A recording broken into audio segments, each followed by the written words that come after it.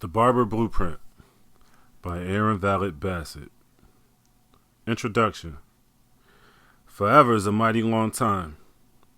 I couldn't see being in the game over 20 years as a barber. I still feel young today. Even a decade of ownership flew by like an Aston Martin. I guess it could be a blur since I knocked out 3 studio albums, a slew of mixtapes, and got into some legal troubles along the way too. Barbering has been the focal point of how some people view me on the surface. What we do as professionals isn't all that we are or all that we'll ever be. At first, we realize we have a passion. It's exciting to learn it. We build up a skill set and gain a following. And then what's next? You may want to continue to grow or feel limited, typecast in one role. Loyal clients who've been supportive kept me on the court. However, my passion had to be relit in other areas of this industry besides service. Some never find a way to stay motivated and passionate. Many pros in the game lack exposure to people, places, and things that spark creativity and growth. That unmet hunger for more can lead to depression, anxiety, burnout, or even death. These barber eyes have seen it all, from barbers drinking their own astringent to others having affairs with their clients and each other. If I weren't sharing my perspective on what I've been through, it could lead to many teachable moments dying with me. Truth is, we'll have to keep going with fumes in the tank some days in the barbershop. We'll have to outwork the competition. We'll have to go above and beyond for people that can leave us like a toxic relationship for another barber. Barbers are everywhere nowadays, making the game more competitive than ever. Luckily for you, many of them aren't that good. Most of them live in an average reality and only do the minimum. I've had 2 real jobs, and both combined for only a total 6 months of my life. I had a boss, and I ain't like it. Those jobs were wasting my time and energy. I knew that lifestyle wasn't for me. It's been the streets, hustling mixtapes, and this. I'm not job shaming, simply saying I had other goals in mind. So you'll get the real-time experience straight how it happened with me, no chaser. I learned outside and stacked up wins after taking many losses. I couldn't get haircuts. Now I give haircuts. I didn't go to school for barbering, and now I speak about barbering at schools. If you would have pulled up on me 10 years ago and told me I'd have a published book on the shelf, I'd think you were on meth. Much about my life was a vision that only I could see. Even with my vision, some events were unforeseeable, and I appreciate it more and more every day. Without my family, I wouldn't be here. My mom deserves a great deal of credit for my conditioning. The environment she raised me in is where I got the grit and grind. My father served as a spiritual guide and broadened my worldview beyond the east side of Buffalo, New York. My grandmother encouraged me since I was drawing comics and supported me in my most crucial times. This book is dedicated to my family and friends that tolerated my cuts when I was still learning, and my loved ones who are no longer with us. I'm proud and thankful for the Fade and Full teams of the past, present, and future. We're helping one another manifest our dreams together. You, the reader, are the true winner, and I thank you for giving this book a fair shot. Hopefully you won't have to go through all that I went through in this barber game. I hope that my tales of tax advice from Uber drivers, gay barbers, and failed partnerships can inspire you to start, push you to get those clients, and eventually build your own legacy. I look forward to seeing you make it happen.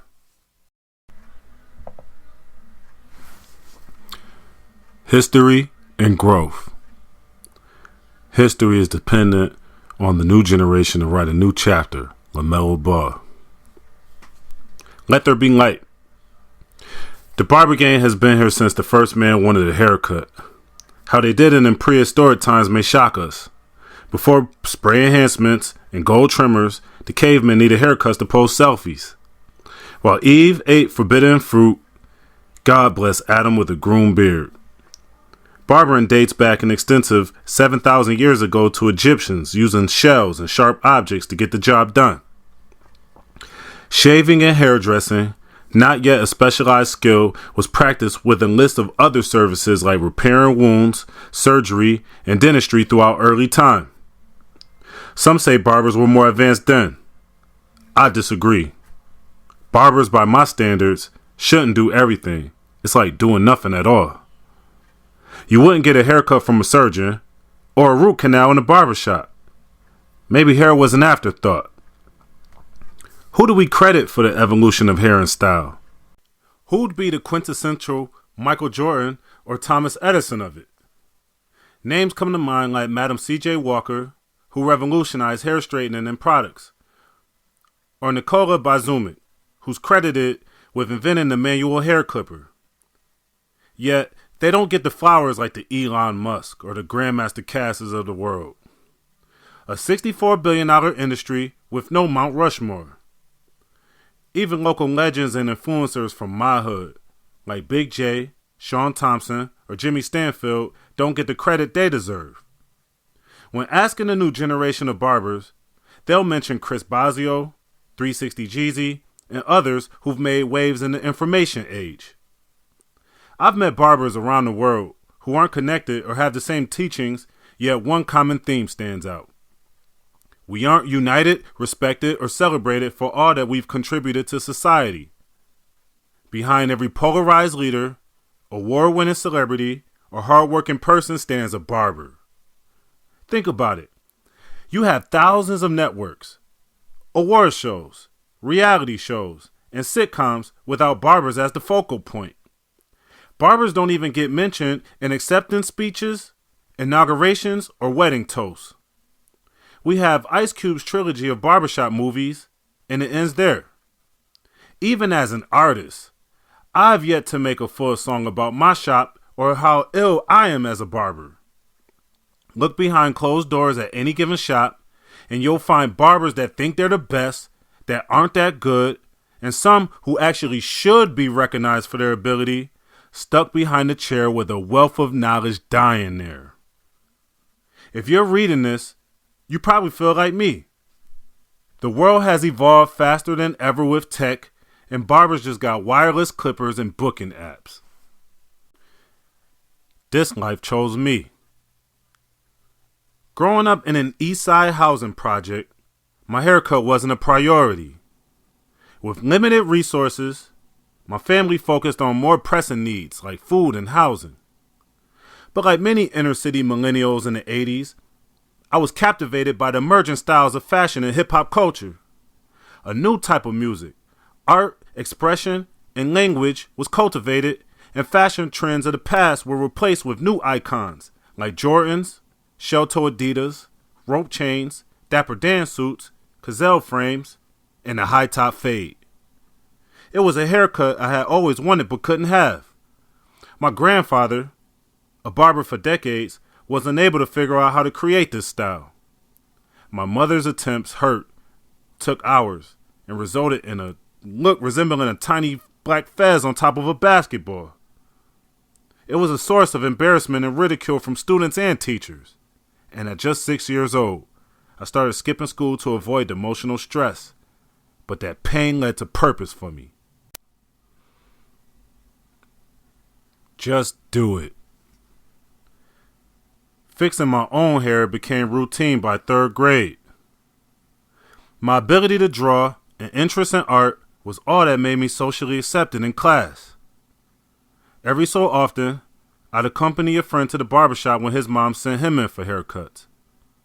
I'd sit quietly, watch the barbers work while wearing a hat. I tried the techniques on my own with no guidance. After hours in the bathroom mirror, the results were scars from disposable razors, lopsided fades, or streaky all-even cuts. By 5th grade, I lived with my grandmother, and she took me to a shop on Wednesdays to see a man named Sonny. I probably got on his nerves, watching his every move and asking a million questions. My neck and sides had never been so smooth. The lines were symmetric, a blurry blend, and the top so flat. I fell in love with my reflection It was a much needed confidence boost during an uncertain time.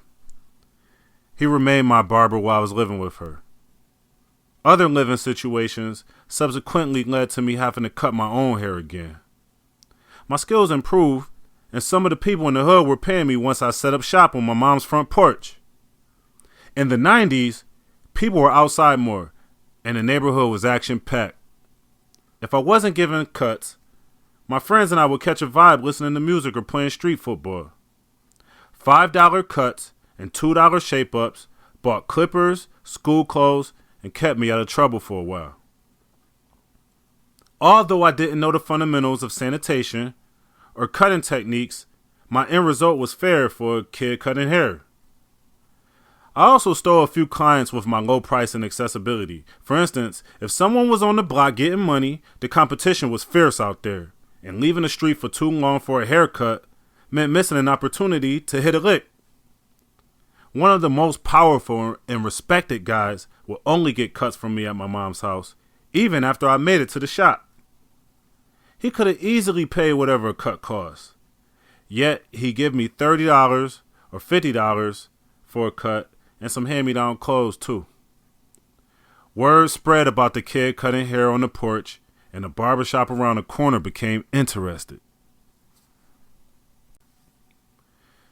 Get Faded was a fairly new barbershop in 1999, and walking in to meet them for the first time was intimidating. I was 16 and not too far from watching Nicktoons, a porch barber amongst grown men. I spoke to the owner, Brian, who invited me through a guy on my street named Peanut.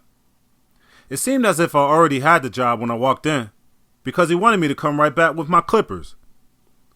The shop sat on a corner a few blocks down from where I live, near a housing project where I'd never walk alone back then. The barber chairs were average. Individual lights brightened up the space above large mirrors and fake marble countertops with hooks to hang clippers. Waiting chairs lined the windows with bars to secure the premises. A quick convo with Brian, and I was plugging in my tools. My setup was basic. Cheap Oster adjustable clippers and a pair of wall trimmers I scored for $40 at the Chinese hair supply store. My blades were a little rusty. My shears were probably best for paper. My guards and combs missed teeth, and all of this sat on a towel from home next to a bottle of clear alcohol and disinfectant spray. My workspace was in the middle chair, and I sat around feeling like all eyes were on me. At times I felt pressure that caused my hands to shake and my voice to crack while answering to adults that had high expectations for their hair. Some would micromanage me. They knew that I was a teen starting out. I was left to struggle on cuts before the senior of the group, a barber named Bam, showed me how to actually fade with a pair of Andis Masters. I had never seen that clipper before working there.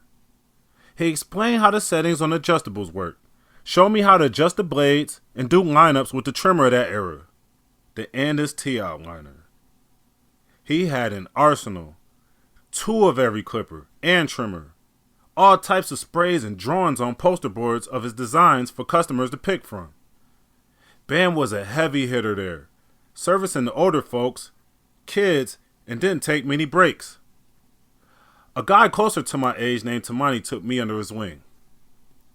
I learned a lot from him outside of cutting hair, and we'd be hanging out cracking jokes during my $10 weeks. I developed most of my early style from watching and mimicking him.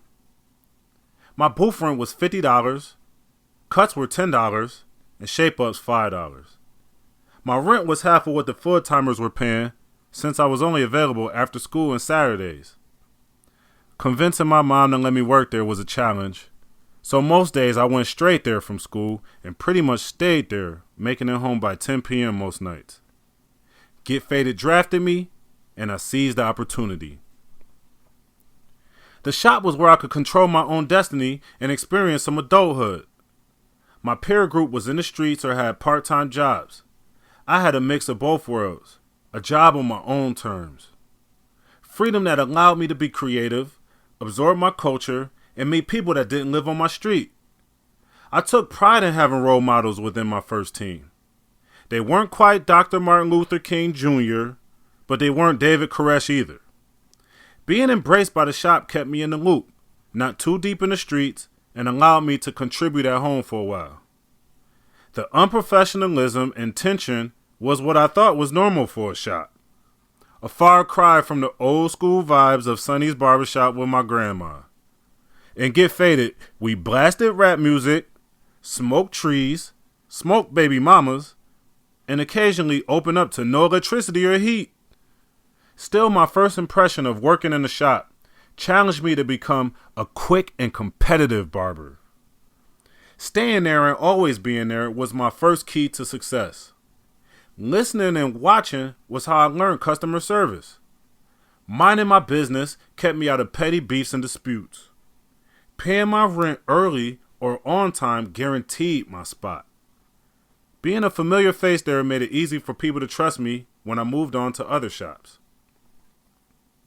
Adopting a DIY mindset helped me survive, learn new skills, and build a reputation as a barber in my neighborhood. My barbershop leadership roles helped me rise from a lower status to a sense of freedom. Finding our purpose in life means designing the best version of ourselves and making a lasting impact. Although barbering wasn't my lifelong dream, I'm forever thankful it found me. This art has enabled me to create a quality life, empower the next generation, service athletes, entertainers, and friends while traveling the world. Fade in Full was founded by me in 2015 and has grown to become one of the most reputable barbershops in Buffalo, New York. We have the support of our city, loyal clients, and a dedicated team. Since 2016, Mr. West has contributed to our growth. We met through a mutual contact at barber school. Mr. West has been chopping since 1984. He purchased a pair of clippers with paper route money, practiced on himself for a year with only one clipper for the takedown, blend, and edge up. His professional experience was from a part-time barbershop in Memphis. Returning to Buffalo led him to settling down with his wife, who's been supportive and encouraging of him pursuing dreams to become a full-time barber. He and I hit it off pretty fast with a mutual love for music, and he was locked in after we talked. His wisdom, consistency, promoting in the local newspapers, and patience with guiding our interns and upcoming barbers is priceless. Having him around keeps barbers, clients, and me on point. In the beginning, we bootstrapped everything. We weren't always clean and family friendly. We learned much about ourselves and how our personal decisions reflect how we conduct business. Our first location was a 700 square foot space with no break room, water damage on the floor, and a lingering food odor from a neighboring business, and a daily dose of drama. Like a freestyle rap battle that resulted in two kids putting hands and feet on a grown man on a Friday evening, and him coming back looking to retaliate several times the following Saturday. A drunk meat man came through selling steaks, shrimps, and frozen chicken wings that thawed out and really was chicken backs. A barber that claimed to be from Miami and was really a con artist ran off on the plug, and another guy packed up in the middle of the night and left us with no explanation. Our shop was hot in the summer, cold in the winter, and relentless street smarts kept the dream alive. Offering a comfortable work environment for great barbers followed the tension and hostility within those walls. Notable names like Vega, Meg, Cal, Rulon, and Dom, who are in the Fade in Full Hall of Fame, can attest to the changes in our culture. We have alumni who invested their time and effort and have done amazing things like open up their own shops. It's been a pleasure to work with the more recent members as well, like Deez, Pat, Reg, and Lex. They arrived during our most trailblazing years and have fueled our growth since we relocated to Elmwood Village, an affluent area of Western New York known for its boutiques, restaurants, and attractions. As an apprentice, I worked in 7 shops before owning my own, and the lessons were caught more than taught. I'd love to know the amount of value this book brings you because I wish I had it 20 years ago. If you're reading this, it's likely you have a passion and drive that motivates you. Do you want to get in the game? Open a shop or more locations? Be an educator. Are you burnt out and need the fire relit? Or are you dreaming of manufacturing the world's first smart clipper? Whatever you want to do is possible, and I aim to help you find your way to it. Why we do this? The two most important days in life are the day you're born and the day you discover the reason why. Mark Twain. You gonna get this work. For most, work is defined by the skills required to do it, but the why behind it is what keeps us motivated. Why do you want to be a barber? You probably get this question every day. Maybe you know, maybe you're unsure. Do you love to see the reaction when you hand your client the mirror? Do you enjoy the freedom of earning income by controlling your own destiny? Do you value the relationships you form with clients? How you cut hair and why you cut hair are fundamentally different things. I believe we found a balance at Fade and Full. We have the inspiration to pursue something more in life, the motivation to do it, the education on what to do, and the automation of systems and processes to execute. We're supportive of one another. Mr. West could have split and jumped ship when I was going through tough times. Driving me home some nights when I didn't have a car had to be annoying. We've had barbers who needed a place to stay that lived in my crib rent-free until they could get back on their feet. 2 barbers were hurt in a car crash. We were able to raise money to help them out of their situation. Most recently, we offered to take turns driving one of our barbers to and from work. When you believe in us, we believe in you. When times get rough, we think about how to overcome it, and we consider why it's important to do so. Most barbers have a lot in common besides the skill of grooming. There's a certain cloth that we're cut from. Making it from that first cut to a license and into a shop shows us we have what it takes to stay the course and learn a new skill. Once we learn the skill, we learn from one another. We spend time together. We share similar challenges and we execute as a team. An organized, united effort to win. Some of us have more than just the skill of styling the hair and servicing the client. There's a type of charisma, charm, and wit barbers acquire by being part of a shop.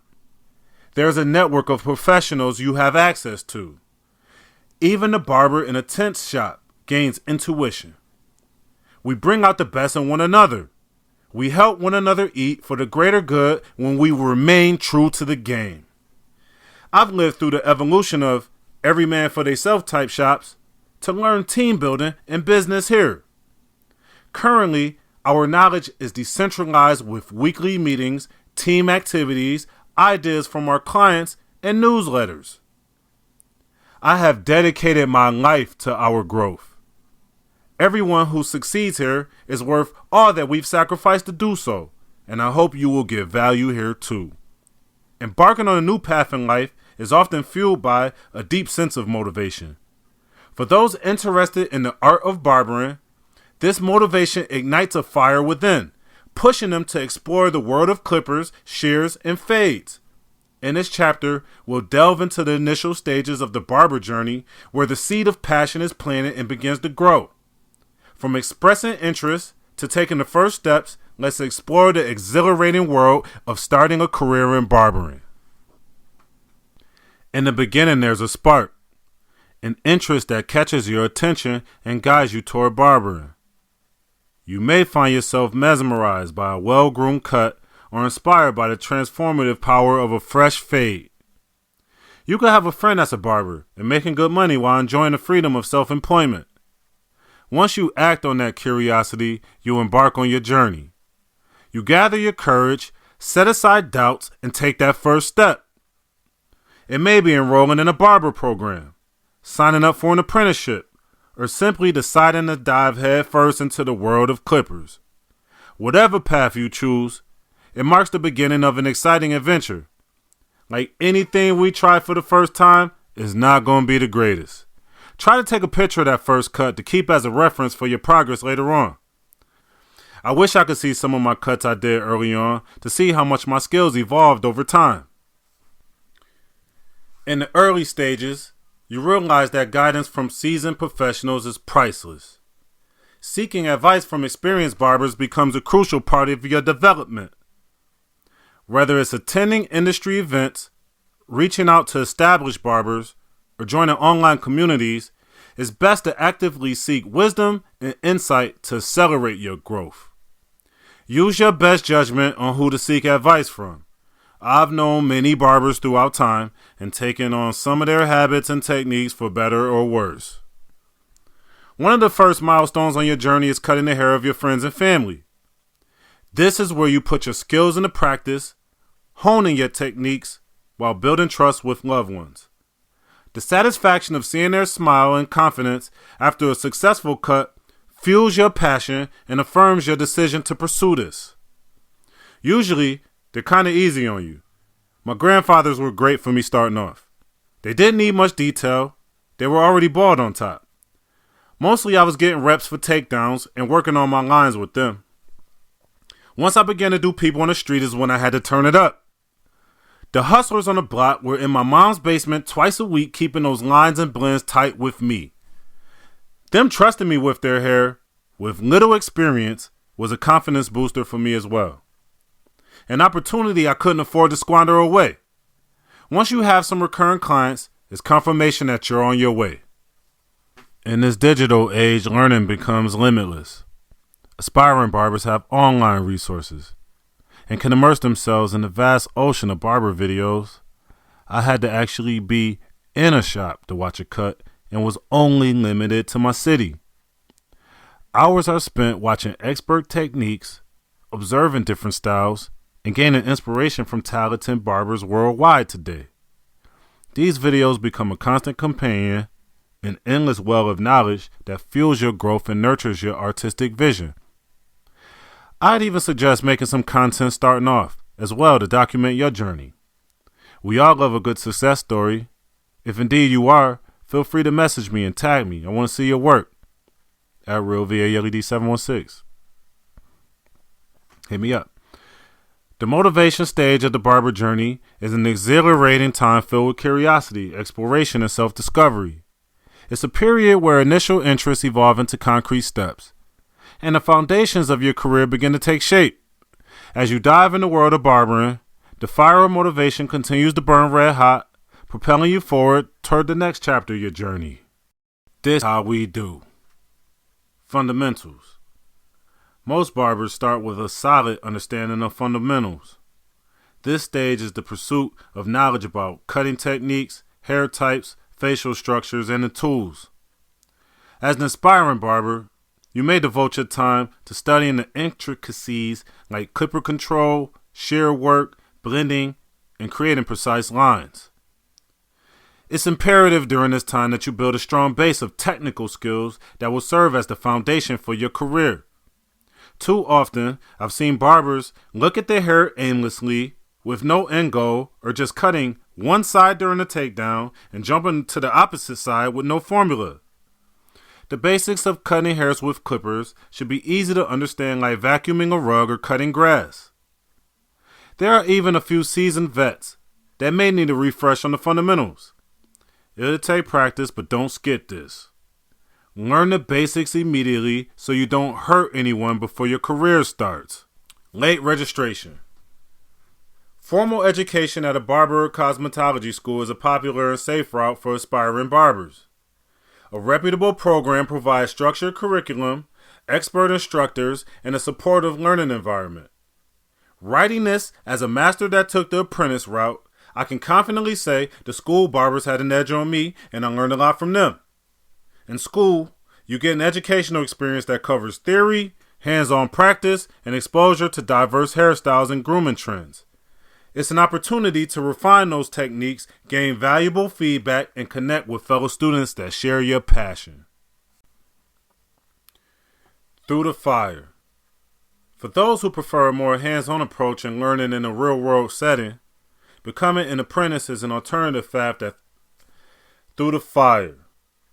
For those who prefer a more hands-on approach and learning in a real-world setting, becoming an apprentice is an alternative path that throws you right in the fire. A good apprenticeship offers a learning experience under the guidance of a seasoned barber. All apprenticeships aren't created equal. Some barbershops may charge for their time, their knowledge, and access to their customers. An owner who is also a barber may be busy servicing their own clients, leaving you to fend for yourself.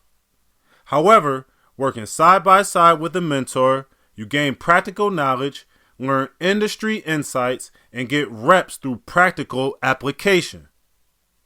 The apprentice journey instills a deep sense of camaraderie within a team environment. It builds character, relationships, and encourages a strong work ethic, dedication, and perseverance. Remove fear and doubt going into an apprenticeship and embrace the experience. It may be easy to lose focus around barbers who are comfortable in the shop atmosphere. Choices.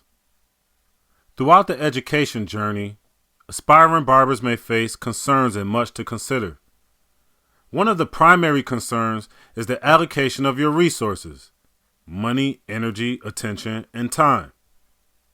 Attending barber school most likely requires a financial investment, yet it offers a structured and fast path to acquiring the necessary skills and license.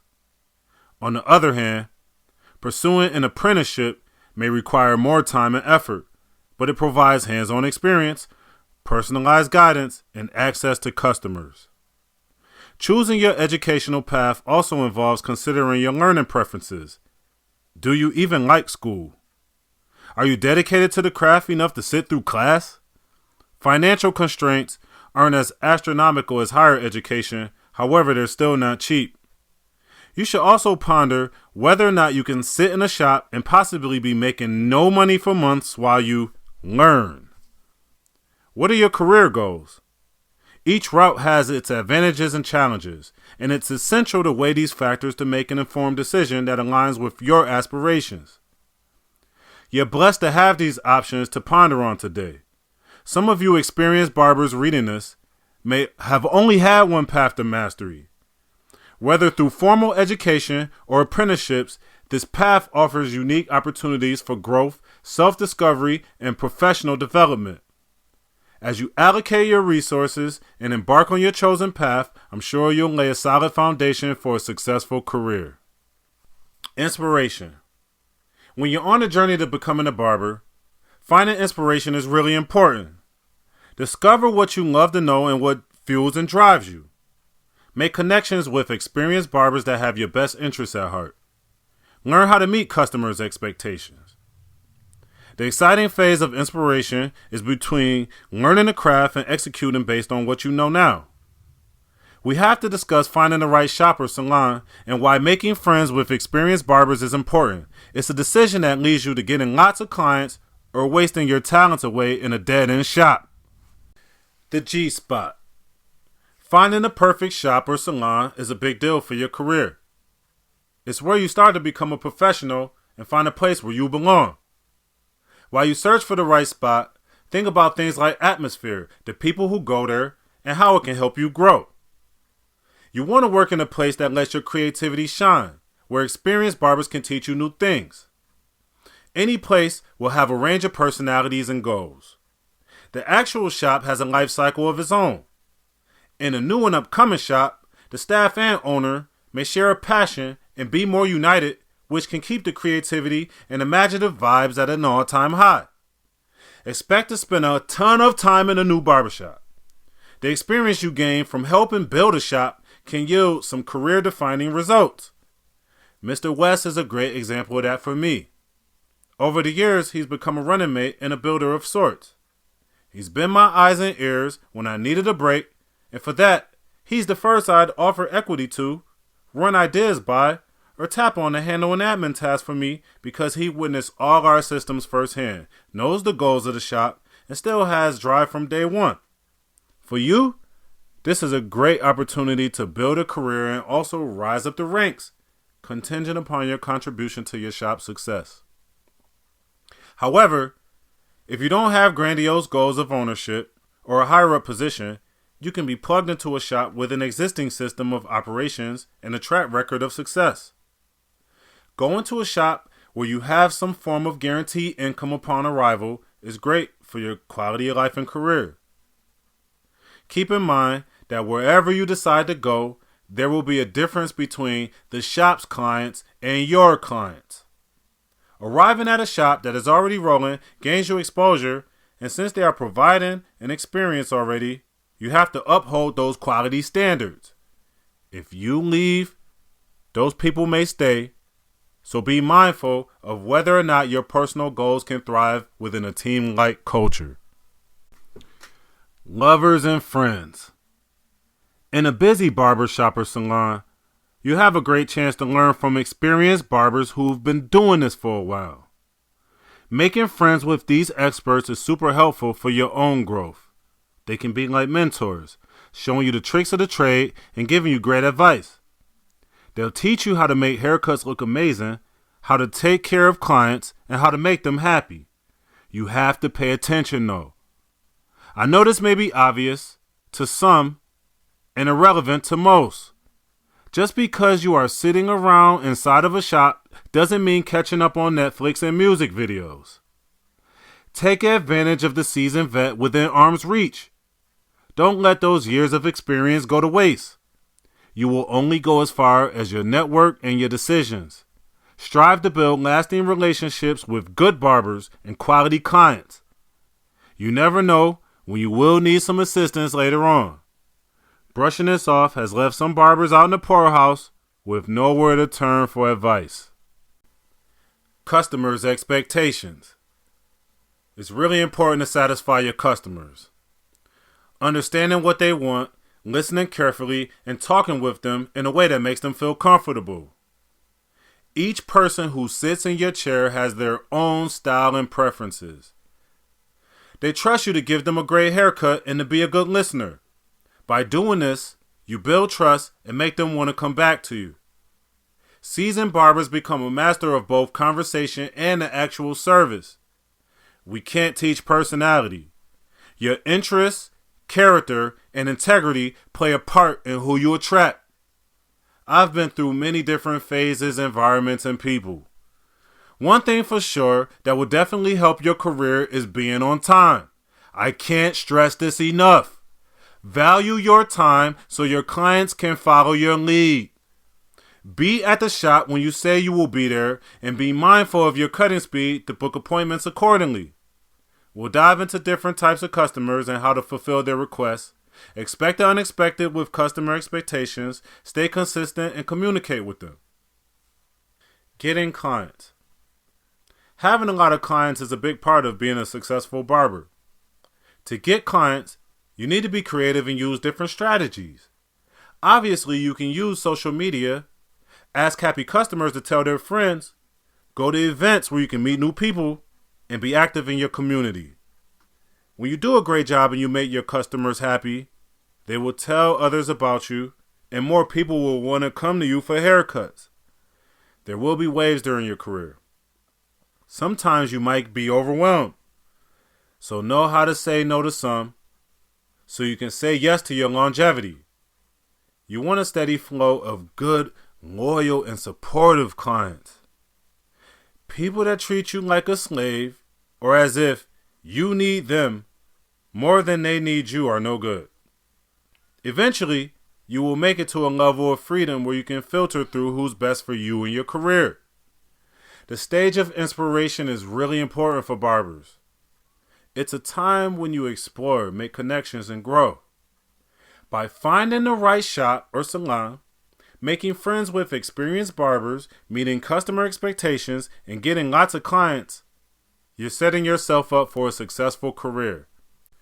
Embrace the opportunities that come your way, keep learning, and let your love for barbering guide you to becoming the best you can be. Applying what you've learned. It's important to apply the techniques and knowledge you gained during your education, in addition to the natural instincts you've learned throughout life. Here is where you get to show off your skills and creativity. Each haircut is like a canvas, and you are the artist. You'll use your training to give your clients the best haircut possible, paying attention to details and making sure they leave feeling confident and satisfied. Experienced barbers have the ability to keep the fundamentals and conversation on cruise control, while the newer barbers may focus on one or the other. Confidence in your skill level and honesty about it before starting a cut with a customer may ease the tension with them during a difficult cut. Most people think I'm joking with them when I tell them they got me under pressure with a cut. I still have to tap into my fundamentals on some cuts and ask for help if I'm experienced with a certain skill set. No matter what level you are, you will always have to apply what you learn. Doing it your way. While it's essential to learn the basics, as you gain experience, you'll develop your own style and techniques. Don't be afraid to think outside the box and put your personal touch into your work. Whether it's a unique fade or a signature hairstyle, doing it your way sets you apart from other barbers and helps you create your own identity in the industry. Doing it your way is beautiful when it's proven successful. There may be some mistakes or errors on the way to your way. Don't get discouraged or bent out of shape. Any barber on this earth that claims their way was the only way from day one must be drug tested. There is nothing wrong with taking a little inspiration from here and some style from there. How you apply it to you and put your twist on it is what makes it your own. Reaching a level of status. As you continue to grow as a barber, you'll have the opportunity to reach a level of status in your profession. This means becoming well known and respected for your skills and professionalism.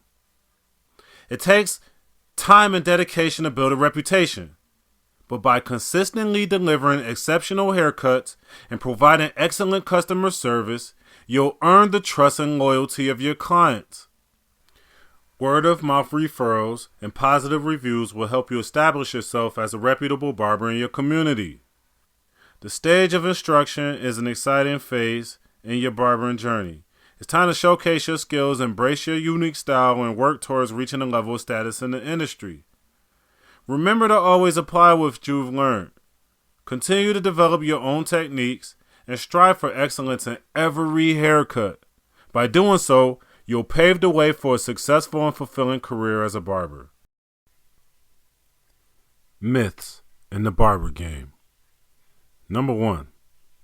All shops run on Blueprint. While Blueprint is a popular business model for barbershops, it's not the only one. Some shops have a traditional hourly wage model, commission model, hybrid, or franchise model. Whatever the owner wants to do is their decision, and they should consider all factors like operating expenses, compensation for workers, shop culture, and long-term vision before choosing a model. Number 2, barbers think they shit don't stink. If you've been asked to leave, fired, or relieved of your duties at a barbershop, then you stunk. Get your act together and get your affairs in order. If nobody wants to work with you, then do hair at home or in a mobile truck or in a suite. The funny thing about this one is we had a barber who wasn't taking showers. Literally, he stunk. Number 3, charging lower prices is the best way to attract people. Low prices may bring people, yes. What about the quality of these people, the perception of your service, or the wear and tear on your energy and time?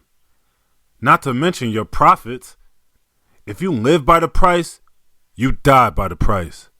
And you better be fast too. Most customers know cheap and fast is never good.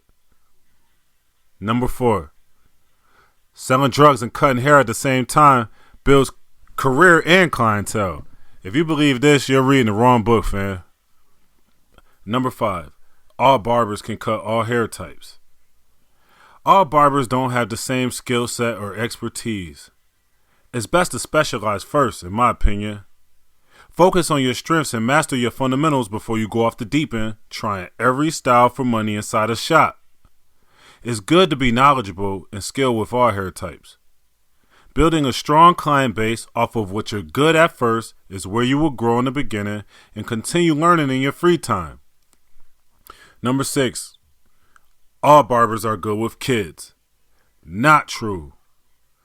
Some don't have the patience to interact with children or the experience to give them a quality style without making it painful and scary. Some may be creepy with the moms too. Yeah, that's a thing. Being able to cut kids will build a loyal base and fulfill any commitment you have to uplift your community because you will be a role model for the youth if you're a part of their life. Number 7. The barbershop owner is the best barber in the shop. While the owner may have skill and experience, that doesn't necessarily make them the best in the shop. An owner of a shop should manage and ensure the shop's overall success. Number 8. Women can't cut guys' hair. Now, women can definitely cut men's hair. Some of them are killing it more than the dudes out here. So that's for sure a myth. And number 9. Women can't go to barbers. Women can for sure get haircuts in a barbershop. Barbers cater to both men and women depending on the service. And it should be no issue at all for anyone that gets what they need in a barbershop. Number 10. Barbers can't dye hair. Barbers that attend school are trained and licensed to provide hair coloring services. These days, shops are offering it too. You'd be surprised who's getting dyed. Or better yet, who's doing the dyeing. 11. Enhancements make a good haircut. Enhancements are meant to enhance the haircut, not make the entire haircut. The actual cut should be good before you start spraying stuff on people. God forbid it's a hot day and your client goes to play basketball and you got the edge up leaking all over the court. 12. White people can't cut coarse hair. This was a myth that was dispelled for me once I began to leave my neighborhood. Although there are barbers that aren't able to do all hair types, there are many that can. You'd be surprised at how well other races and cultures can do your hair. 13. Names of haircuts may mean different things in different places and regions of the country. A fade in Philly may mean a taper in St. Louis. And if you go to France and ask for a fade, they may not even know what you're talking about at all. Pictures are the universal language in communication of hairstyles, to know for sure what your client is looking for. 14. Barbering is a cash business. Barbering has been in a cash business since 14. Barbering is a cash business. Barbering hasn't been a cash business since we've had devices that can read cards for smartphones. While all shops haven't implemented card processing into their shops, they may have ATM or individual barbers that can use an app to read cards. Having a bank account and accepting debit and credit makes managing funds so much easier. 15. Weekends are the only busy days and times. Any day of the week may be a sleeper. Day before a holiday can be busy. A week of a graduation or a prom can be busy. Concert night or a big event like a wedding can increase business. Don't just laser focus only on the weekends. 16. Barbershops are closed on Sunday and Monday. Nowadays, there are shops open 7 days a week. 17. Barbers can't cut long hair. Barbers are able to learn faster and access more knowledge these days. Most barbers with experience can cut long hair. 18. Barbers don't make a lot of money. There are plenty of barbers that love this game even more than I do. You may be one of them. I've met barbers that have had absolutely no passion for the craft and come in and make a killing here. We're all going to make some money. Making a lot of money depends on your ability to sell yourself and your work ethic. All barbers don't make a lot of money. Barbers that are consistent make the most money. Why barbers don't make it? Number 1, speed through class, exam, and haircuts. Barbers shouldn't speed through haircuts, speed through class, or exams because it's important to have a thorough understanding and mastery of the techniques, tools, and safety measures involved in providing haircuts. Rushing through the learning process leads to mistakes and subpar results, which can harm the reputation of the barber and the shop. It's also important to understand the anatomy and physiology of the hair and scalp, as well as different hair types and textures, to provide personalized and professional services to clients. By taking the time to learn and perfect your skills, barbers can provide a higher level of service build a loyal clientele, and establish a successful career in the industry. Number 2, doesn't listen to what the client wants. As a barber, it's important to listen to what the client wants because it shows you value their input and preferences. And it also helps ensure you deliver a haircut that they'll be happy with. When a barber takes the time to listen to what the client wants, it can help build a positive relationship and increase the likelihood of repeat business. Additionally, by understanding the client's needs and preferences, you can tailor your cutting techniques and style to suit their unique hair type, facial structure, and desired outcome. Ultimately, listening to what the client wants is essential for providing excellent customer service and ensuring the success of your business. Dirty hands. A barber's clean hands and hygienic appearance are important for several reasons. It shows the barber's professionalism and respect for their clients. If a barber has dirty hands, it can create a negative first impression and make clients feel uneasy about the grooming process. Cleanliness is a critical aspect of barbering to prevent the spread of germs and bacteria. This is especially important when it comes to haircuts, as the barber is working in close proximity to the client's face. Smelling like weed smoke, cigarettes, or body odor can also create unpleasant experiences for clients, resulting in loss of business. It's important for barbers to maintain high standards of personal hygiene to provide a positive experience for clients and maintain the profession's integrity. Number 4, late for appointments. Being punctual is an important aspect of professionalism and customer service in any business, including barbering. When a barber is consistently late for appointments, it reflects poorly on the shop and can result in frustration and dissatisfaction for clients. Additionally, running behind schedule can disrupt the flow of the day, causing further delays and potentially leading to missed appointments and loss of business. Being prompt and reliable builds trust with clients and demonstrates respect for their time and needs, which can help foster a loyal customer base and contribute to the success of business. Number 5, unprofessionalism. It's important for a barber to maintain a professional demeanor because it sets the tone for client experience and can impact the reputation of the barbershop.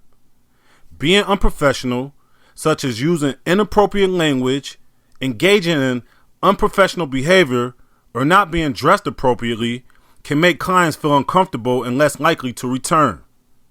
It can also create a negative perception of the barber and the barbershop, potentially impacting business and damaging the barber's personal brand. In the barbering industry, professionalism is highly valued and helps build trust and credibility with clients. Number 6, bad habits and substance abuse. Bad habits or substance abuse can significantly impact a barber's professional and personal life.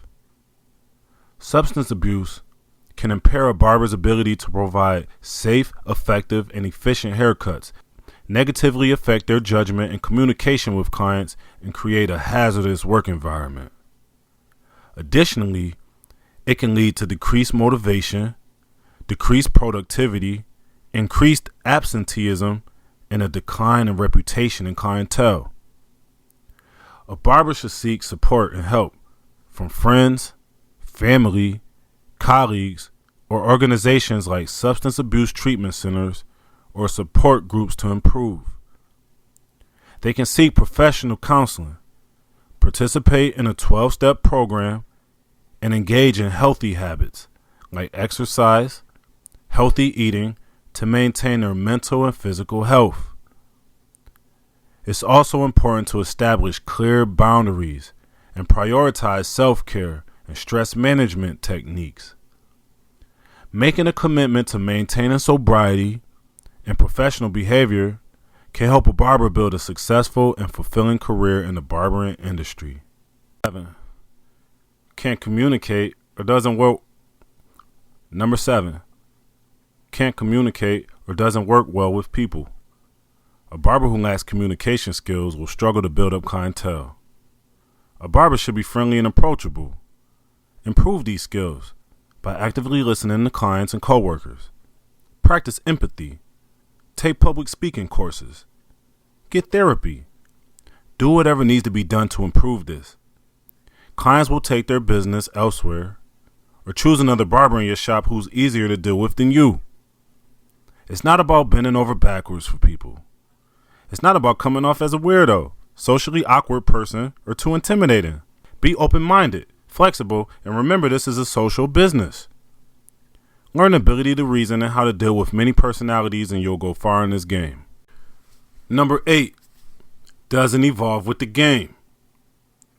It's challenging for a barber to have a successful career if they never adapt to changes in the industry like new styles and trends, updated techniques, and new tech.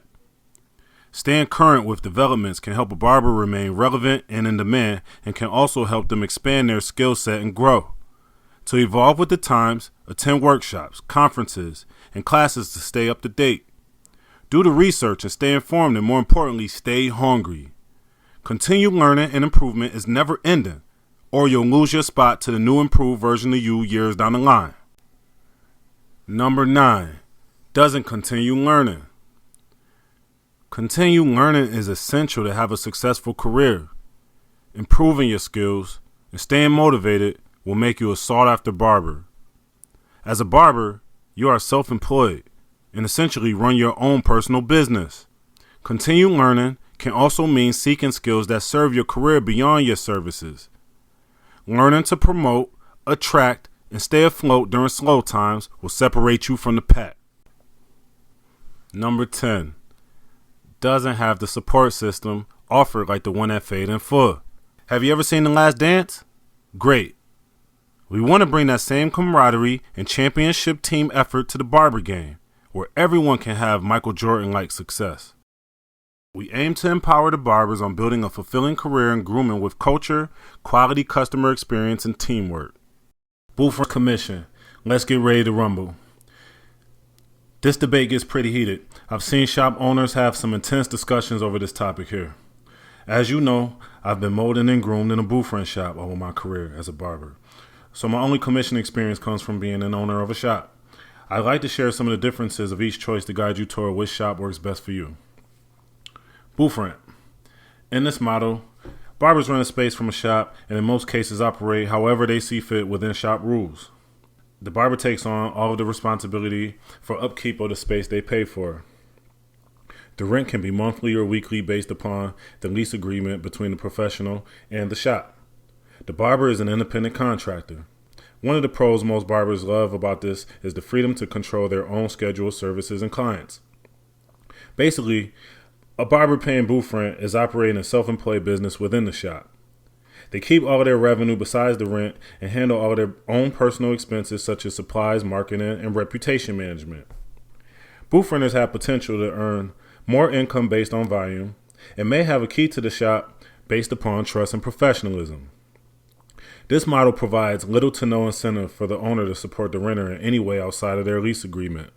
A shop full of renters creates a competitive space that can be cutthroat depending on the shop culture. As a booth renter, there are risks.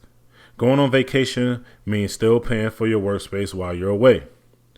Booth renters have no paid time off, health insurance, or retirement benefits. Job security? Oh yeah, you're only as good to the shop as your consistency with the rent. If you slip up and string together 3 weeks of missing those payments, you're out. Also, the glass ceiling I kept running into as a renter was I had no room for growth, causing me to leave shops after building up clients there. Many shops in this model don't offer many career upgrades like management. The only option for more income is raise prices, increase volume, or offer new services or products. So I'm going to go off script for a sec. Basically, the only way you can make more money is you raise your cut prices, raise your service prices, you increase the amount of clientele and customers that you bring in, or you decide to sell something else out the shop besides haircuts. So, in my case, most of the time I was selling mixtapes and things like that outside the shop. All right, let's get into commission. Commission. In this model, the barbers and the shop split revenue based upon an agreement between both parties. Commission shops typically pay based on performance and track sales of service. Some shops offer hourly wages in addition to the commission. There's an opportunity to earn more income than a salary position, depending on your sales ability. The more services you provide increases the commission you earn, which can incentivize you to go harder and convert the shop's customers into clients. In the commission shop, there's more incentive for the management or the owner to drive the sales and train the staff, seeing that the split the shop receives handles the operating expenses. Some shops in this model cover the cost of supplies, marketing, cleaning, and team building activities. Team building activities include trade shows, conventions, meetings, and birthday celebrations, which I love to do very much to show my appreciation for my people. Commission shops are able to provide more for the barbers and invest in the shop overall. Those chairs, those lights, anything that the shop needs, comes from the shop. The revenue that the shop produces. As a barber, this may be advantageous while building up your clientele, since you won't be liable for a hefty booth rental fee every week.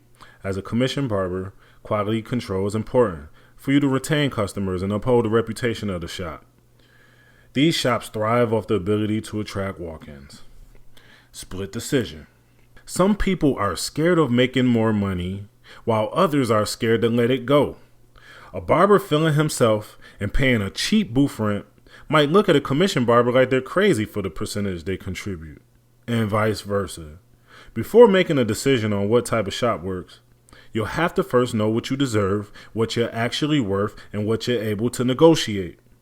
There will be barbers that don't want to pay rent or commissions, and they can stay in the rehab and in the shelters. There will also be barbers that will never raise their service price and stay stuck doing the same people, never leveling up. If you don't have an understanding of economics, confidence, and work ethic, it doesn't matter what shop you choose. Going after the low booth rent may entail a not so great location. Choosing the best opportunity with continued learning, guaranteed income, and birthday cake might mean taking a commission split or relying on tips. It's really about what you want, what you can handle, and what you have to offer. Tell of the taper. Starting out as a barber in a shop was a straightforward business model for me. I get paid at $50 a week, and I paid it weekly until I could handle more. Rent maxed out at $100. Last century, I began working in a booth rent shop, and the cost was usually the equivalent of 1 or 2 heads per day.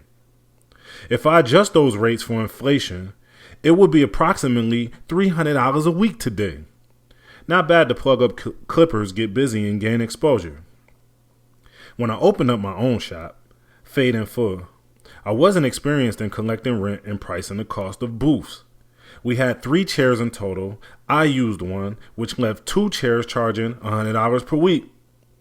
This amount was only guaranteed if the guys were busy.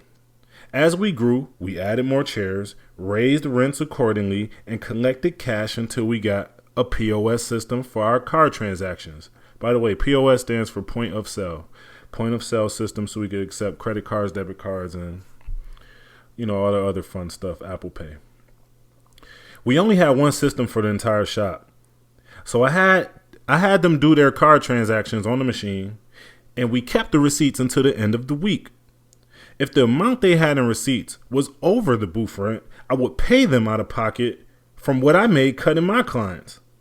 I even paid for replacing the receipt paper out of my own pocket. In the early years of Fade and Full, it felt like I bought a job. The upfront expenses for the business and upgrades were all on me, leaving little left for the shop to support itself off the booth rent. During our forced shutdown due to COVID-19, I didn't charge booth rent, unlike some other shops. When we reopened, things started to get challenging. Our new neighbor in the next door space was a bakery that ran ovens nonstop, which caused a lot of heat and discomfort for clients and barbers. I'm surprised the paint didn't melt off the walls. We had 2 new hires during the shutdown, and I didn't feel comfortable raising rents on new and seasoned barbers during a slow period. Eventually, the complaints and the absences of the barbers made me switch to a commission-based model, which turned out to be one of the best decisions I ever made. If you are an owner, it's crucial to allow the shop to support itself. The staff should not expect you to cut hair all the time, as that is not the reason why you open a shop. The profit margin from blueprint or commission should be enough to free you from depending on cutting hair. Also, your staff can thrive in your absence, assuming they are skilled and competent. As the owner, you should focus on running the business and handling administrative tasks. In my experience, barbers who complain about blueprint didn't respect my authority as an owner, and they never fared well. They didn't respect themselves for squandering away a career opportunity to save a few dollars. As an owner, it's important to charge enough to cover expenses and make a profit. When I was a barber, I always had the demand and the numbers. But as an owner, I had to think beyond just cutting hair. As an owner, I learned to choose what's best for the business and to get a return on my invested capital. Owning and managing a barbershop takes hard work, dedication, and attention to detail. It's essential to charge enough to cover expenses and make a profit, prioritize the business's needs over individual barbers' desires, and stay focused on administrative tasks and running the business effectively. An owner deserves to be compensated for the business risk and the opportunity that they provide. Commission pros: possible higher earnings, earning a percentage of all sales. Possible benefits: paid time off, health insurance, retirement plan based on the shop's business model. And marketing and advertising that increases customer frequency. Commission cons: shop may require a sales minimum to keep a favorable percentage split for you. Competition amongst barbers trying to earn incentives. You may have to split tips. May have to pay commission on retail sales. Less control over schedule and less control on price of services. Blueprint pros: freedom to control schedule. You keep all earnings and pay a flat fee for the space. Control over your own marketing. Control over building your client base. Set your own price. Keep earnings from selling your own products. Blueprint cons: responsibility for all operating expenses. Providing your own equipment, chairs, and products. No guaranteed income. Lack of support from shop in building clients and marketing. Zero benefits. Paying rent even when you don't work. Those are the pros and cons of Blueprint. I hope that you take these jewels and choose what is best for you. Know your worth, know what you can handle, and choose a shop where you can thrive. Do not choose a shop based upon only favorable split on commission or cheap Blueprint.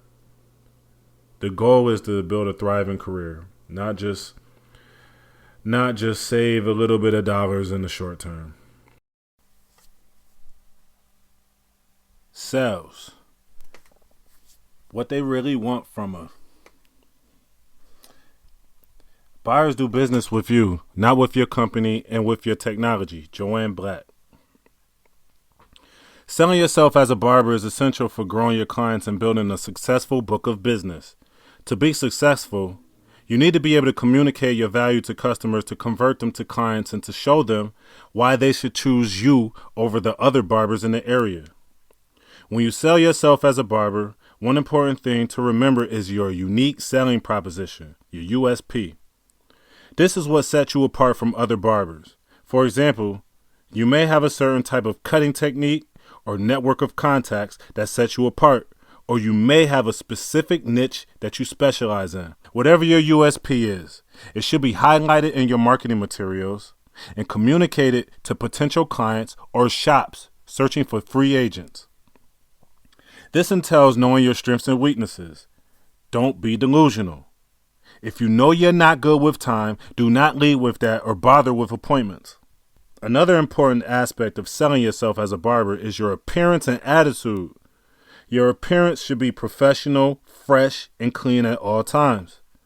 This will show potential clients you take pride in your work, care about your own appearance, and are dedicated to your craft. Your attitude should be friendly, approachable, and welcoming. This will put potential clients at ease and make them feel more comfortable in trusting you with their hair. In addition to your USP and appearance, another way to sell yourself as a barber is through building relationships with your clients. By making an effort to get to know your clients, you will be able to build trust and loyalty that way. This will make them more likely to return to your shop and recommend you to other people in their network. You can use traditional and online marketing methods to market yourself as a barber. You can create a website using Wix or Squarespace. You can create social media accounts on apps like LinkedIn, Instagram, and Facebook. A business listing on Google with contact info, pictures, and reviews is a great lead generation tool. I'd suggest getting a QR code on your cards or on your mirror that can link your client straight to your review page. You can also use flyers, brochures, and business cards to market your services. Create a portfolio of your work and showcase it on your website and social media accounts. Instagram Reels, YouTube Shorts, TikTok videos are all great ways to show your personality with your short-form content. These types of videos tend to attract a younger crowd. Our young barber Lex has been really good at making videos like this. She takes funny jokes about the shop and acts them out on camera with improv videos. The more relatable or comedic your videos are, the more people will engage and share your content. This will give potential clients a sense of your skills, style, and personality. And I also want to add with the shorts, off script, that we've been doing some reaction videos that been getting massive engagement. I'm talking about like 40,000 view engagement. So what we've been doing is taking other barbers' cuts and reacting to them, good, bad, or indifferent, and just giving our normal reaction how we would do just on cam. All right, back on script. The key to selling yourself as a barber is to clearly communicate your value. Maintain a professional appearance and attitude. Build relationships with your clients and market yourself effectively. As a barber, you'll have to understand the fundamentals of sales and marketing in addition to your skills to grow your client base and build a successful business. If you had a fresh start with all your clippers and skill set and needed a shop to work in, which one would you choose? A high volume, low price haircut shop. Or B, a low volume, high price haircut shop. Some choose A for the guaranteed flow of people, while others choose B, attracted to receiving a higher price. Now, if you ask me today, I'm choosing B, and here's why. I prefer delayed gratification. Going to a shop with low volume puts the ball in my court to garner attention. I actually have to go in there and earn my clients with exceptional customer experience. Higher price points will weed out the unreliable customers and the tire kickers. Higher prices often indicate a higher quality shop environment where barbers and customers are more comfortable. There is value in the barber you can become if you choose a situation where you're forced to step your game up with sales and service. Now I know what you're thinking. What if I'm just starting out and I want to do as many cuts as possible? Okay, then maybe A works for the barber who wants to practice. You have some perks with A because you work on speed and consistency. There's no right or wrong answer. Either way, you have to learn how to convert those customers into clients. And to do so, you need to be able to influence and persuade. That is the essence of sales. Selling is life. You've been selling and persuading others since birth, using charm, charisma, and innocence to get what you want, like extra sprinkles on your ice cream sundae. You've mastered the art of getting people to give you what you want. In this profession, you offer value once you have proven yourself to the marketplace. A barber in early stages is like a baby needing a pacifier crawling in its A barber in the early stages is like a baby needing a pacifier, crawling and exploring a new world. A barber with moderate skill is a teenager, ready for more responsibility, but needs a little guidance. A senior barber might feel like a partner in a tired marriage in need of a spark. All types have a myriad of challenges that call for the same solution: knowing how to sell. With sales, you have to have what your prospect wants and needs. Selling to them is important, but selling for them is even more important. Let's begin with the most fundamental case study. You've made the leap of putting all your eggs in one basket. You have your arsenal of tools, need to cut, and don't know where to begin. Sales should be about bringing value to people, not extracting it from them. You need to have something people need or want before you can sell anything. Qualifying leads means filtering through the rush and focusing on the best clients that fit your criteria. Let's take a moment to acknowledge the types of clients that may not be a best fit for your business. Clients who are consistently broke, late, last-minute callers, non-tippers, dirty, fidgety, and constantly switching between barbers aren't the best for you. Most barbers have cookie-cutter answers for the types of clients that they want to serve. No matter who you want, you're going to attract people from your lifestyle regardless. You may have lower standards while you're still learning. Once you're well known and in demand, you reserve the right to cut off whoever doesn't fit your requirements. Narrowing down the pool of potential customers to the most desirable people is where you need sales skills to separate yourself from the pack. You got to close those folks and earn your chance to convert them from a customer into a client. Let's go through types of customers. Number one, we got bargain hunters. They only care about getting the best quality for the lowest price. Some of these people don't really care about hair unless they have something important going on. They may even try to cut their own hair or go to an inexperienced barber or run a great barber into the ground who hasn't realized their marketplace value yet. Dealing with these types may cause you to have to fire a client, demand what you deserve, or possibly do a cut if you're practicing or just bored. Number two, frequent flyer. The type of person who needs to be serviced once or sometimes twice a week. These types can be problematic if they aren't willing to pay the price of frequent service. They may consider a touch-up or a freshen up for a discount. They may consider a touch-up or a freshen up a discounted haircut. Also, they are prone to pushbacks and other issues from changing styles often. They're great if you're efficient with time and money. They're great if you're efficient with time and they are efficient with money. The cool thing about these types is you don't have too much work to do. Since they're frequent, you are basically touching up your own work. You don't have to go above and beyond every time you don't have to go above and beyond unless they're changing styles often. Number three, indecisive. Never knows what they want. If they trust your judgment, they're worth your time. If not, they will eat up your time with consultation, look in the mirror every chance they get, and even walk back up to fix something while you're working on your next client. They are a nightmare if you aren't at a high skill level of cutting and dealing with people. Dealing with these types, you should be able to look at someone and know what looks good on them.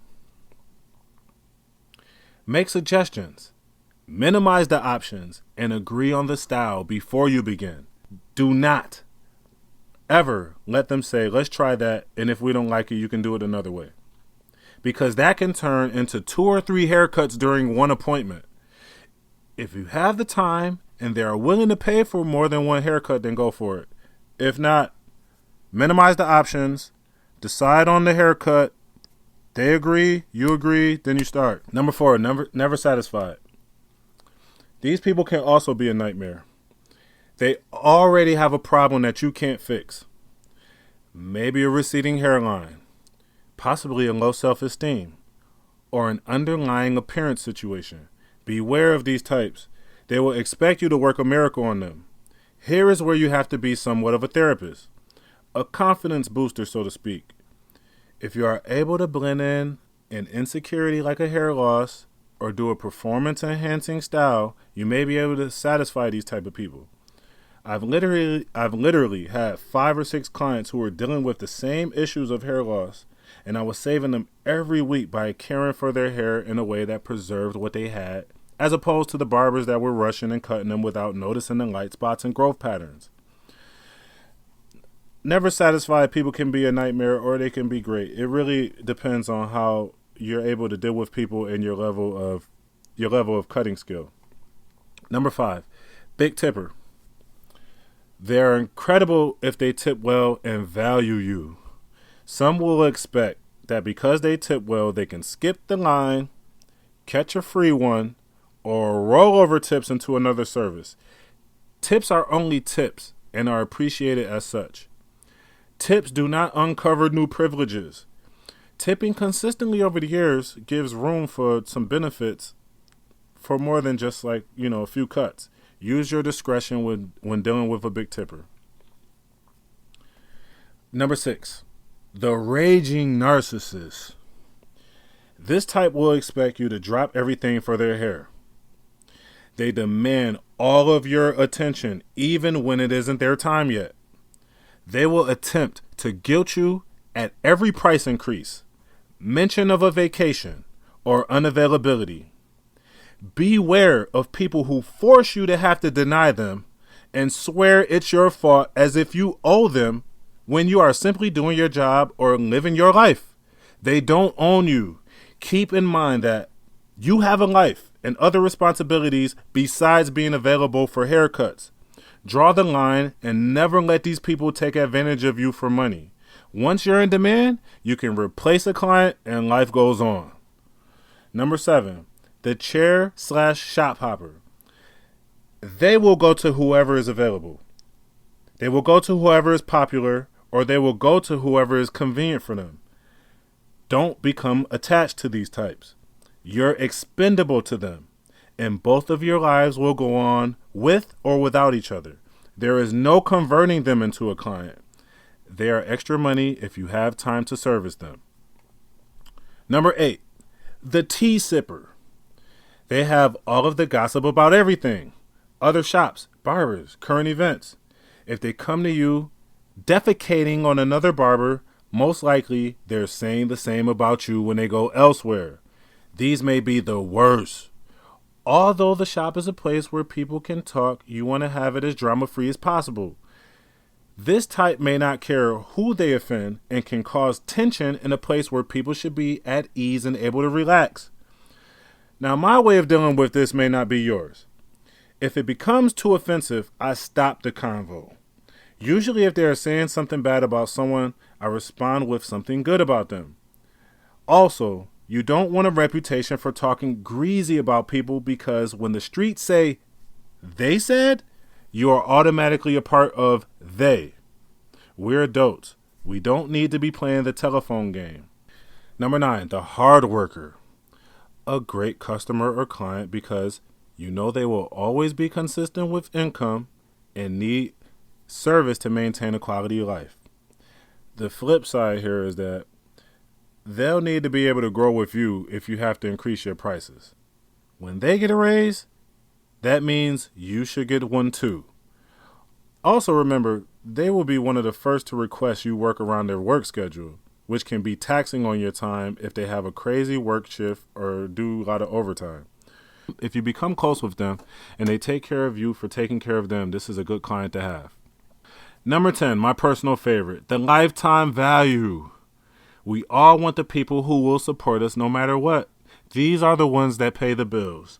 Lifetime value can come in the form of who has grossed the most over time, adds to the vibe of the shop, brings in referrals, or just been around most of the time. Number 11, the influencer. Every group has a leader. You can often end up working for a whole friend group, a staff, or team if you cut the person who has the most influence over everyone. This person will bring you the most people. It's tough to identify these types unless they arrive with the group. However, if you attend networking events or want to target a specific group, you want to close in on the main decision maker to catch everyone else as well. Identifying these qualities in people will come easy over time. At times, it will be a mix of a few, or all of one. You decide which types of customers work best for you, your shop, or the stage of career you're currently working in. Who you attract depends on what type of barber you are. Before opening Fade and Full, I had a large clientele. Most were referrals and diehard fans because I was affordable and available. Barbers will start immediately thinking that the cheat code for instant success is being cheap and available. I had a hard time saying no initially, so I didn't have much free time. I was the only person people trusted with their hair in the early Fade and Full days. I hated those Saturdays when I'd be swamped with a full day of appointments, both phones ringing, and people would still pull up, walk in, and ask me, "How many heads you got?" It was insane. I can't make this up. It's still befuddling to me to think back on some of the ways people made it difficult to do business with me. They'd wait last minute, call my cell phone on Saturday afternoon and get no answer, then call the shop phone just for Mr. West to tell them I was cutting somebody. Then hours later, that same person would pull up and walk in while I was still cutting someone in the evening. I'd refer them to Mr. West or suggest a better day just to get rejected. They would get upset and walk out and do this all over again next Saturday. Being a good barber doesn't make you a great salesman. I'll be honest, before we opened up, I didn't do much prep or planning on how I would sell my barbers or my shop to everyone. I figured since I could cut very well, I could grab some mirrors and chairs and have a shop. Not quite. I learned from the Wolf of Wall Street, Jordan Belfort, that in order to close on a sale, your prospect has to have a high level of certainty in three things: your product and service, your company, and you. Early in the game, we were scoring low in some areas. Even if people were sold on me, that's all they were sold on: my service to them, not my cosign of another barber or my ability to grow talent, not the vibe or culture of the shop either. They were only certain about a haircut from me. Dealing with those early objections gave us tough skin and grit to handle it. In sales, people will say no. Eventually, the no's will lead to yeses. Those no's in the beginning also turned Mr. West into a killer. He spent time in the shop, learning, listening, and watching. Seeing him there all the time made some people give him a chance to cut their hair. After a year, he was telling people no because he built up his own following and his schedule became full. I take great pride in seeing him make good money. Being able to move at his own pace and purchase a home now is a big blessing. It's all possible because he was there to go through the building process and remembers how hectic things were. Is sales an important aspect for barbers? Besides getting a customer for the first time, when do you have to sell? Maybe you have a product or an extra service. Maybe you have a shop that you want to be a part of. Maybe you want to open a shop and have to make a lasting impression on a landlord or a group for a commercial space. Whatever the case may be, you have to know the desired outcome for the prospect and for you. As an aspiring barber, learning about sales is crucial to success. Whether offering a haircut to a new client, hiring a new team member, or seeking an investment, your ability to sell your skills, services, and vision effectively can make the difference. At the heart of sales is the concept of providing value to others. When selling a haircut, this means ensuring your clients understand the quality and care that goes into every haircut that you give. It means highlighting the unique skills and experience you bring to the table and making sure your clients know that they'll be getting a great haircut that they will love. Early in the game, it may feel weird to brag about how good you're giving it up. As long as you stand firm on what your strengths are, you remain true to the game. When you're selling an opportunity of a job or a key role, it's about creating a work culture and atmosphere that's fulfilling and rewarding for everyone. This means highlighting the competitive pay and benefits you offer, as well as the opportunities for growth and development within your team and shop. If you're selling equity, it's about providing an opportunity for investors to participate in the growth and success of your business. This means being able to articulate your vision for the future clearly and demonstrate how your investment can help you achieve that vision. Within your vision has to be a clear path on how an investor receives return on capital. Don't run off on the plug. Maintaining a reputation for making money increases your opportunity to make more money. Successful sales is understanding that clients and prospects. Successful sales is understanding what your clients and prospects want and need, and being able to clearly communicate how you can meet those needs. Successful sales is understanding what your clients and prospects want and need, and being able to communicate how you can meet those needs clearly. You can thrive in business and achieve your dreams with the right approach and mindset. As a barber, one of your greatest assets is your ability to build relationships with your clients. It's easy to get caught up in using custom relationship managers, all the tools and technology, but don't forget the importance of personal connections. A CRM is a tech database that we use to interact with customers and potential clients. We were using Lead Owl. Many successful barbers and salespeople have a knack for connecting with people and understanding their needs. Remember, when it comes to sales, it's not just about the money. There are countless other barbers and shops out there offering similar services.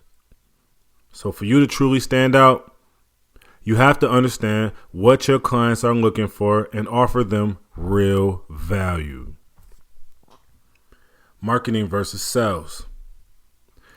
Many people confuse sales and marketing, but they're different concepts.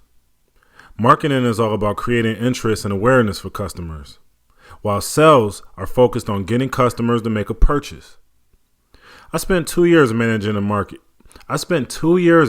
marketing for our barbershop with some success, but I wouldn't consider myself an expert. I focus more on creating engaging content than technical skills of running online ads. As we approached July 2021, we realized that our marketing strategy needed a refresh. We had attracted a lot of interest in me as an individual, but not necessarily in the shop. To boost our walk-in traffic and keep cash flowing, we decided to bring in a marketing specialist who specializes in marketing barbershops and salons.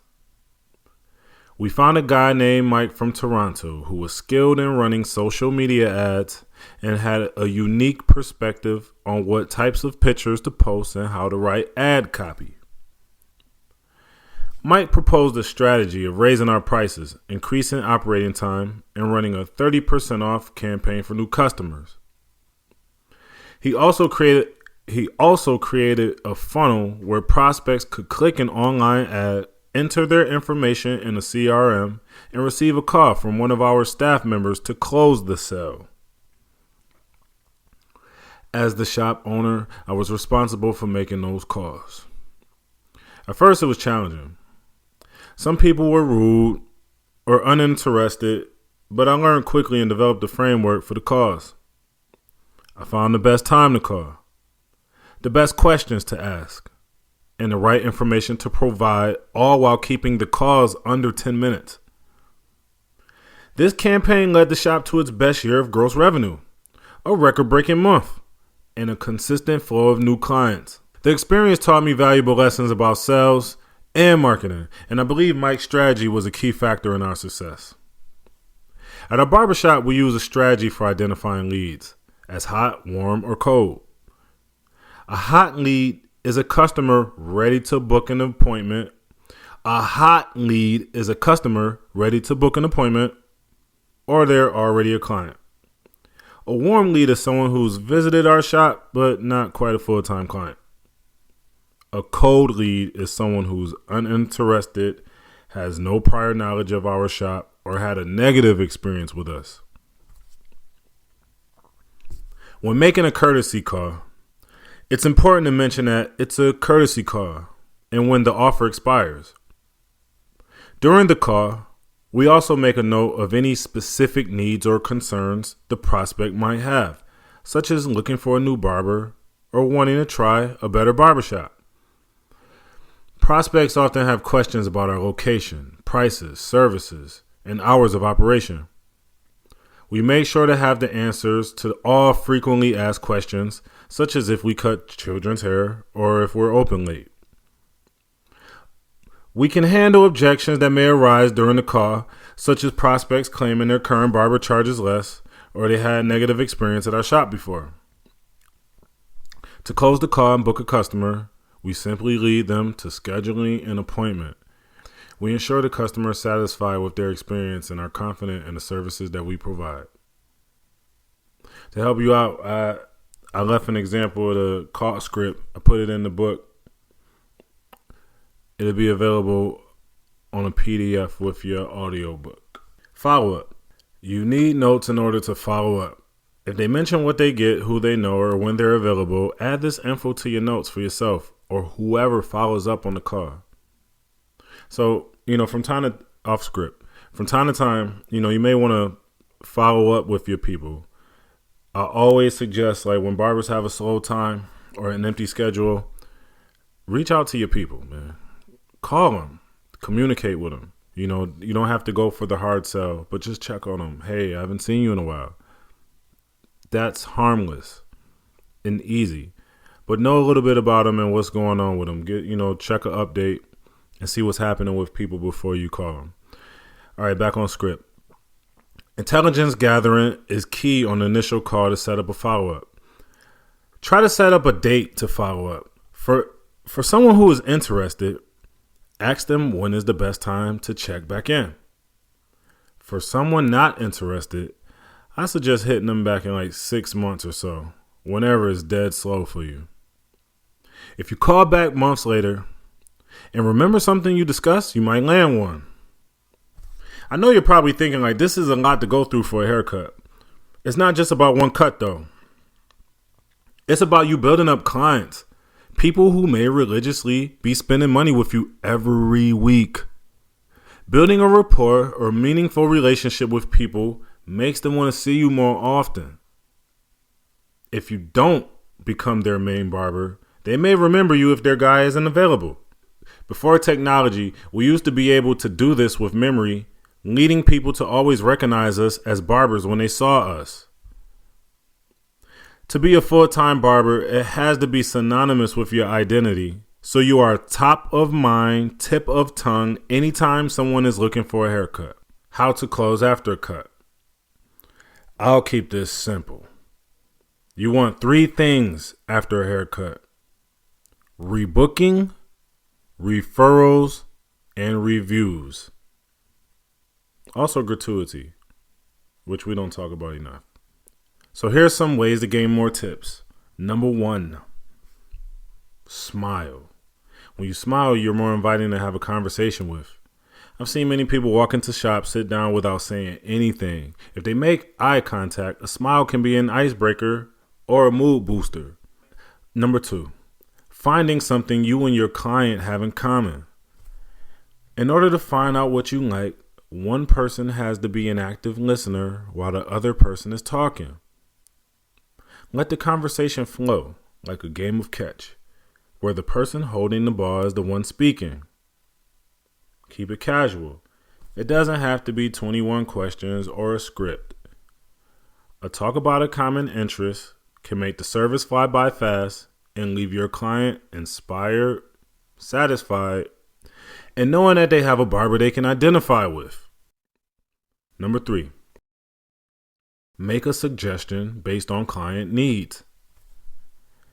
If you're paying attention during number 2, this should be pretty easy. Suggestions shouldn't just be limited to the hair.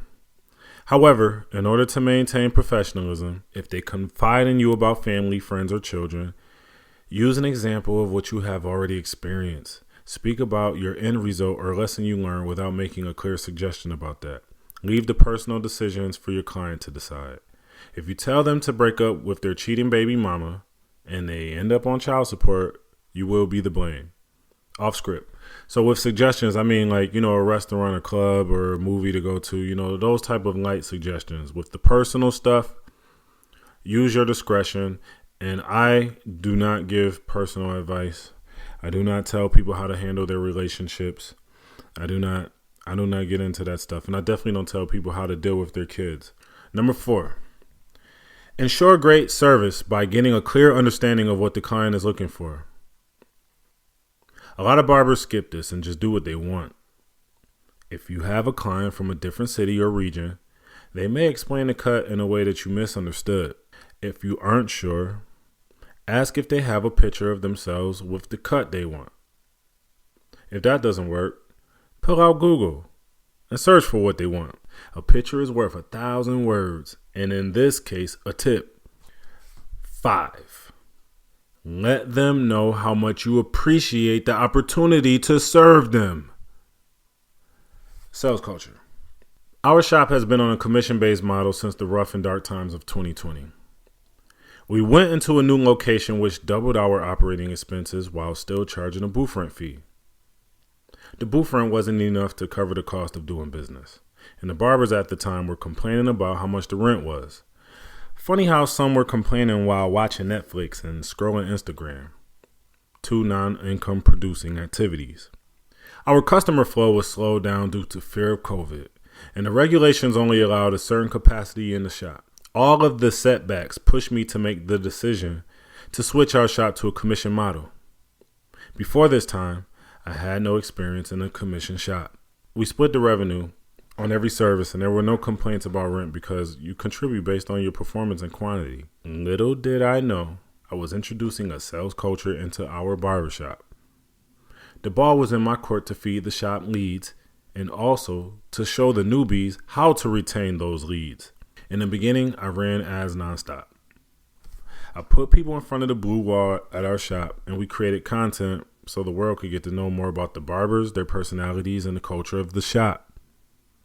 We did Tip Tuesday videos with hair suggestions, highly opinionated top 5 rapper videos, and sports prediction videos. The inspiration behind this was creating content to attract like-minded people to relatively unknown barbers. Sports and music are easy topics to debate, and we received way more comments and walk-ins from our esoteric views on rap and sports. It felt like marketing genius. Once we started to gain some momentum, I was able to see the numbers.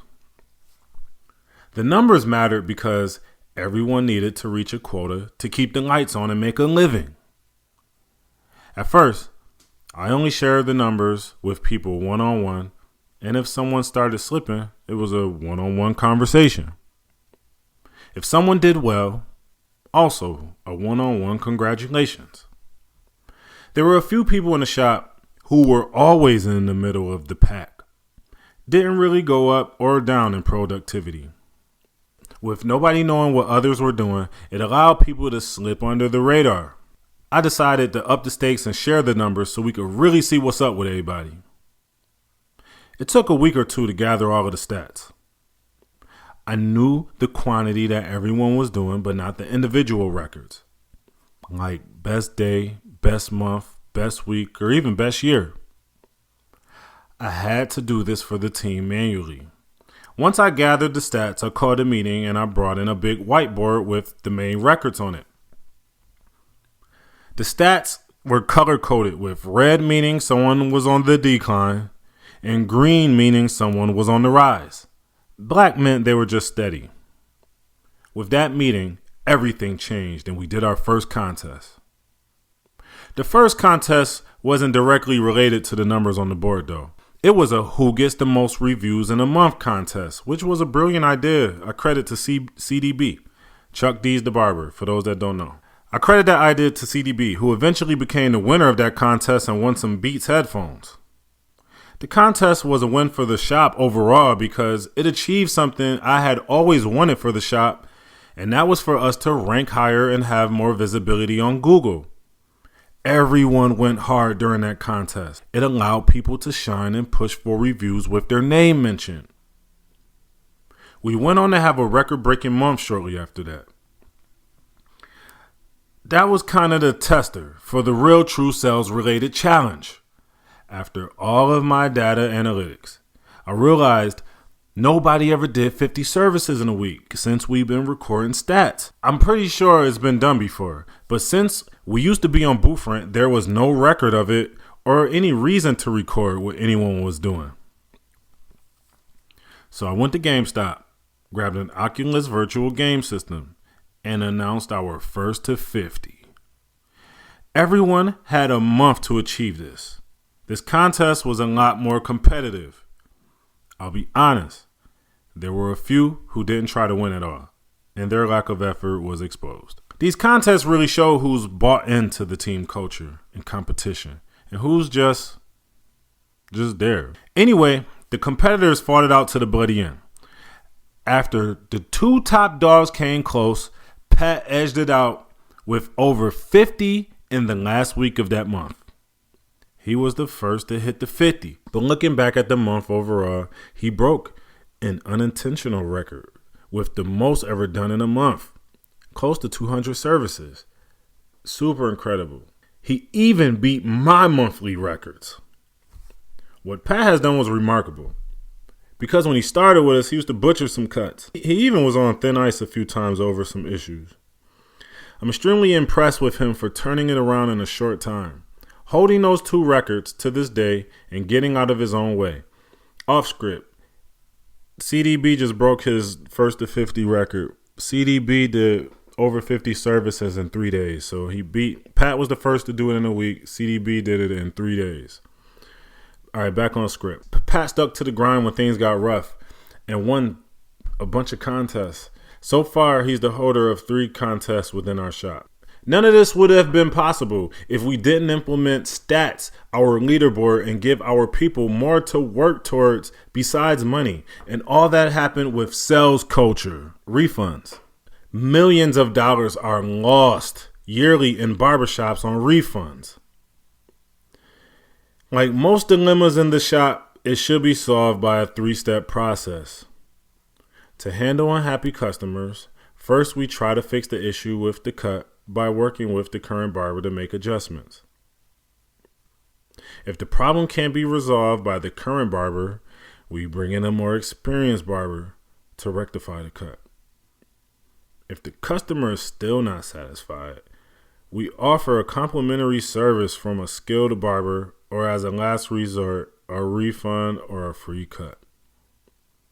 While it is unfortunate when a customer isn't satisfied, we strive to find a solution that satisfies the customer and maintains a positive reputation for the shop.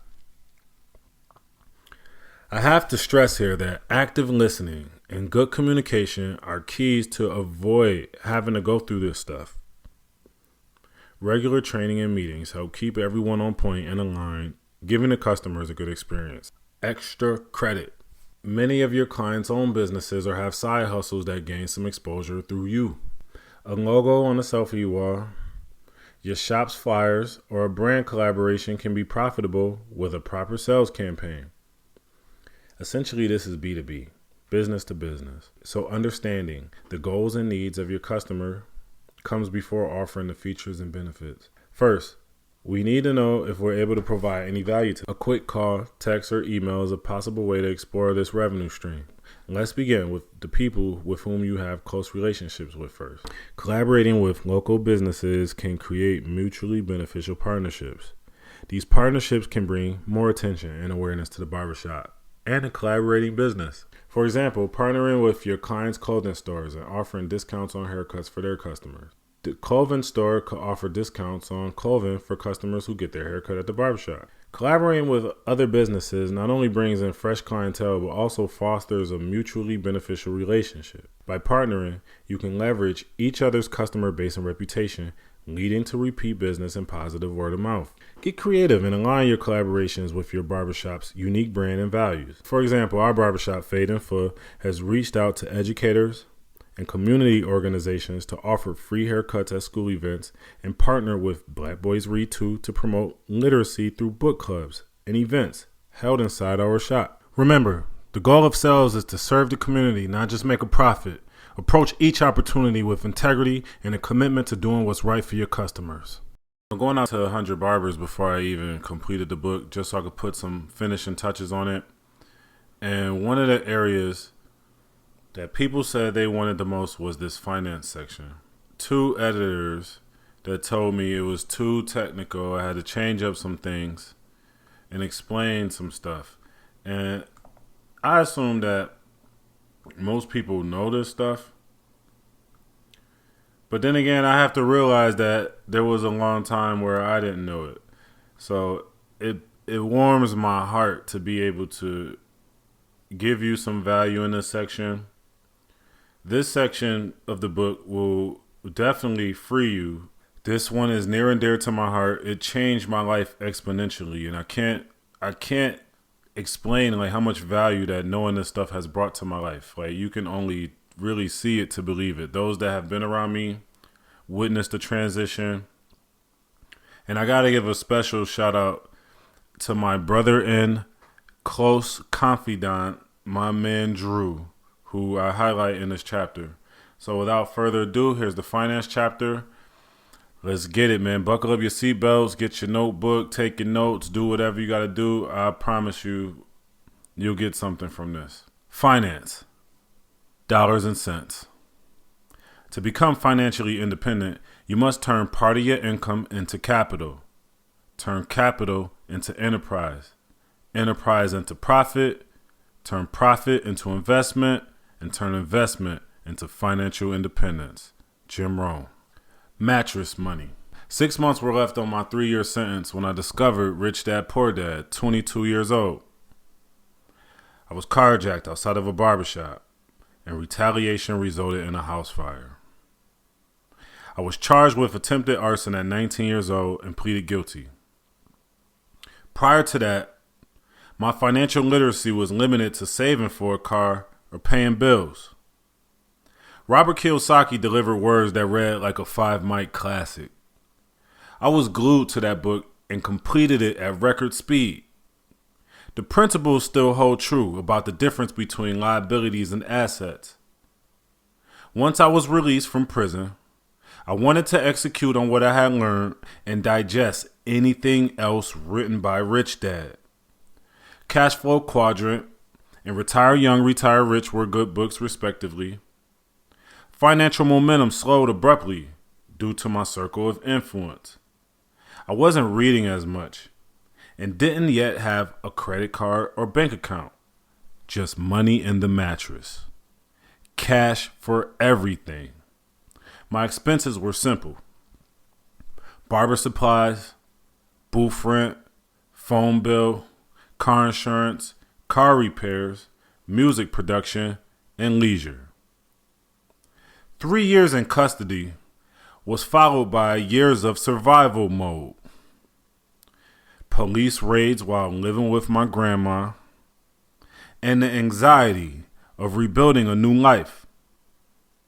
Some of my friends lived carefree, while others were handling parental responsibilities.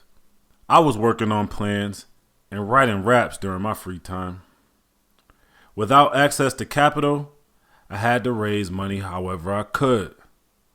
Barbering and mixtapes put a brown Pontiac Bonneville on the road 3 months after I was home. Once I was back on my own in 2009, some of those Rich Dad principles started to kick in again.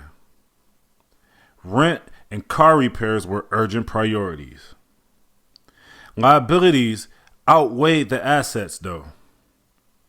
They say that the black dollar lasts less than a day in our economy, and that was true for my checking account. No strategy or investment activity yet. I was losing the rat race, selling CDs to the corner stores, buying supplies, paying booth rent, and blowing the rest. My concept of saving was only to make a purchase.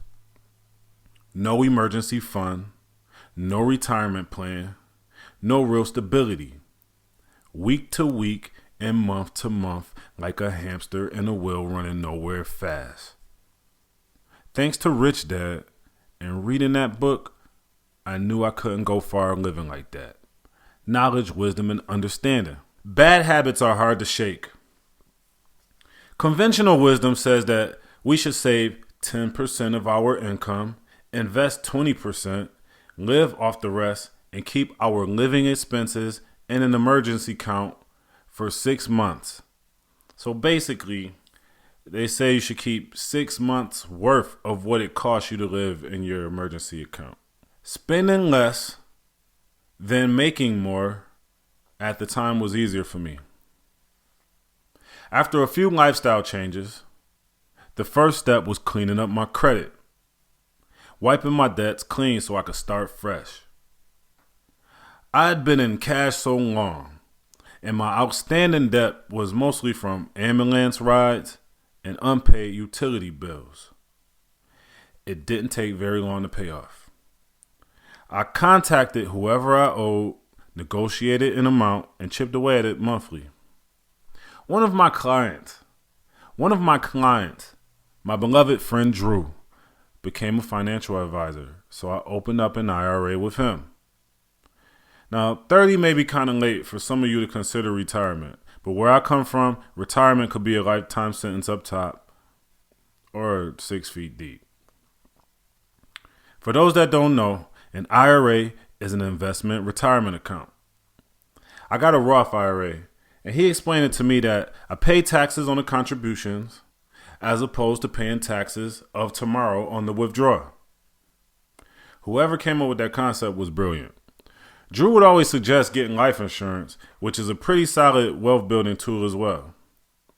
I continued to buy clothes, crash cars, and get scraped off the floor at bars instead. Drew slowly broadened my limiting beliefs. I always assumed life insurance was about leaving an inheritance and taking care of funeral expenses. If I'd been contributing to a policy, I'd be able to use the life benefit now. So instead of walking into a bank and asking for a loan, I could just take money from my own, quote unquote, bank. Hindsight is 20/20. So instead of looking back and saying, if I knew what I know now, let's look at today and use what we know now to execute and never go broke again. Culture and freedom. At most barber trade shows, our barbers are watching contests, checking out clippers, and trying on barber jackets. There's a finance class for barbers, and it's usually empty. Barbers always ask for advice on how to make more money, and some demand lower booth rent or a higher commission split. If you refuse to cut the fat off your own personal spending, you won't charge a higher price or plan on investing, then rent and commissions aren't your problem. None of us can work forever. You're a barber, and money will come fast. Instead of wasting it or blowing it, you have the choice to be smart with it. Now is the best time to get your money right. It doesn't matter how much you make. What's important is how much you keep. Power. Sobriety introduced new routines like going home safe with cash. Since I wasn't out at the parties, I began to read Retire Young, Retire Rich by Robert Kiyosaki again. I piled up a few months of living expenses in my savings. At that time, I was paying myself $600 weekly to my checking account and transferring $200 of that into my savings account. I began investing once I had 3 months worth of living expenses in my savings account. One of my clients sent me a link for a free stock on Robinhood. I believe it was Ty, so shout out to you, Ty, because you definitely helped me clean up my credit and got me started on Robinhood. Robinhood is a mobile app used for investing, trading stocks, and crypto. It was easy to navigate after I claimed my free stock, and it became my favorite fintech platform. Fintech means financial technology for those that don't know.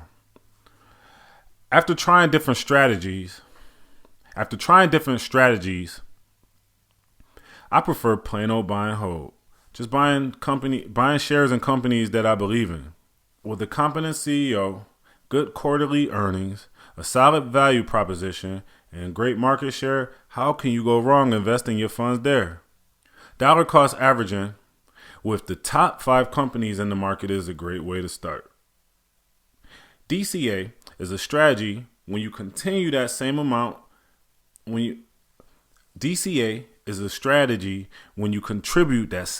to your portfolio weekly or monthly, no matter what. The market is up, invest. The market is down, invest. You should love when it's down because you get the stocks on sale. Just think, if you found an index fund or an individual stock that has an average return of 10% every year, you're beating any savings account out there. $500 monthly contributions potentially become $6,000 a year. And I didn't factor in the gains during the year or do any math on the compound interest from years of dollar cost averaging consistently. 500 is too much right now? Cool. Start with whatever you can afford. The days of us having to know a broker or needing large amounts of money to get into the market are over. It's your easiest shot at ownership without actually being the founder of a company. Invest with a plan to hold no less than 5 years. Focus on the great companies and take a look at what the hedge funds are investing in. A hedge fund is a limited partnership of private investors whose money is managed by professional fund managers. Don't get shaken up over the news and fear. The news may say it's all over. And if we're still here to talk about it, it ain't over yet. Keep investing. Invest even when fear and doubt are at the highest and buy those low prices.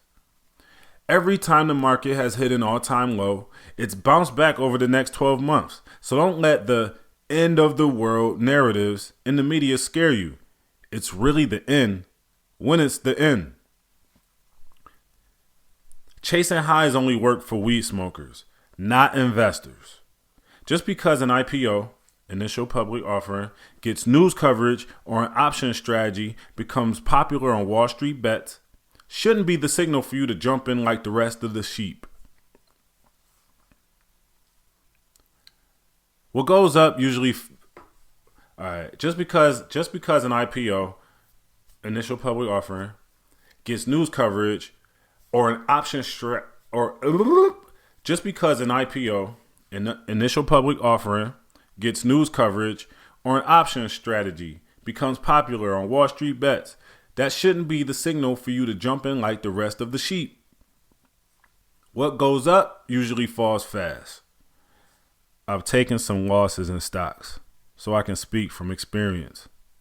Investing with the hopes of getting rich fast almost never happens.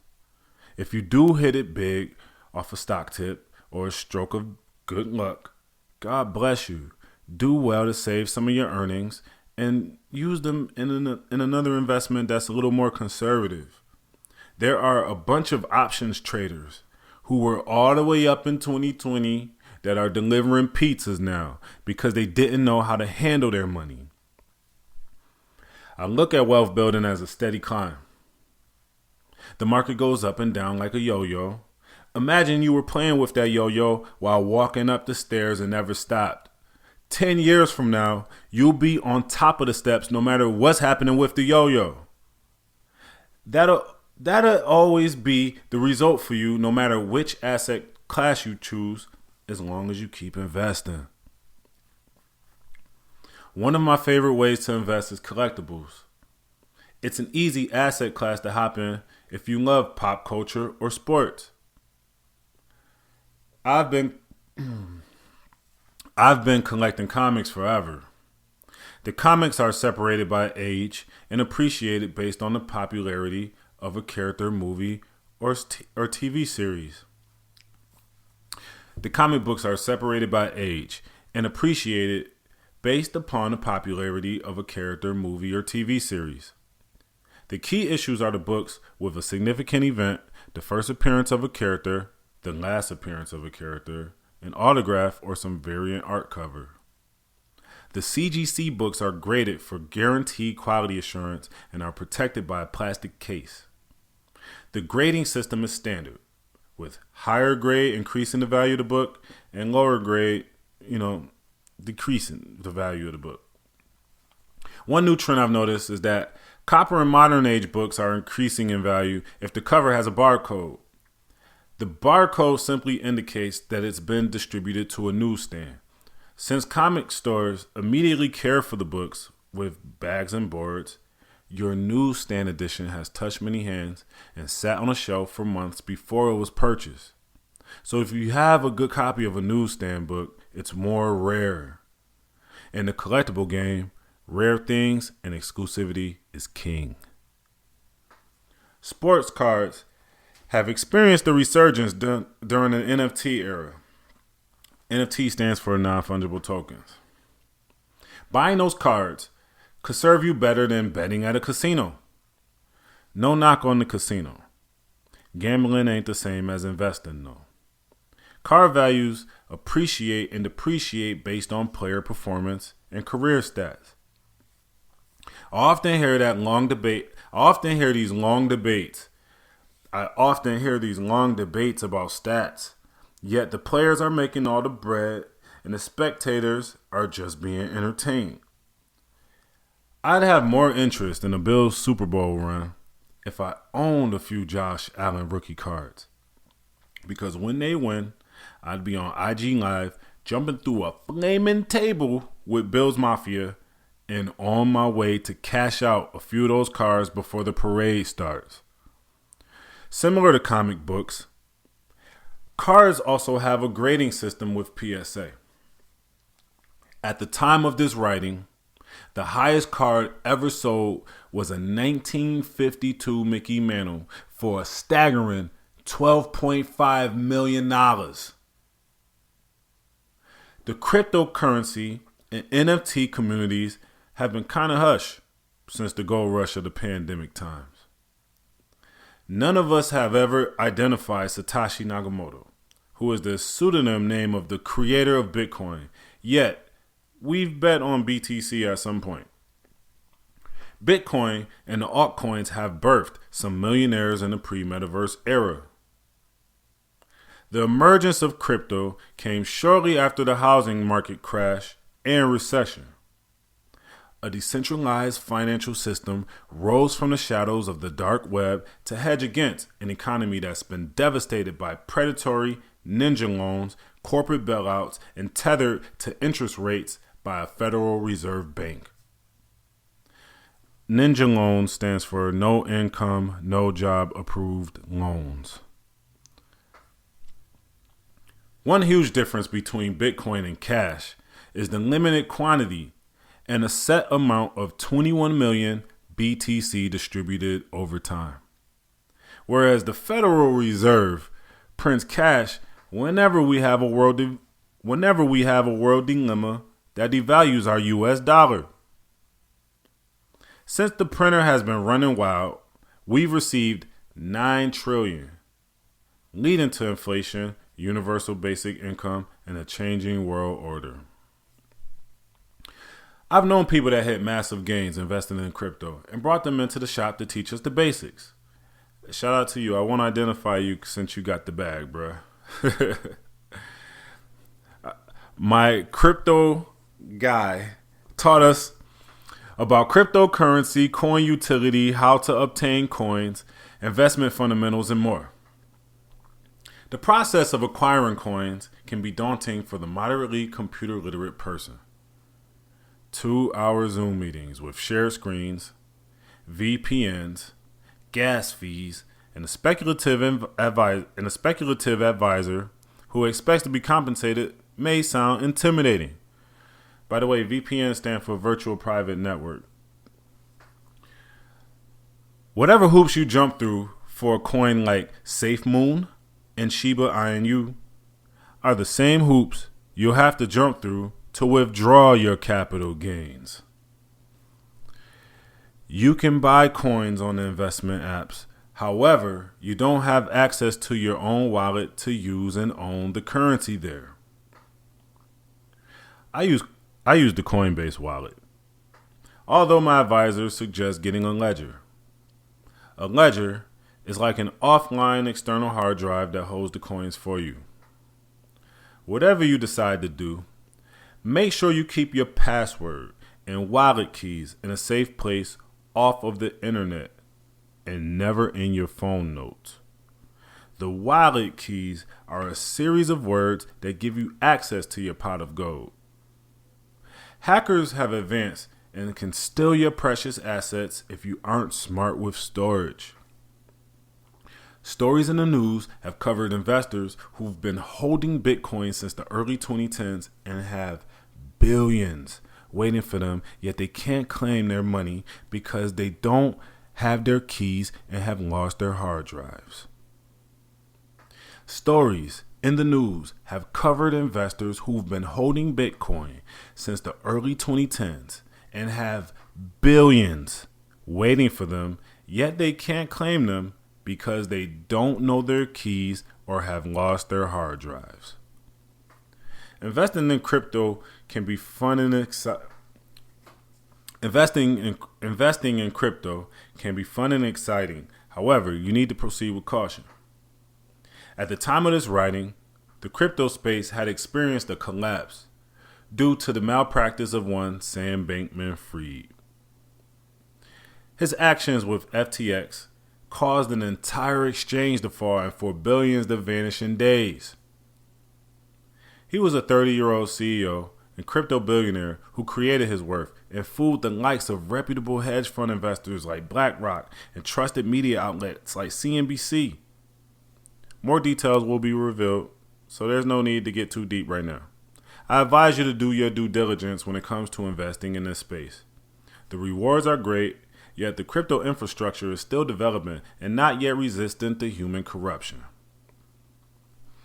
My losses in crypto come from holding on to some coins way too long and not selling at the right time to pull my gains out. I experienced this with the coins and also from investing in Riot Blockchain, which at the time was the only crypto-related stock on the New York Stock Exchange. I put some money in Riot in 2017 and it shot up and I held on. It trended downward and I sold some. I kept shares until they went under $1 during a crash, and I sold my last shares out. I couldn't stand to look at a stock in my portfolio that was just under $1, man. Like with that big minus on it, just losing the money. Anyway, I sold out.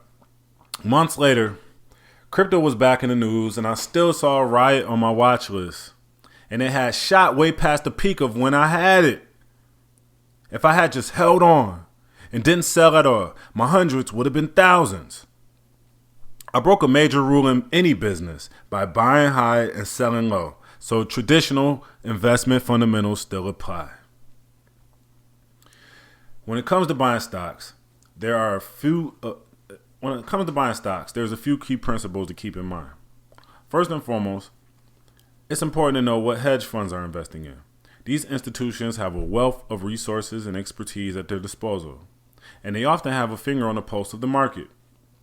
Another key principle is to invest with a plan to hold for no less than 5 years.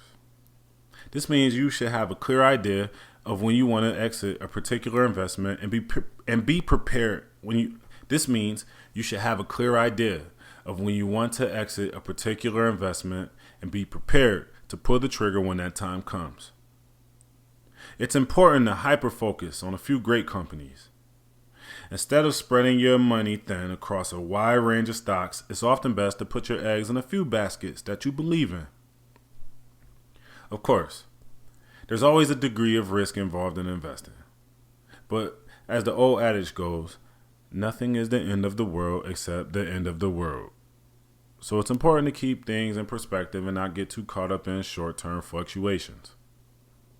Another key principle is to invest at the maximum point of doubt and fear. This means when the market is in a downturn and everyone is panicking, that's often the best time to buy. The key is having the courage to act when others are afraid to do so. We've all heard the phrase diversify your portfolio. This simply means investing in a variety of different asset classes in order to minimize risk and maximize returns. It also means avoiding the temptation to chase highs and instead learning from your losses and making informed decisions to balance your risk. In a world where cash loses value to inflation and taxes, it's important to keep a mix of assets that can weather any storm.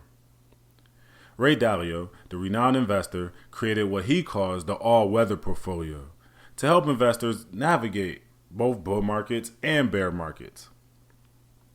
A bear market is when stocks are trending downward, and a bull market is when they are rising. On average, the stock market the stock market returns 9 to 10% a year over the course of more. On average, the stock market returns 9 or 10% a year over the course of more than a century. But for those who aren't risk averse or just scared, bonds can be a more appealing option. Bonds are essentially a loan to a government or entity, whether it be state, county, or corporation. They're considered a safer investment, but with a lower return. One popular strategy for bond allocation is to subtract your age from 100 and invest that percentage in bonds and the rest in more aggressive assets. For example, if you're 40, you would invest 40% in bonds and 60% in stocks. This philosophy makes sense the closer you get to retirement.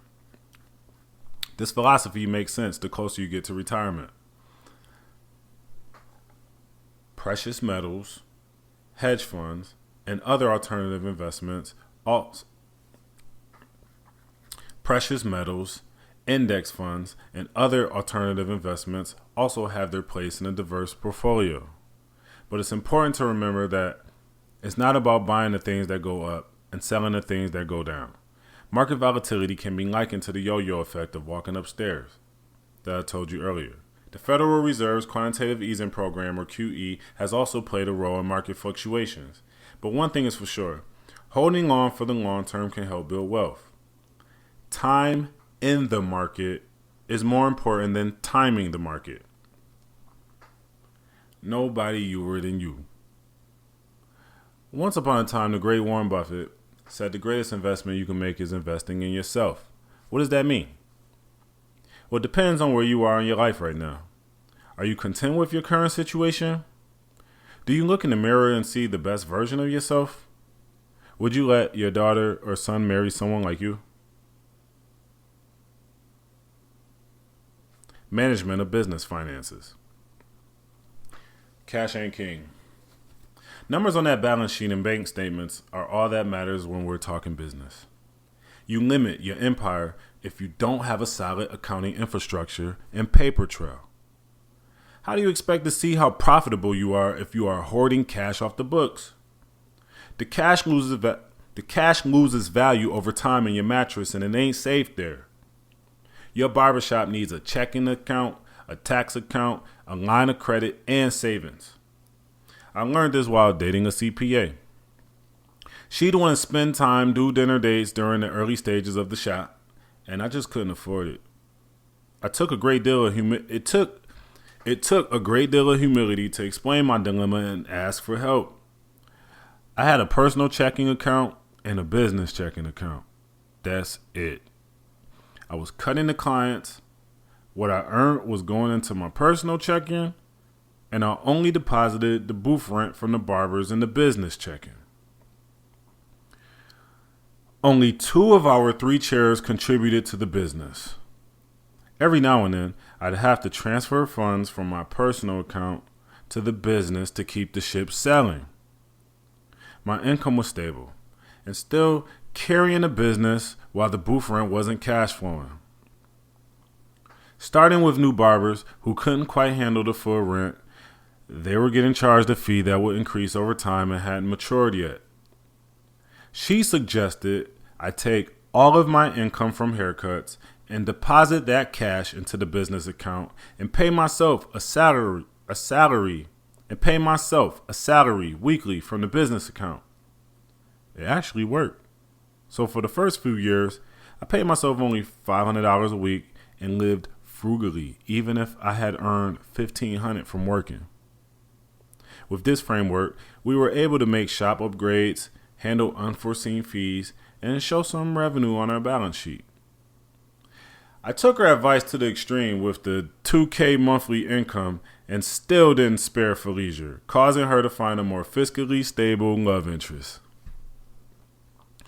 When the barbers were more consistent, I eventually increased our booth rent. Some barbers left abruptly, Even though I showed love in the beginning by buying them shirts, business cards, and food with the money they didn't have, and some left abruptly. Even though I showed love in the beginning, buying them shirts, business cards, food with the money I didn't have and they didn't earn. That may be more of a misjudged character thing than a money thing, still correlated nonetheless. When managing your business finances, you need to be emotionless to a degree. If the numbers ain't right, they'll tell a story. And if it ends with you in the poorhouse, it'll be worse than human centipede. You can avoid this. Any operating costs, added features, or improvements need to be paid for by the people producing and receiving the instant benefit of it. Your business should be self-sustainable after you've been open for a while. The line of credit you have should only be used for income-producing assets or activities. Always remember, you took the biggest risk for everyone by starting this business. They can add value to that by putting some skin in the game and contributing a blueprint that makes sense for all parties involved. I only advise charging a higher rent when you have intentions to do right by your team and invest in them. You have to do what's best for them to make a living, for your shop to be successful. Once the shop switched to commission-based, we were able to get a full view of what we were grossing. Everyone's revenue besides their tips goes into the register and we split it. For years during the blueprint era, we'd speculate on what the shop was doing overall. The commission business model works best when done correctly. It allows us to show banks and investors how profitable we are. I proposed a 60-40 split. It left razor-thin margin for advancement on the barber side. Our shop can't operate on less than 40% from the barbers, unless that 40% makes up more than 100% of the shop's operating expenses. If you're looking at your profit and your profit is less than 10%, you're really wasting your time. While in Miami, I met Gilbert, owner of high-end Barbershop in Morristown, New Jersey. During our short talk, he explained he gives his barbers 40% and the shop keeps 60%. Holy smokes. Holy smokes, Batman. They go no higher than 50-50. I won't share his numbers. Let's just say the shop is crushing it. We chatted for hours since, and I visited his shop and spoke with some of his barbers. A distinguishing quality of his shop is the guaranteed income a barber will A distinguishing quality of his shop is the guaranteed income a barber will earn starting out there. 40% of what the shop earns is praiseworthy, being in an affluent, high-cost living area. Finance has been an intricate focus of his business. And off script, I realized this, the second year around that we met, he was with his accountant. So that just told me like he's about his bread for real. I trusted Gilbert to take a look at our statements, and he gave me some valuable advice on systems such as accounting for the barbershop. When it comes to managing the finances of the business, it's important to have systems in place. This includes separating income, profits, owner/investor compensation, taxes, and operating expenses. Income is all the money that comes through the shop. I need a break.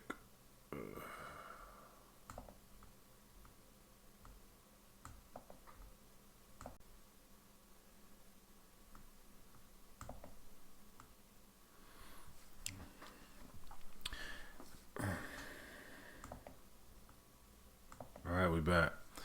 When it comes to managing the finances of a business, it's important to have systems in place. This includes separating income, profits, owner/investor compensation, taxes, and operating expenses. Income is all the money that comes into the shop through service and products, and all deposits, whether cards or cash, they go there. Profits are the percentage of the income that is set aside for gains made from operations. Profits are a percentage of the income that is set aside for gains made from operations. We've used it for birthday gifts, team building activities, profit sharing, and shop business trips. Owner/investor compensation is set aside for the founders and leaders of the business, and it operates as a quarterly dividend based upon performance, productivity, and profitability. Taxes are estimated based on what needs to be paid to the state and federal government. Last, our favorite, operating expenses includes rent, utilities, insurance, liabilities, maintenance, and marketing. And it's used to keep the lights on in the barbershop. However you decide to split your shit up and pay your bills at your shop is your business. This is what has allowed us to operate with everyone being compensated fairly. This is what allowed us to operate with everyone being compensated fairly and our gas not getting cut off. Retirement planning. Retirement may seem far off for some self-employed barbers, but it's important to start preparing for it early on. Not only will this ensure a comfortable lifestyle in the future, but it will also give peace of mind and financial security. Most shops don't have a retirement plan. It's usually the barber or salon professional's responsibility to handle their own retirement. Talk to some barbers, and they may not see that far in the future or know what to do when they get there. We can talk numbers, investment strategies, and look at charts, and it won't mean anything unless you can imagine what retirement looks like for you. Would you like to be comfortable and just work when you feel like it? Do you want to spend the rest of your life somewhere tropical? Do you want to buy a farm out in the countryside and barbecue with your family every weekend? More importantly, when do you want to retire? And don't say tomorrow. The earlier you start saving for retirement, the more time your money has to grow. Compound interest can have a significant impact on the amount of money you have.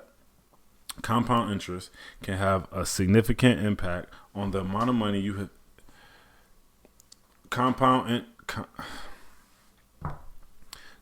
interest can have a significant impact on the amount of money you have saved by the time you retire. Seriously, it may take 10, 20, or 30 years depending on what you want and what your living expenses are today. At some point, you have to add it up. At some point, you have to add up what it costs to maintain your quality of life today, include all of the bills, extra spending, and leisure. Once you have that amount, then you will know how much you have to make. Okay, so off script. Once you add that amount up, whatever it costs you to live, let's just say $4,000. Oh, let's narrow it down. $10,000 a month.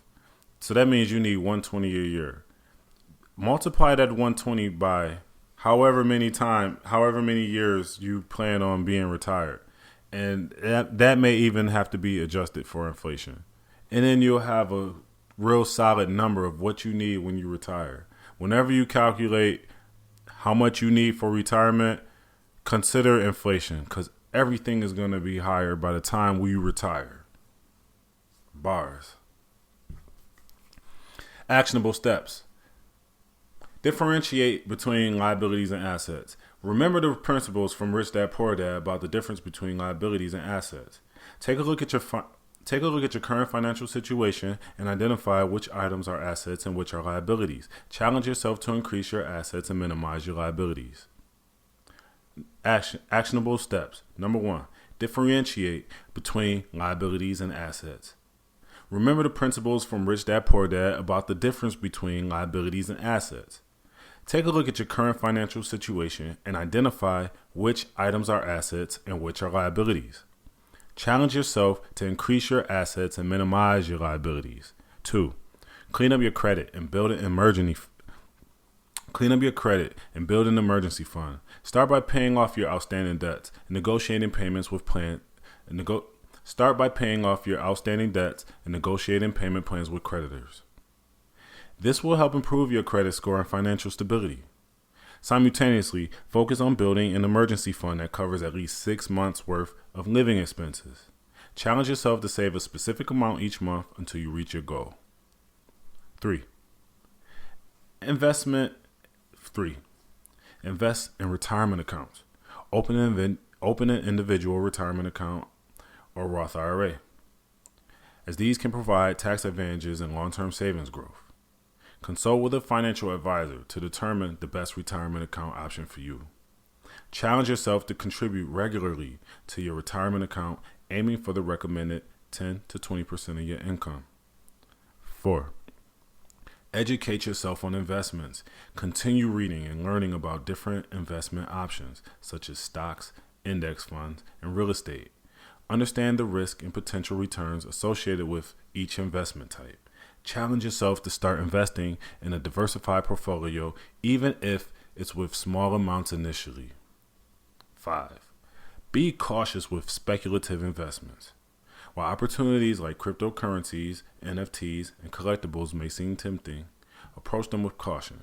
Don't let FOMO, fear of missing out, drive your investment decisions. Challenge yourself to thoroughly research and understand any investment before committing your funds. 6. Manage your business finances effectively. Implement proper accounting practices for your barbershop, including separate accounts for income, profit, taxes, and expenses. Seek advice from professionals to optimize your financial systems and maximize profitability. Challenge yourself to track your business finances meticulously and make informed decisions based on financial data. 7. Plan for retirement as a self-employed barber. Start preparing for retirement early by setting aside a portion of your income. Calculate your desired retirement lifestyle and determine how much you need to save to achieve it. Challenge yourself to create a retirement plan and contribute regularly towards it. 8. Imagine your retirement goals. Visualize what you want your retirement to look like and set specific goals. Consider factors such as where you want to live, the activities you want to engage in, and the financial security you desire. Challenge yourself to create a detailed retirement plan with clear milestones and action steps to make it a reality. Remember, financial literacy and planning are an ongoing process. Stay committed to continuously educating yourself, adapting to changing circumstances, and making informed financial decisions.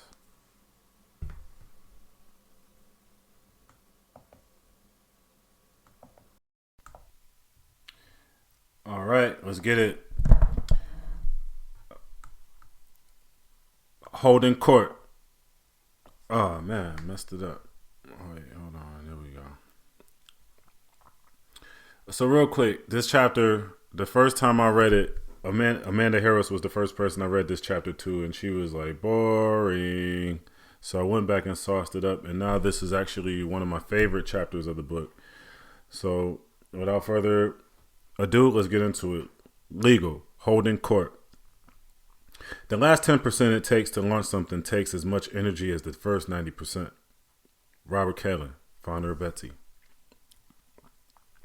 The Fed's watching. It may be hard to believe that I came up in a barber world where nobody cared about licenses.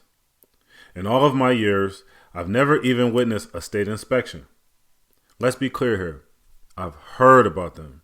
And just because I've never experienced an inspection doesn't mean you shouldn't be concerned about it.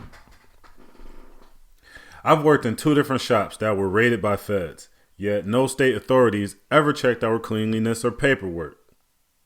If barbering regulations were criminal charges, a lot of shops could be locked up on RICO. In New York State, having a license can be the difference between building a career and just cutting hair. There were a few things I had to get right to be official. I held and renewed my apprentice barber license for several years, probably over a decade, before taking my master exam seriously. The maximum amount of time you can hold that apprentice license is 2 years. The apprentice journey is my favorite route because it's the one I'm most familiar with. It allowed me to learn on the job pretty much. However, a majority of the barbers that panned out well in my shop were students. However, the majority of the barbers that panned out well in my shop were students who attended barber school. Recently, while visiting Morocco, I found out about an MVQ National Vocational Qualification, a license that allows us to practice barbering worldwide. With the emergence of ShareShare, an app that allows you to rent a chair anywhere, think Airbnb. This may be worth looking into if you'd like to take your talents abroad. Have you ever wondered why your barber license in Arizona means nothing in Alaska? Well, the founder of ShareShare, Dr. Ty Caldwell, has informed me that he's participating in a movement that's actively making progress towards getting licenses to be recognized nationwide. So be on the lookout for that. That's going to be a game changer. Living off experience. Despite my experience, the barber industry is regulated, and barbers must comply with many legal requirements. Despite my experience, the barber industry is regulated, and barbers must comply with many legal requirements to operate. The legal obstacles, including licensing, insurance, and other regulations. All right, one more time. These legal obstacles include licensing, insurance, and other regulations. While opening up our first space, insurance was one of the stipulations in the commercial lease. We had to be insured in case of some property damage or some accident for a worker or a client. Unbeknownst to me at the time was the importance of being insured Unbeknownst to me at the time was the importance of being insured when we go out to schools to do cuts for Saturday Academy. I've learned that more people are willing to do deals in business when they know you have your paperwork in order. It can be daunting to sit on the phone for hours, send emails, faxes, and documents, or even pound on desks. If you want to call yourself a boss and conduct business, this is the part of it people rarely see or want to do. Yet, it keeps your ship afloat. In order to operate in a barbershop, barbers must obtain a license from the state where they practice. This involves passing a written and practical exam meeting requirements like completing a set amount of training hours. The license to own a shop and the license to practice barbering are separate in New York State. The requirements and fees for licensing vary depending on where you live in the U.S. I was well over my apprentice hours by the time I made the leap to take my master's exam. And everything I learned from experience was not what I needed to know to pass it. I had to seek barbers who successfully completed it to get prepared. I'll be honest, it was intimidating. There's no way in hell I could go out in the streets being the barber of the Buffalo Bills and come back with an F. I practiced what I learned on clients until my exam date. I learned about health, sanitation, and compliance regulations like sterilization of equipment. A different way of hair washing, hot towel facials, shear and razor techniques are needed to meet state requirements. My test site was at a barbershop in Rochester, New York, and I brought my friend Tut with me to be my demo. He had long hair at the time and was very supportive. A free cut, road trip, and Popeyes were enough to sell the opportunity. The goal wasn't to give the most fly, detailed, crispy cut. It was to follow the instructor's directions, and that's it. We all must have received that memo, because there were a few catastrophes and chia pets in there. Watching the instructor look over his glasses in disbelief was one of those hilarious moments that gets funnier the longer you try not to laugh at it. I just did whatever he said to do and waited for his approval on each step. After weeks of uncertainty, my master's license was in the mail. It was a proud moment for me, my shop, and my grandma. She's always wanted me to do something positive, and to be able to make her smile was She's always wanted me to do something positive, and to be able to make her smile was an accomplishment. Barbers of all skill levels slip through the cracks and get licenses every day. So before you pop the champagne, remember, it doesn't mean you're God's gift to barbering. The license just means you can legally practice. Agent, nothing but a number.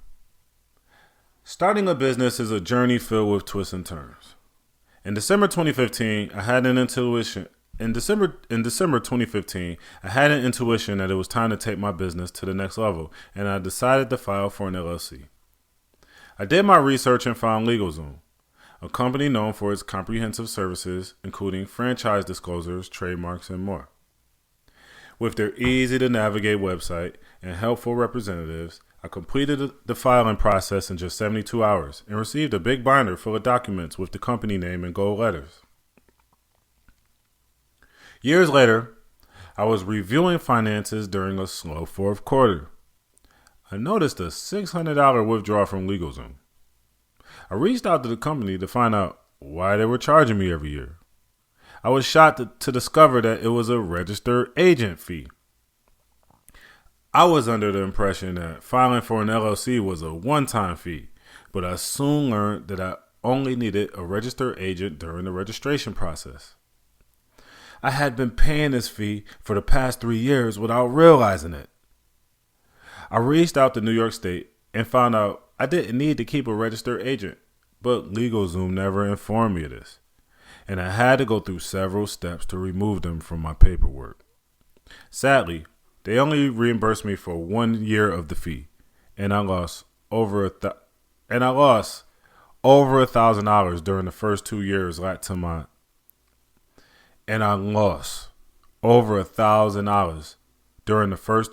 due to my lack of knowledge. This taught me the importance of being informed and doing thorough research when making business decisions. While LegalZoom was convenient and easy to use, I learned it's essential to understand all the details, even after the initial filing process, to avoid unexpected fees and costs.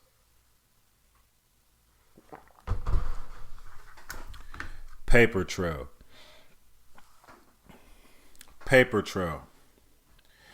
Barbershops must have insurance to protect the shop and the customers in case one of you practicing barbers slices his ear.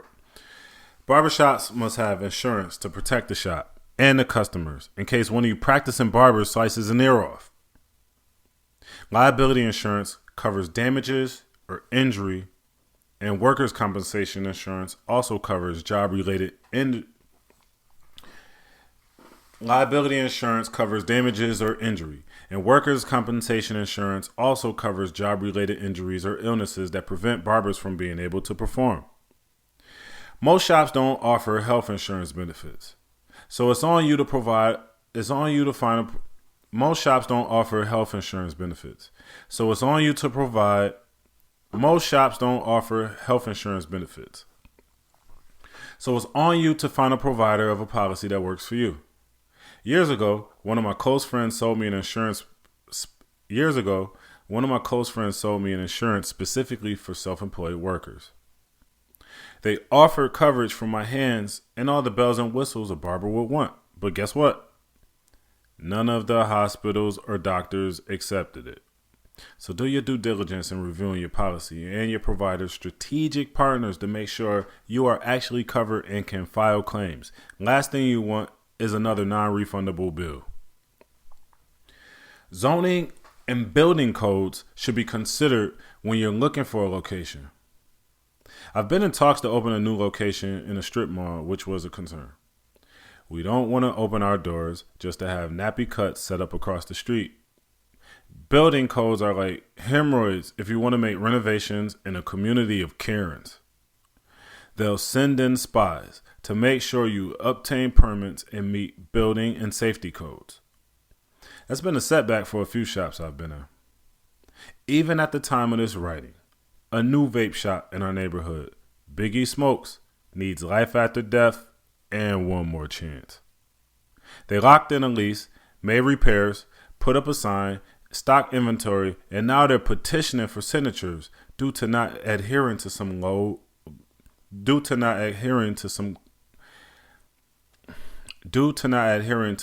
or code. Damn. I feel their pain.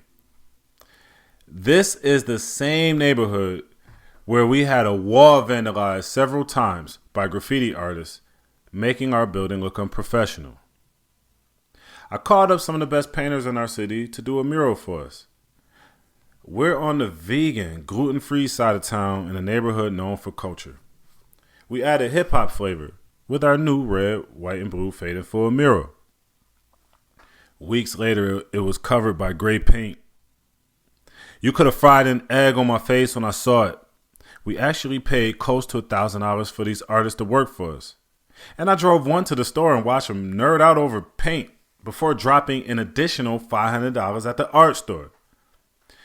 I took my anger campaign to the public with dozens of calls to community leaders and social media with no explanation for why our mural was covered up. Our mural was covered on the same day the city shut down shops for COVID before Christmas. What a nightmare. To raise money, I used a picture we had of the mural and put it on some hoodies we sold for $100 on Shopify. We sold enough to get a decent return. Not a bad idea, right? Well, I got a call from our eccentric artist. He spazzed on me and demanded our hoodie money because we were selling his art. Like, really? All of this may have been prevented if I had gotten the proper permits before the paint hit the wall or gave him a free hoodie. F you pay me. We have federal and state employment laws related to wages, overtime, pay, and discrimination. A safe working environment, fair wage benefits, and compliance with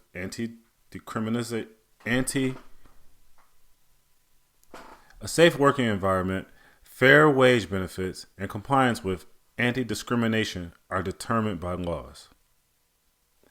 I got a crash course in this with our first manager who was previously with Great Clips and brought administrative experience to our shop. An LGBT member, well versed in the hiring processes and systems the legal way. My line of questioning for potential candidates was too casual, to say the least. Our manager was able to smooth things out, handle some operations, do tedious staff stuff, and was very instrumental in us finding our current location. Everything was white chocolate raspberry cheesecake until a non-shot related injury managed them. Out of work indefinitely. They wanted me to forge documents saying we owed them back for their insurance claims. They argued, sent family members to see me, and even threatened to sue. Since we never actually paid wages, I submitted all the financial statements and documents available to their attorney with a letter saying I wasn't going to break the law for them.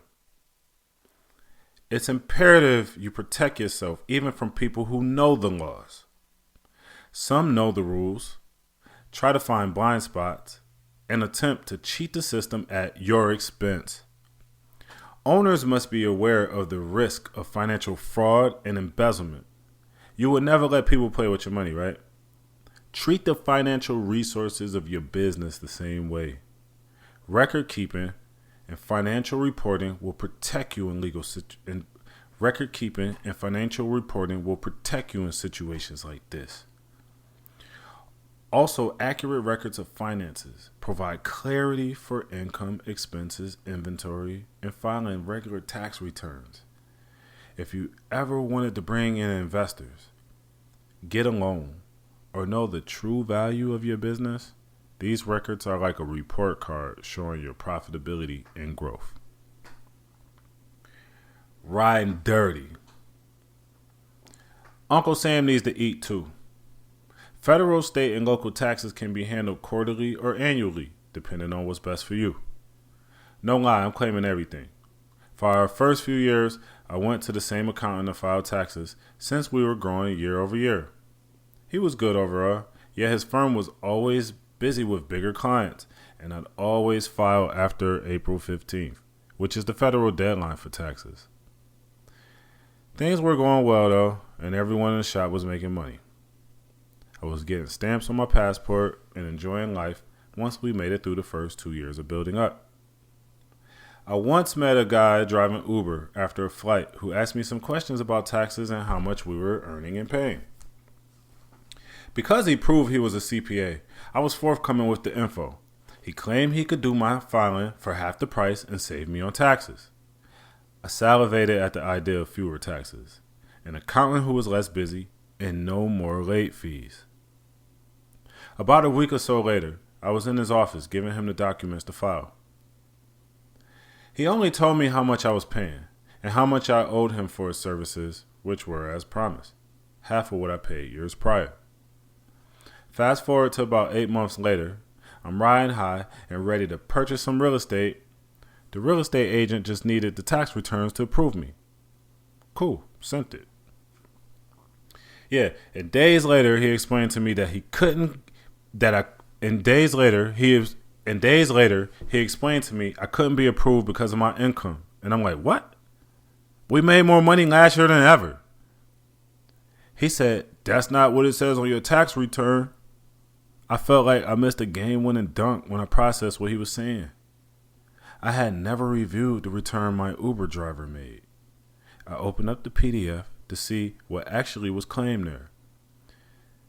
Let's just say that if you judge our earnings by tax returns, we have one bad year.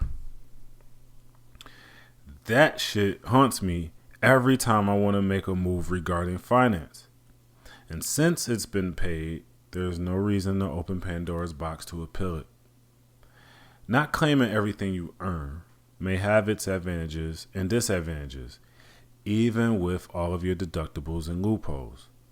With this money game, if you play unfairly, there will be consequences.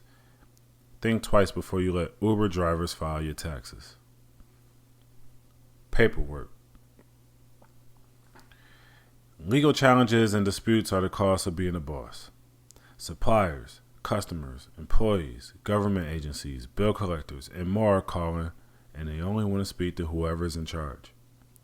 Be prepared for the legal processes, or find knowledgeable people who know how to navigate it. Many of my troubles were due to not seeking legal advice.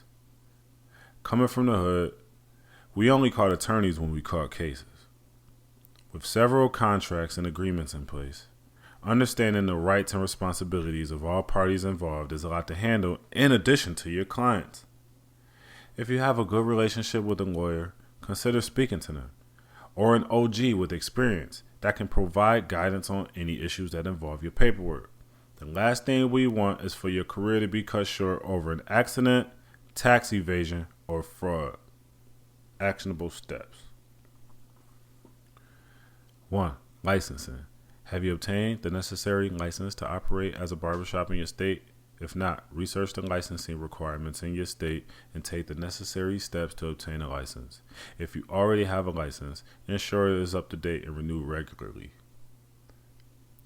2. Insurance. Do you have liability insurance to protect yourself and your clients in case of accidents or injuries? Review your insurance policy to ensure it provides adequate coverage and includes all necessary protections. Consider consulting with an insurance professional to assess your coverage needs and make any necessary adjustments.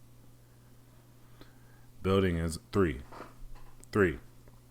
Building codes and zoning. Are you familiar with your area's building codes and zoning regulations? Before opening a new location, research and comply with the building codes and zoning requirements specific to your industry. Obtain the necessary permits and approvals to avoid potential setbacks or legal issues. Employment laws and compliance. Number 4, employment laws and compliance. Are you familiar with federal and state employment laws regarding wages, overtime pay, Are you familiar with federal and state employment laws regarding wages, overtime pay, discrimination, and workplace safety? Review your hiring and employment practices to ensure compliance with these laws. If needed, consult with an employment lawyer or HR professional to ensure your business is meeting all legal requirements. 5. Taxes. Are you properly handling your business, federal, state, and local taxes? Consider consulting with a tax professional, an accountant a tax professional or accountant to determine. Consider consulting with a tax professional or accountant to determine the best tax filing schedule and maximize your deductions. Review your past tax returns for accuracy and ensure that all income and expenses are properly documented. 6. Legal documentation and contracts. Have you established proper contracts and agreements with suppliers, customers, and employees? Review your legal documentation to ensure it covers all necessary aspects and protects your interests. If you encounter any legal challenges or disputes, seek legal advice from a qualified attorney to navigate the process effectively.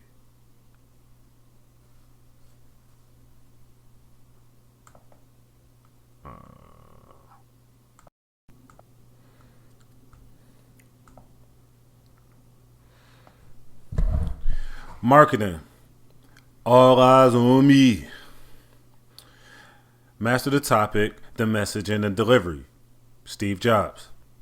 Gorillas love gold. Guerrilla marketing is great for those who have unlimited marketing budgets. Throwing everything out there and hoping for the best. Billboard, radio, TV ads, posters, flyers, loyalty rewards, referral incentives, web pop-ups, sides of buses and cabs, sporting events, and more. I've seen small enterprises and even marketing firms blow the bag on all this brand awareness and then just disappear. For every gorilla out there, there are some chimps too. Small businesses spend everything on supplies, payroll, etc., and leave nothing for the ad budget. Marketing is about creating awareness and connecting your brand message with your intended target group. It begins with the product or service and has to be good enough to talk about. Testimonials have to come easy to people. The story of your company and or your customer's experience needs to be shareable through conversation, online reviews, selfies, reposts, or etc. The name, logo, colors, and copy should trigger emotion. Think about some of the big names and logos. You immediately recognize them when you see them. Some of my favorite logos are Nike, Target, McDonald's, and Pepsi. All of these are easy to identify without letters and words. That's why I decided to go with our plug and socket to razor logo so that we have a recognizable logo that doesn't need words. You can already predict what an experience will be like with a well-known brand. You can tell stories about your time there without thinking too hard about it. Marketing should be able to communicate your message and values effectively to those who you aim to attract. Big box wells, fast food corporations, and insurance have fueled what we know today as marketing. However, these are new times we live in with smarter consumers. They have more options. They've heard the jingles. They see through the schemes. So if your product or your service doesn't live up to what you portray in your ads, kiss your business and your budget goodbye. The Seth Godin School of Thought on marketing preaches, you make your product or service remarkable and it markets itself. My background in marketing stems from my time as a regional artist in Western New York and the rap scene, and most recently wearing the hat of the marketing guy for our shops. So my approach to marketing kind of felt like a mixtape and had that hip-hop style approach. We all have our own interpretation of what marketing is. I've met brilliant minds, and some were on autopilot. We had momentum going into year 2 before having a nationwide firm handling our marketing. Prior to that, I reached my peak of leveraging my popularity to drive the shop's Facebook likes, and Instagram followers. Prior to that, I reached my peak of leveraging my popularity to drive the shop's Facebook likes and Instagram followers. Making the leap to a marketing firm allowed professionals to build our website. A few bells and whistles were received where they also wrote our copy, sent us a full quarter posting schedule list, and handled all of our reputation management. All we had to do was submit the content and keep cutting. Simple and easy. They added our logo to pics they posted on social media, created cool memes for us, and responded to every comment and review on Google. Also, our site was very SEO friendly, which gave us good organic rankings on Google and Yelp. Search engine optimization makes the site more visible. I had already purchased several domain names for the shop, 15 plus different fade and full variations from GoDaddy, minutes before I locked in our LLC in 2015. So I figured a rep at the big market cartel marketing firm would contact me about it. Nope. Big Market Cartel used the domain name they purchased for our website, fadeandfullbarbershop.net. Okay, cool, no biggie. No inquiry about who owns the name or any questions.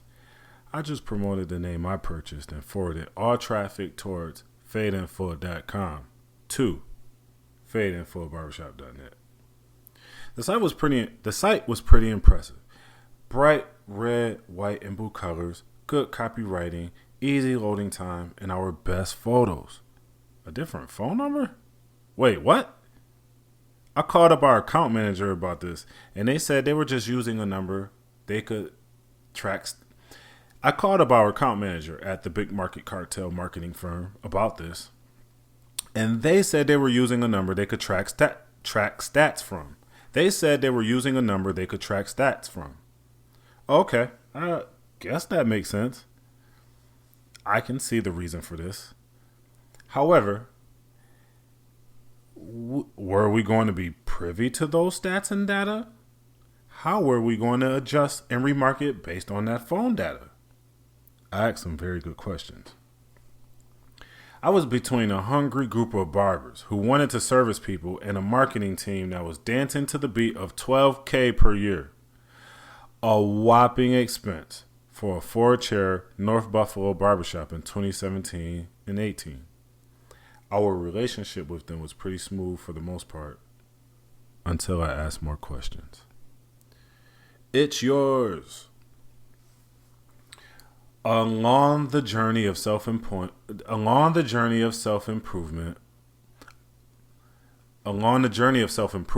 some fat was trimmed off the friend circle, and some loyal clients became ops. I recall wanting to get some of them pictures of these individuals removed from our website just to be informed I'd reached my limit of adjustments to our website. Excuse me? I only have a set amount of times I can make alterations? Huh? Okay, no problem. Whatever it costs to change the pics, do it. I didn't think it'd be that often I'd need to change things, so if there were a fee to do it, I didn't complain. But then it seemed to happen again and again, where I'd have to make some alterations or call some audibles on their 12-week posting schedule to meet fees and restrictions. The last straw was when I wanted to make our website more practical. We had a cool site, but it did nothing. You couldn't buy anything there. You couldn't book an appointment there. You couldn't apply for a job there. My first ever Zoom calls were around this time with the reps from the big market cartel, and they could sense my frustration through my cheap webcam when they dropped the bomb on me that they own our website. What?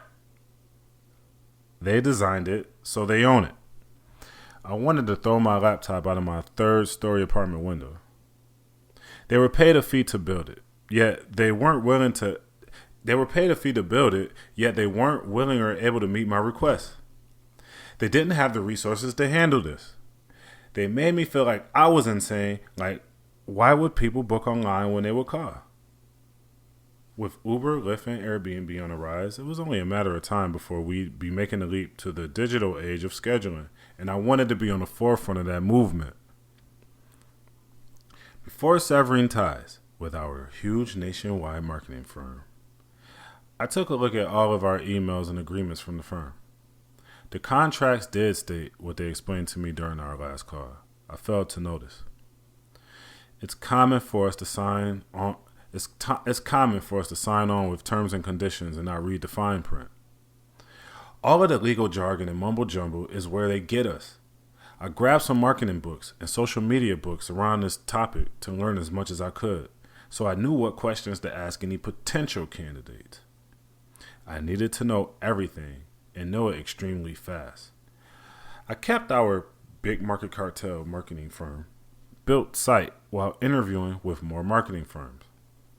The cost to upgrade to a firm that would meet my standards was too expensive for us at the time. The cost to upgrade to a new firm that would meet my standards was too expensive for us at the time. So I took matters in my own hands and decided to use what I learned from them to go the distance and control everything on my own. I ended the contract, and as they promised, they wiped their version of our site clean from the internet without an option to buy. Me against the web. I discovered some incredible marketing books. I discovered some incredible books on marketing, social media, and campaign management. I found thought leaders and influencers like Seth Godin, Gary Vee, Ty Lopez, and Billie Jean, who shifted paradigms for me in regards to promo. In my quest, I had brilliant ideas for how to take the barbershop to new levels. I envisioned us becoming more interactive, more personality online, and more videos for our social and website. I was dead set on doing long-form YouTube content for every barber telling their story and clipping the best clips for Instagram and Facebook. I formatted the clips for stories on Instagram and the ones for regular posts on Facebook. This was years before the same content could be utilized across all platforms.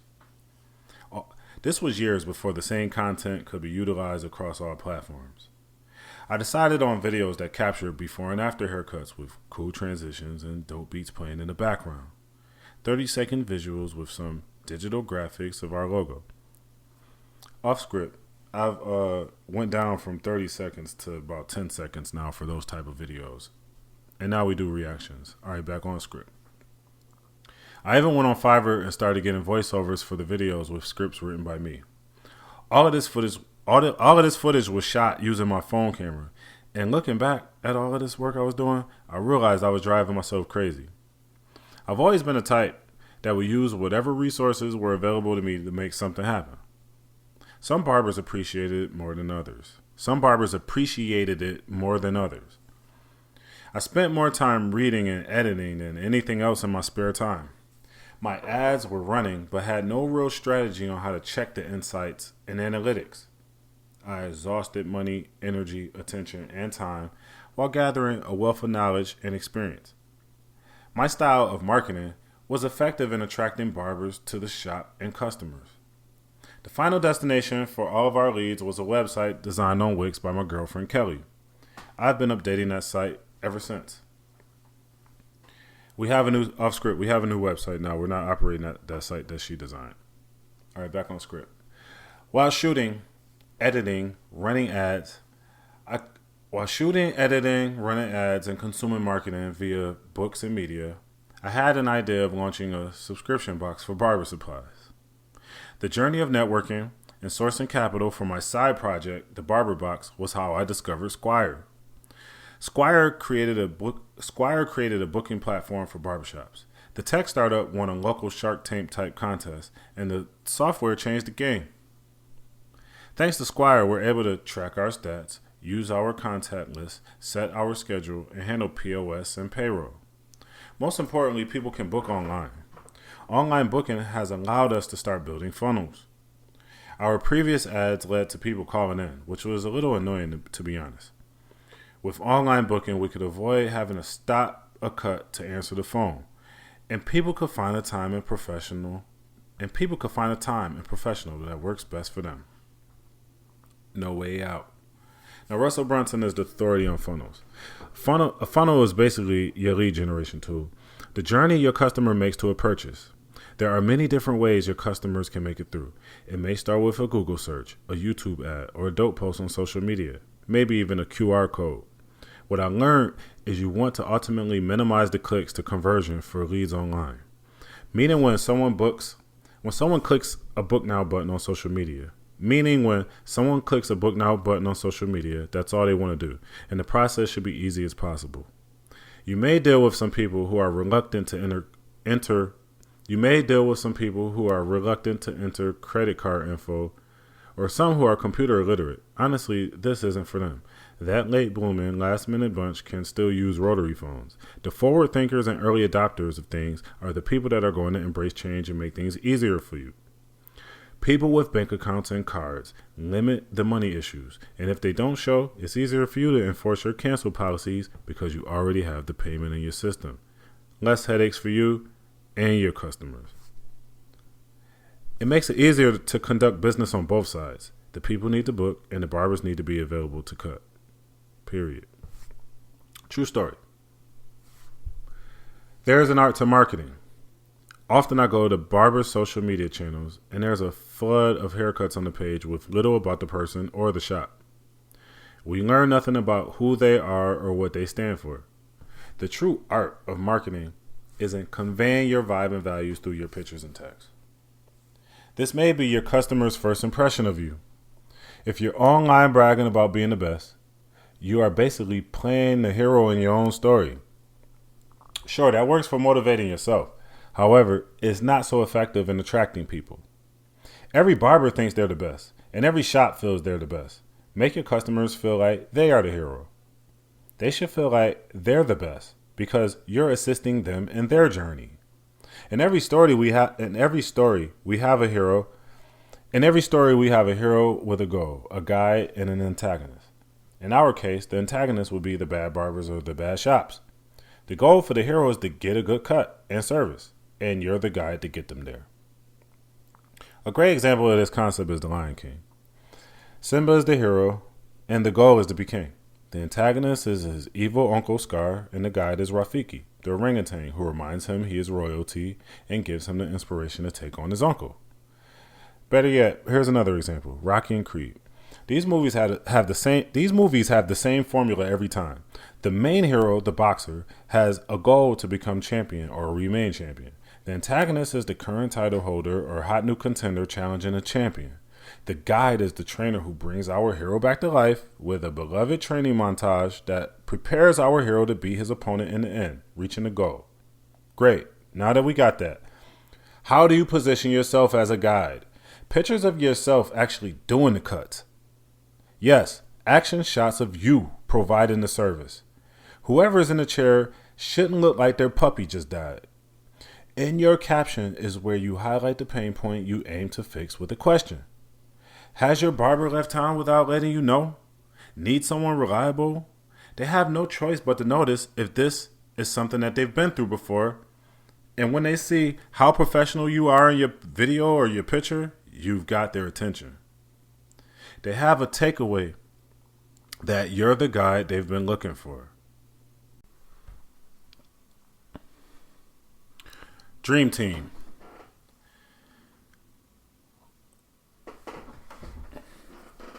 Once you are a busy barber or an owner running a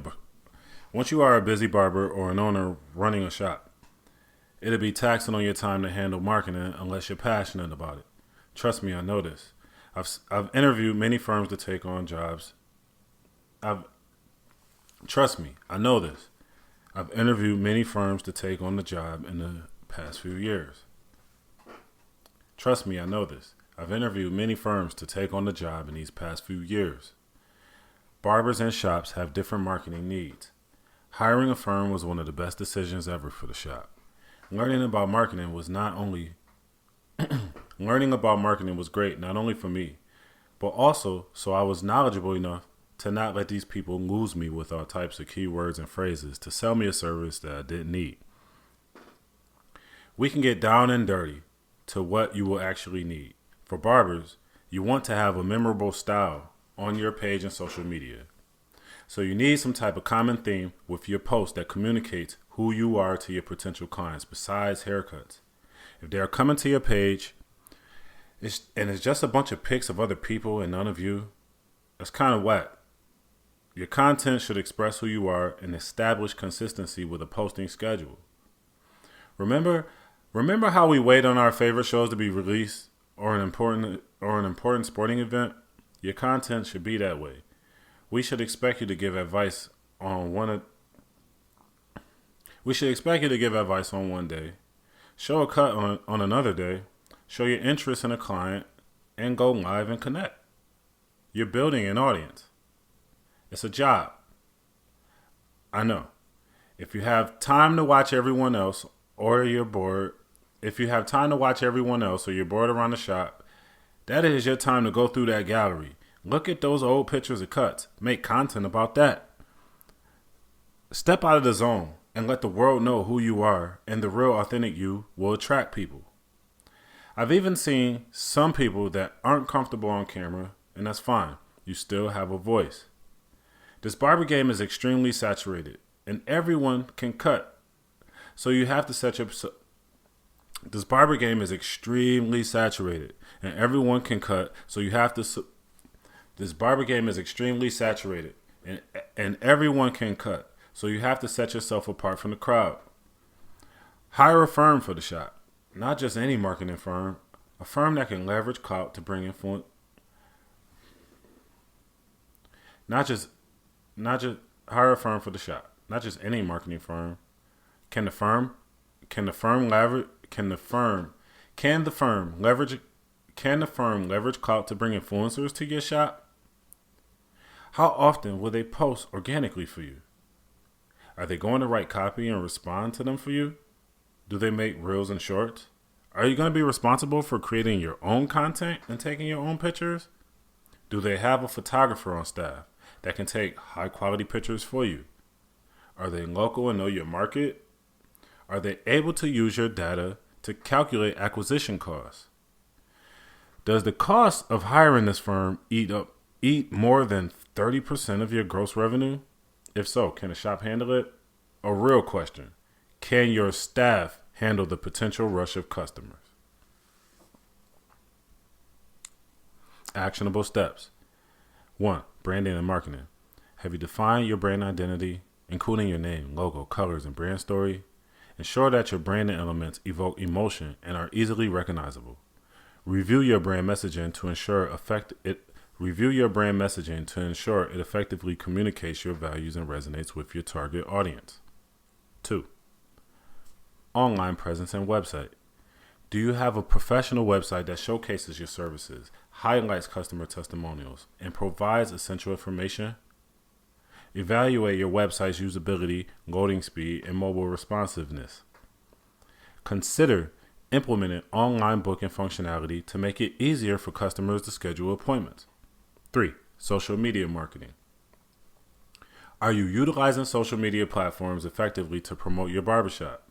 Create content strategy that includes a mix of haircuts, showcases, behind-the-scenes footage, customer stories, and engaging posts. Consistently post content and interact with your audience to build a strong online presence. 4. Lead generation and funnels.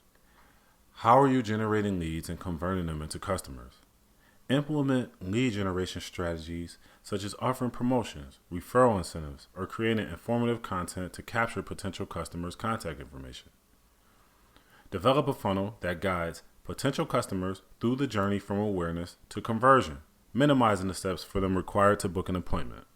5. Local marketing and partnerships.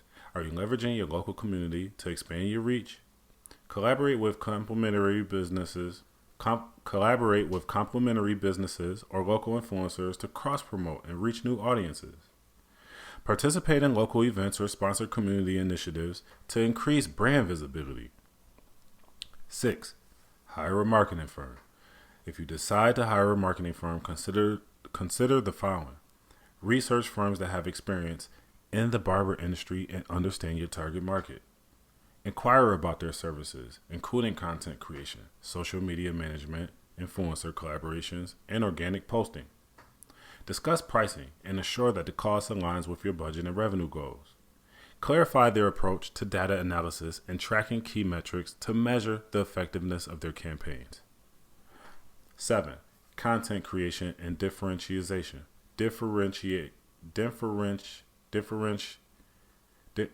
7. Content creation and differentiation. How are you differentiating yourself from other barbers or shops in your area? Experiment with different types of content, such as videos, before and after transformations, educational posts, or stories that showcase your personality and expertise. Constantly innovate. Find unique ways to engage your audience and set yourself apart from the competition.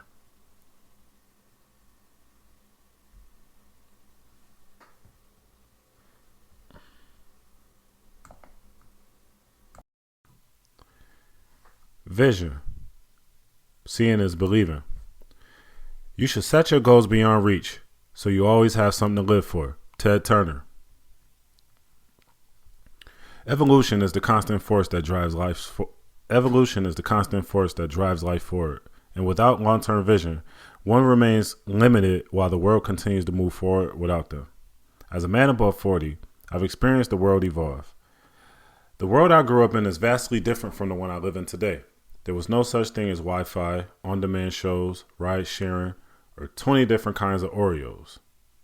In my early years, there were still black barbershops and white barbershops. And if a white man walked into a black barbershop in the 80s or 90s, he would immediately be assumed to be law enforcement or lost. Kaleidoscope. I wanted to create a barbershop where anyone could get their hair done, no matter their race, and where barbers could relate to anyone who walked in. So I decided to open my own barbershop. So when I decided to open my own barbershop, people expected it to be the black shop. By definition, that wouldn't be wrong, but I had a different vision. This was met with pushback and ridicule from some, but I stayed true to my vision. I hired whoever had skills and would fit the culture of the shop. That included black, white, Latino, gay, transgender, young, and old barbers, even creating shirts with our logos and multicolored designs to reflect the diversity of our team. Hiring a white barber wasn't a big deal after a few came and went. The real game changer was when Lady Barber Meg joined us. I first met her girlfriend in the gym and was impressed by her short haircut, so I asked who did it. After a brief conversation, Meg's girlfriend Liz brought her in to meet me. Meg was working as an apprentice in a small-town barbershop, but Liz felt she could do better. Meg started following our content on social media and thereafter joined our team. Her arrival caused a stir, as people were surprised to see a white lesbian female barber in our black barbershop. There were some who gave her a chance and some who walked out if she was the only one available. However, she proved herself and quickly became an integral part of our team. Meg and I learned a lot about one another while we were roommates during COVID.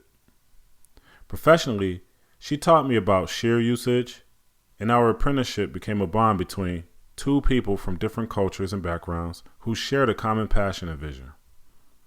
My experience with her has shown me that we can welcome people from diverse backgrounds and of different preferences into a world often perceived as misogynistic or toxic.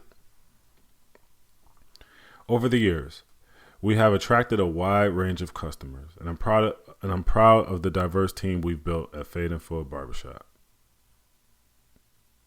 Leaders and followers. A smooth day at the shop is everyone smiling, making money, feeling well, and we're on time.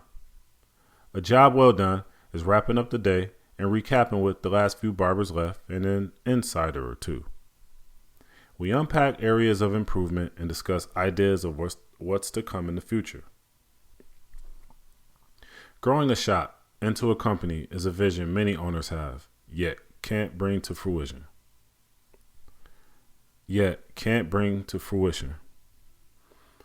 Is it a lack of vision? Sometimes I wonder, if I had stayed at past shops, would there have been an end game for me? I made tons of money in other shops, yet something deep within me caused me to want to leave to seek a greater purpose. We can become jaded with work without dreams. We can become jaded with work without dreams that motivate us and drive us. Ending a barber career with lasting impact is a driving force that guided me this far and even towards writing this book. The life cycle of a barber rarely ends in a decorated Hall of Fame retirement. We start, learn how to cut, and keep cutting until we can't cut anymore. Dreams of being a billionaire barber might sound audacious. How often do we hear about a shop growing into an enterprise? Or one of our neighborhood shops becoming a global brand that goes public? For most of us, is every man for themselves. Shops compete against one another and die by the price. Or like Sean Thompson always tells me, die behind the chair. Sean and I have a quirky relationship. He may not recall our first time in the same room. It was in '07 when he called a meeting to unify the Buffalo Barbers in a commission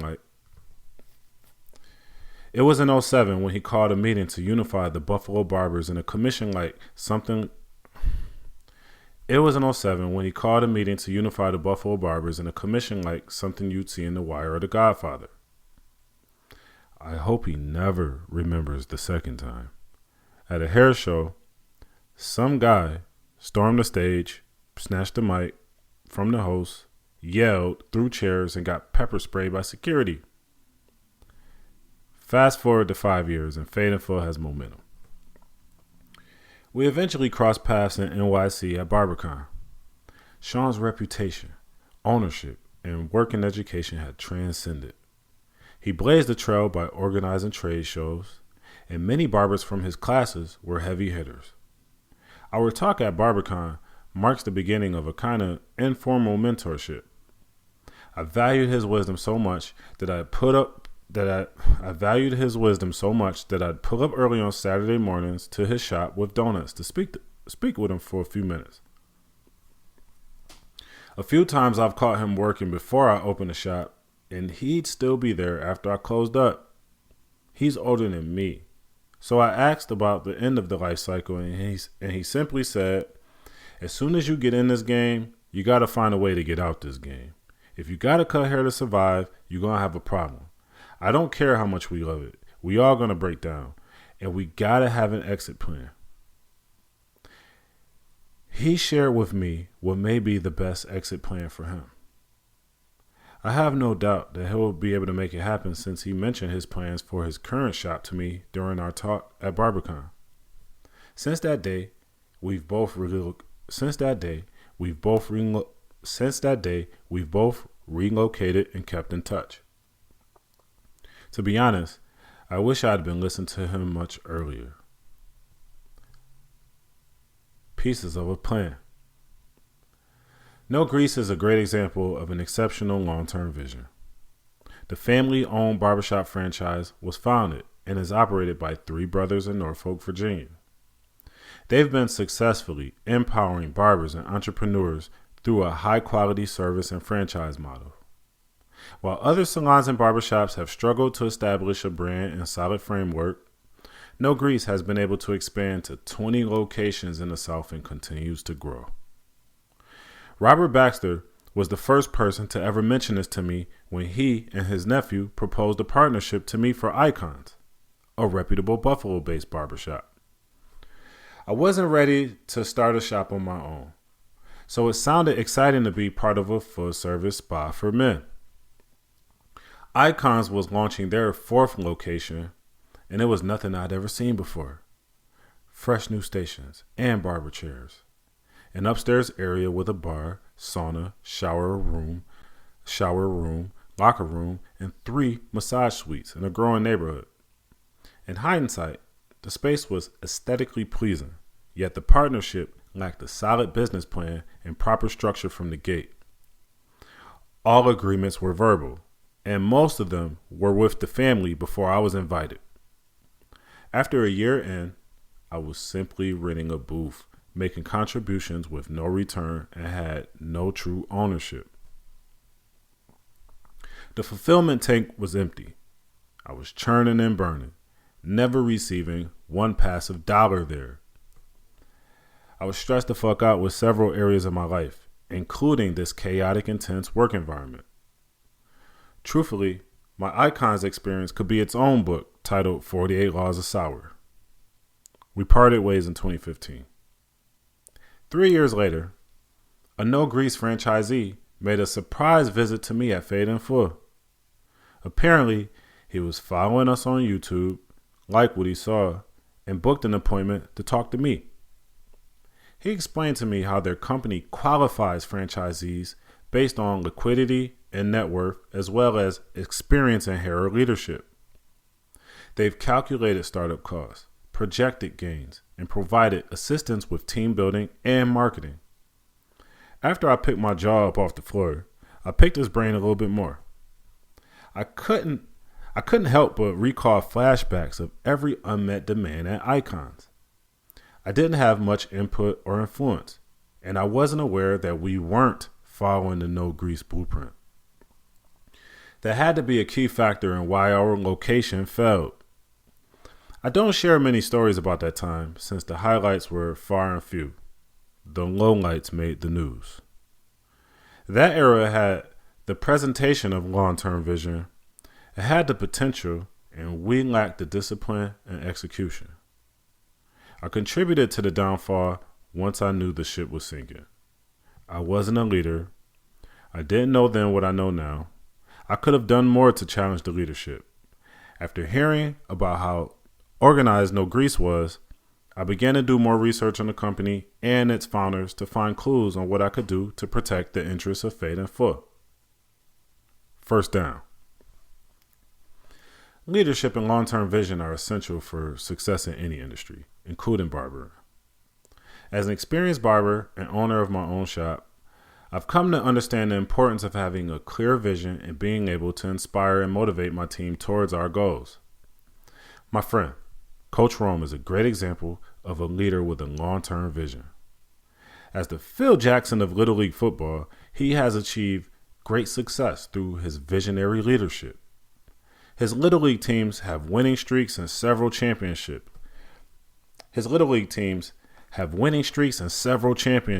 All thanks to his ability to make decisions that benefit the staff, kids, parents, and organization. Despite limited resources and few role models, Coach Rome has managed to turn his life around and become a respected pillar of our community. He always has been supportive of my barbershop, sending referrals and supporting me no matter how far away I was. When I recently asked him about his approach to long-term vision, his answer surprised me. He takes things one day at a time and focuses on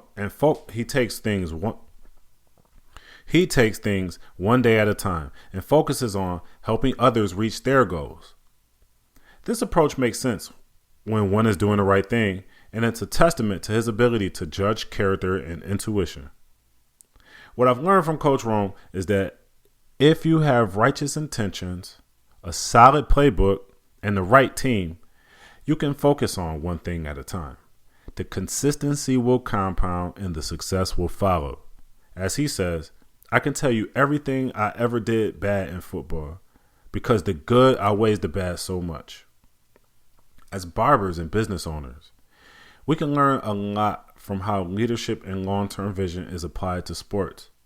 By staying true to our vision and consistently providing quality service, we can build momentum and achieve our goals. With the right attitude and work ethic, anything is possible. Saved by the Bell. Young barbers are set to revolutionize the barbering industry. I had an opportunity to witness their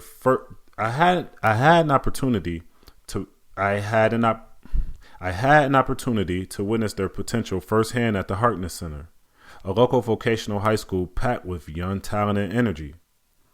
Miss Reinhardt, an experienced barber and cosmetology instructor, invited me to speak to her students, and I was one of 3 called in to speak. One of 2 to open and run a shop. The students were eager to learn about what it's like in the real barber world, and I gave it to them with no filter. The students didn't just limit their questions to what inspired me to become a barber. They were genuinely interested in the process of opening and owning a shop. They took notes and seemed to identify with my stories of overcoming hardships, including my jail time, and connected with my authenticity during my journey. The engagement and enthusiasm from them was inspiring to me, and hearing about some of them already cutting for money in their teens is impressive. During my time at the Harkness Center, I met 2 particularly young barbers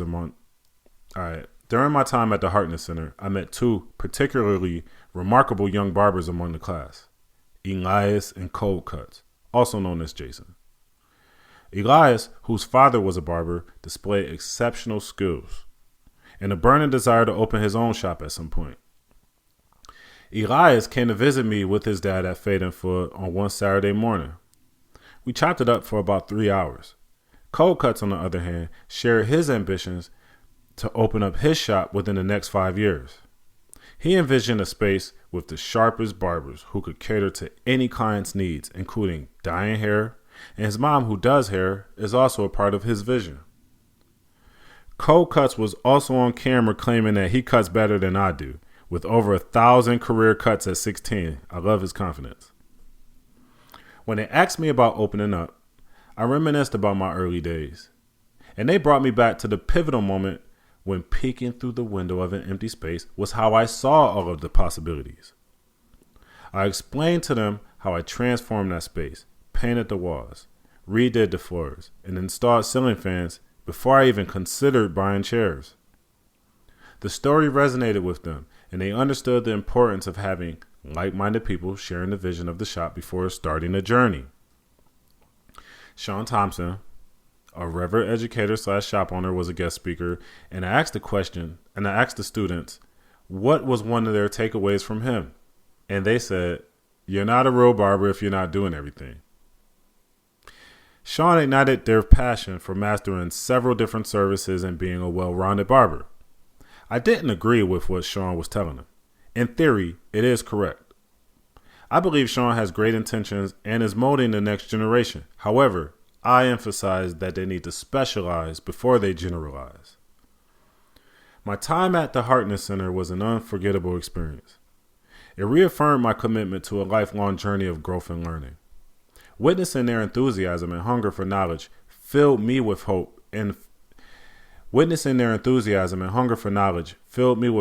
the future of this industry. The emergence of this new class marks a significant shift in the dynamics of the trade. Their new perspectives, innovative ideas, and determination are transforming the landscape. I believe that these young talents will reshape our industry and inspire others to push past our existing boundaries and challenge some of the norms for a new level of excellence. Fresh canvas. I seem to be at a crossroads with our expansion plan. Lex, our fiery young barber, found a commercial space near her home that we checked out recently. We met with a broker who handles tenants for an out-of-state company that owns the space. Right now it's empty. No tenants, walls, or anything. The mixed-use space is attractive. It needs a build-up. Finding capital gains and obtaining permits to build a new shop has been in slow motion during the holiday season. Finding capital and obtaining permits to build a new shop has been in slow motion during the holiday season and harsh weather. Meetings began in November, and February breezed by without us pouring in concrete yet.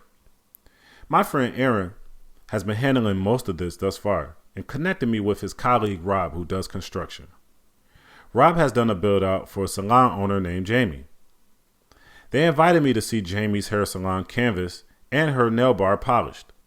Both are located close to the same strip mall in an affluent suburban village.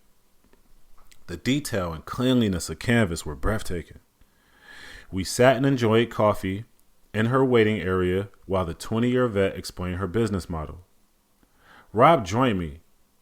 Rob showed me all the technical details of his customizations, while Jamie explained the functionality.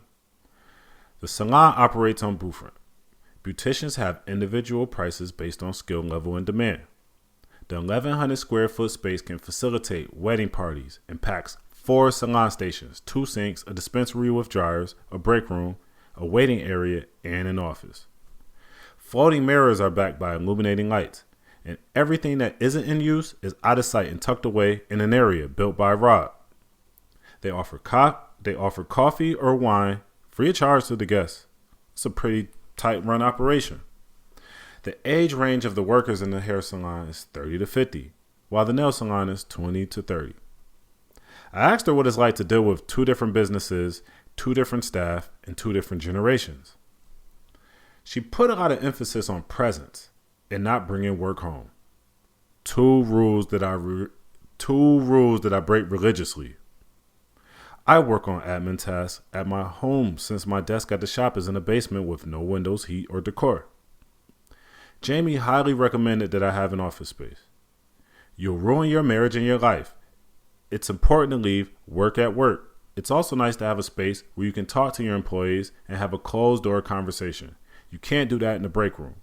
You can't do that on the floor. And when you start taking them to a coffee shop, the message gets diluted. Having a space to really connect and deliver a message is important. Obviously, you need to have a safe space to maintain some sanity. You're still creating a presence as a leader and an owner by being on site, whether you're on the floor cutting hair or you're in your office. I agreed while we migrated one door down to a break room with a new washer and dryer conveniently placed underneath all of the HVAC stuff. I almost didn't notice it. Jamie doesn't believe in big break rooms. This one is smaller than she'd like. However, every full-time renter has a locker. The break room serves as a space where the workers can chill and eat away from the clients. They don't like mess. It's got to be organized, and it's got to be clean because your clients see that. During COVID, when everyone thought the moon would sneeze a particle on the earth and we'd all get sick, her clients wrote letters and texts saying they would eat off her floor. She's really proud of that, and a lot of it has to do with extreme organization of space. Visiting Jamie refreshed my sense of urgency. Once I explained a few details about my potential second location, she said, "Do it." There's no doubt that we'll be able to design a new shop customized for premium customer experience. That part of the vision is easy for the visionary. A grandiose vision requires belief from many people and a united effort. America is most daunted. Sometimes you have to ask yourself why, and the answer may motivate you. It can also discourage you, depending on how real you are with yourself. Upon my expansion crusade, a month-long trip, and work-from-home days, there was a change of heart at Fade and Full with customers and staff. More than half of my clients went to other shops. Overall numbers were declining monthly. Quality control dipped. And I was HR putting out one fire after another, personally and professionally.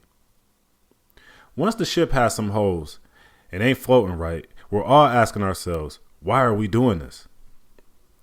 Part-time barbers were doing full-time numbers. Full-time barbers were doing part-time numbers. Some were considering switching careers. One may have hit the hairy powder and thought he was me in my absence. A better question to ask is, should we really expand? The answer is very layered, motivating, or intimidating, depending on how you see it. I feel charged thinking about helping someone reach a higher level. Something more than just a barber.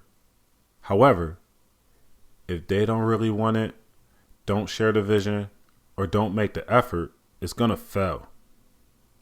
Patrick Bet-David inspired me to build the right team before mastering a strategy to scale.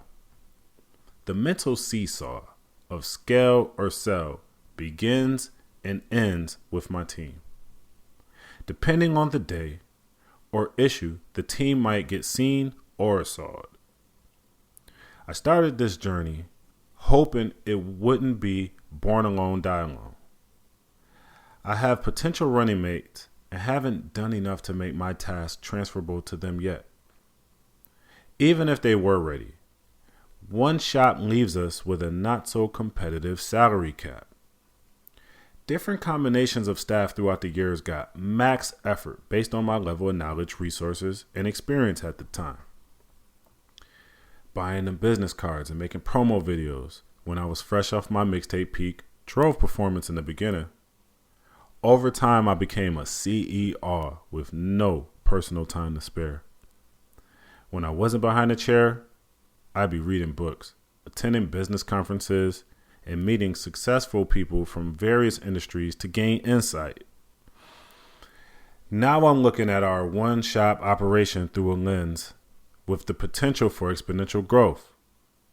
My new lens, though, It's not quite the view my team got. They may see a business conference as a recreational trip. New barber chairs are expendable, like old barber chairs. Football is light years better than any book. I'll see our ad campaigns and think about the cost of customer acquisition. They may only see walk-ins that aren't as important as their appointments. Social media, in my mind, is a lead generator. For them, it may be a place to catch laughs and content. Social media, in my mind, is a lead generator. For them, it may be a place to catch laughs and connect with friends. A book club in our shop for kids, an opportunity to leave and handle what's important to them. People have lives and families, their own interests, their own vision. I get it. One meeting ripped the stitches out of that wound. I've created manuals with the technical stuff I've learned in an attempt to enlighten my group. It features our stats, systems, and projections. 50 pages or less, not as dense as this book you're reading now. Our manual included full color pictures, unlike the one you're reading now. The recent edition was dispersed, and no one brought it to our meeting. I had gift cards ready to award whomever did, since I didn't say it was mandatory to do so. Maybe barbers don't care about books, or the barber writing this one needs a reality check. They didn't ask me to create this. Why did I really do it? Most of what I know is from experience or reading and executing on what I learned. It was an attempt to present what was never available to me, sharing the info in a way that I wish it was shared with me. The goal is for us to grow together. For those of you who see value here, you may have a competitive edge over the group. They have me so close that my intentions may be blurred, misunderstood, or not urgent. Most barbers are self-employed at heart and want to move to the beat of their own drum. Here I come, complicating things with all this business stuff, conducting our meetings in boardrooms, tracking our progress on whiteboards, and expecting continued growth. There may be moments where we find ourselves doing what we think people need when it really might be what we want. Pondering on this, I recall the story 50 Cent shared. G-Unit had a meeting after the success of the album sales, world tours, video games, sneakers, and clothing lines.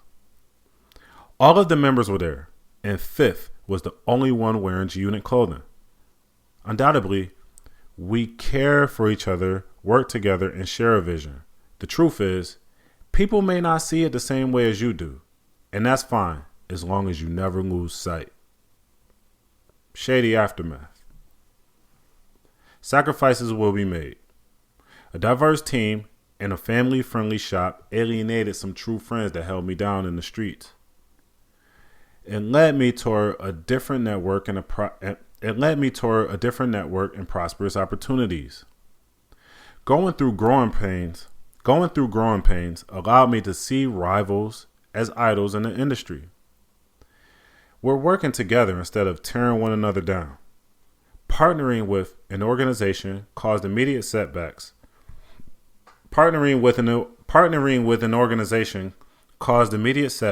Yet pushed me toward true ownership.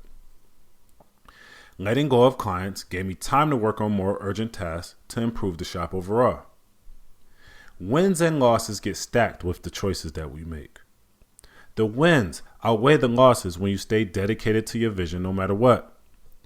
Many of us struggle to get past avoiding making mistakes and caring too much about what people think, playing not to lose instead of playing to win. Everybody won't be your cheerleader, help, or want you to win. In the words of the late Kobe Bryant, boos don't block dunks. He didn't allow spectators, defenders, or weak teammates to stop him from practicing. They didn't control his routine, break his spirit, or compromise his vision of being the best, and winning built his confidence. Losing built his character, and character is the most valuable thing we can build in order to win in life. The Mamba practiced 6 hours a day, 6 days a week, even during the off season. Have you ever been that dedicated? We're still talking about practice, not the actual game. Neither one of us is Kobe Bryant. We are who we are. And who we are ain't who we are who we are. And who we are ain't who we were. Today begins forever. A new beginning of who we're meant to be. Embrace making the leap forward despite where you are in your life. Your character, personal habits, and work ethic is the path. Your vision is the light at the end of the tunnel. Whether you're the barber looking to do a certain amount of heads in one day, open a shop, or open several shops and a school, the first step is to manifest it with your vision. See it, believe it, then achieve it.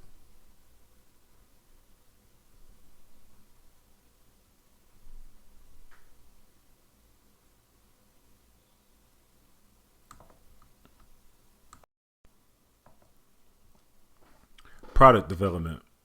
Die trying. I am already a product. Ross Perot. It's rare you see many products in the average barbershop. If you do, it's limited to some merch or vending machines. We sold chips and cookies, but opening a supply store and offering hair products was always a goal. Going inside a salon and seeing a fully stocked product section feels like second nature. I once worked in a salon with barbers, and they were moving so much product that they kicked the barbers out to make more room for inventory. Salons clients are conditioned to buy things from the experts that handle their hair. Meanwhile, in the barbershops, haircuts are the bread and butter. That's it. Growth lies in products, my people. Products for those extra services we should be providing. Products for clients with dirty hair and dandruff. Products for your one guy with thinner hair on top. Products for your other man with the Nestle Crunch bumps under his beard. Think for a moment, and you realize most of your clients have unmet needs for hair and skin. If they're asking for a solution, why are you sending that money somewhere else? According to market research, skincare is projected to be an $18 billion industry by 2027.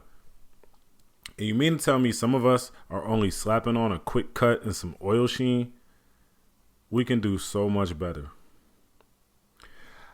I know you're going to have some customers that feel like they don't want extra service or think they are too tough for hot towel facials, but fuck that. We gotta revolutionize this shit together regardless. We set the trends.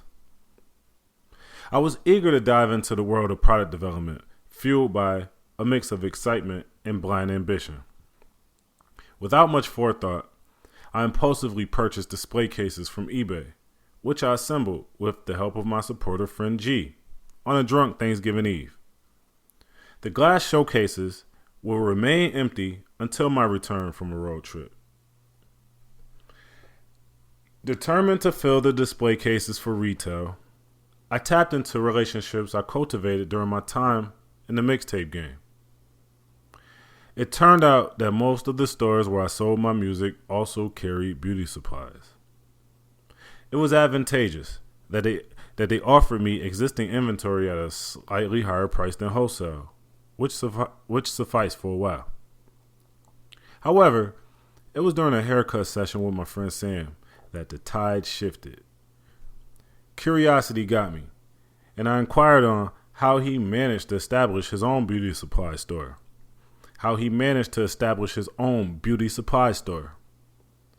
He revealed that he was on the verge of closing it down. It was at that moment I discovered my golden opportunity. Sam introduced me to a larger supplier who had everything I needed. But there was a catch. They had a minimum order requirement, and I had to obtain a secret code to access their exclusive site.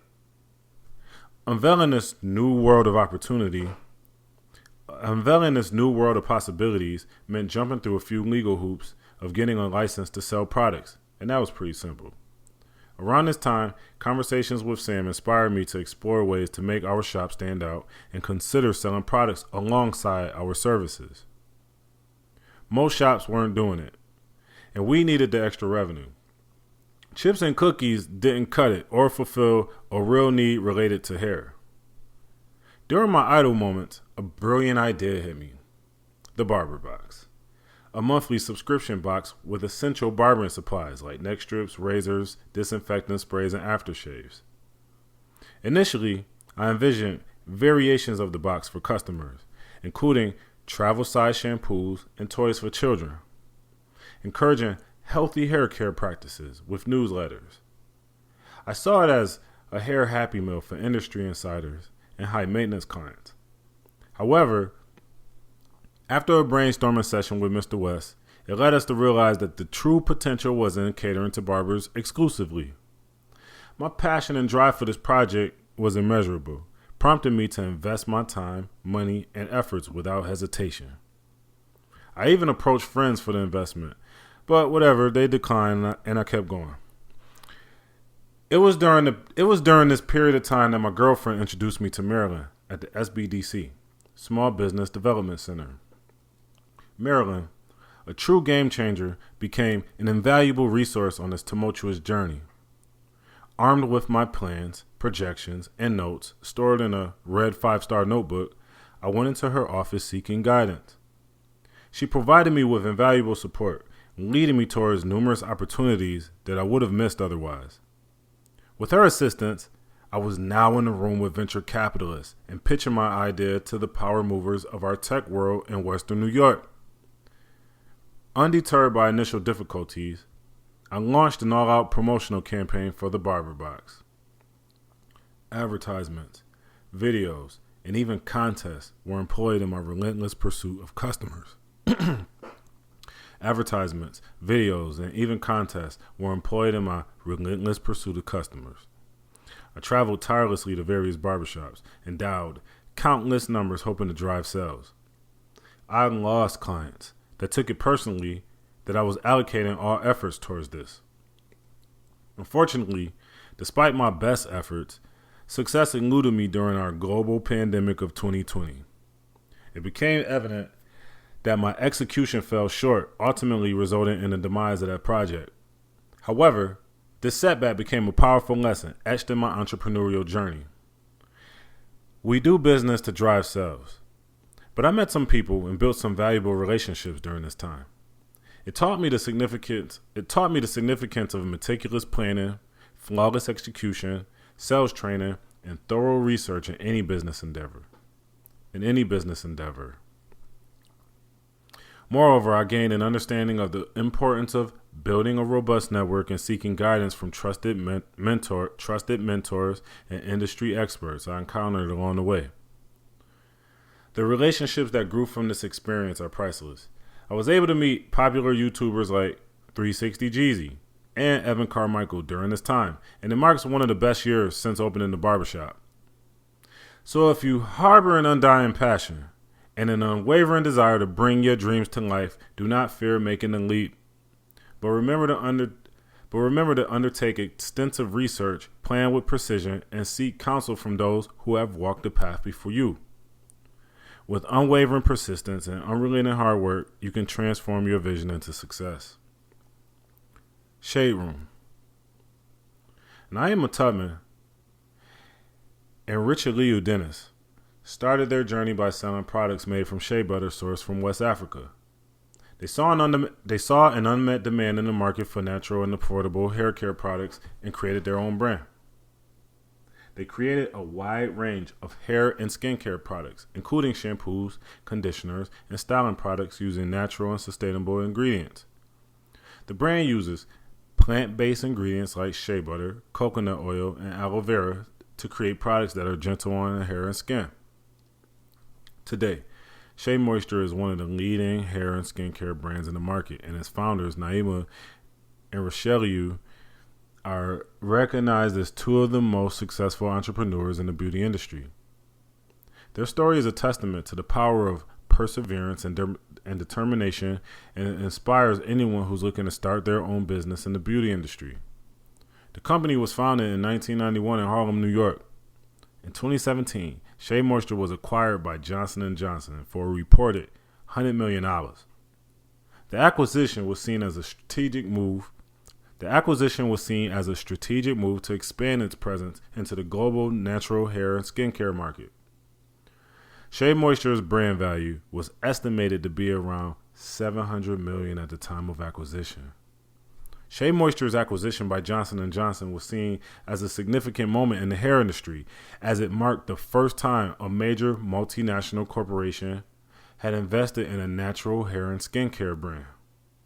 Shea Moisture's founders saw the acquisition as an opportunity to further their mission of empowering communities by making natural and culturally authentic personal care products more accessible to a wider audience. The acquisition also helped Shea Moisture to expand its product of offerings and reach The acquisition also helped Shea Moisture to expand its product of offerings and reach a broader customer base. The company has continued to grow and maintain its position as a leader in the natural hair and skincare market, and its products are now sold in more than 60 countries worldwide. UNITY. In the ever-evolving world of barbering, there is one crucial element that holds key to unlocking your true potential: the power of self-awareness. Understanding oneself is not just an idle concept. It is the foundation upon which success is built. Allow me to share my journey and the invaluable lessons I've learned about the importance of knowing oneself. The most important person to believe in is you. Everyone else who believes in you means nothing if you finally The most important person to believe in is you. Everyone else who believes in you means nothing if you finally believe in yourself. Patrick Bet-David. These words reverberate with a profound truth. To thrive in this industry or any other, you must first comprehend who you are, what drives you, and the unique strengths you possess. This self-awareness becomes the fuel that propels you towards increased productivity, skill elevation, and ultimately a substantial income. In my early days, I believed I had it all figured out. I attended conferences, read books, and watched countless YouTube videos, thinking I had gleaned all the knowledge necessary for success. But it was a chance encounter with Marilyn, a seasoned mentor that shattered my illusion of knowing it all. Marilyn had built and sold several businesses, and her insights proved to be a game changer. During our first meeting, I realized that true self-awareness involves acknowledging our strengths and weaknesses. It necessitates being honest with ourselves, even when the truth may sting.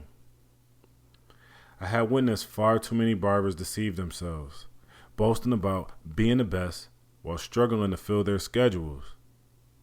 It became evident that such self It became evident that such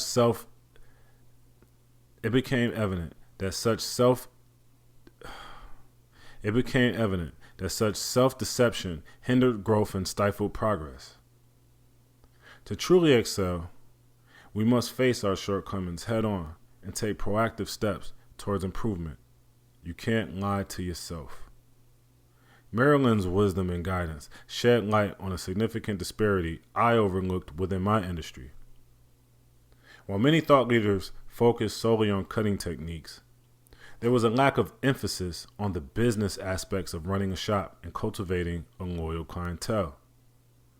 Recognizing this gap, I made a conscious decision to prioritize the business of barbering, fully aware that success extends beyond technical skills alone.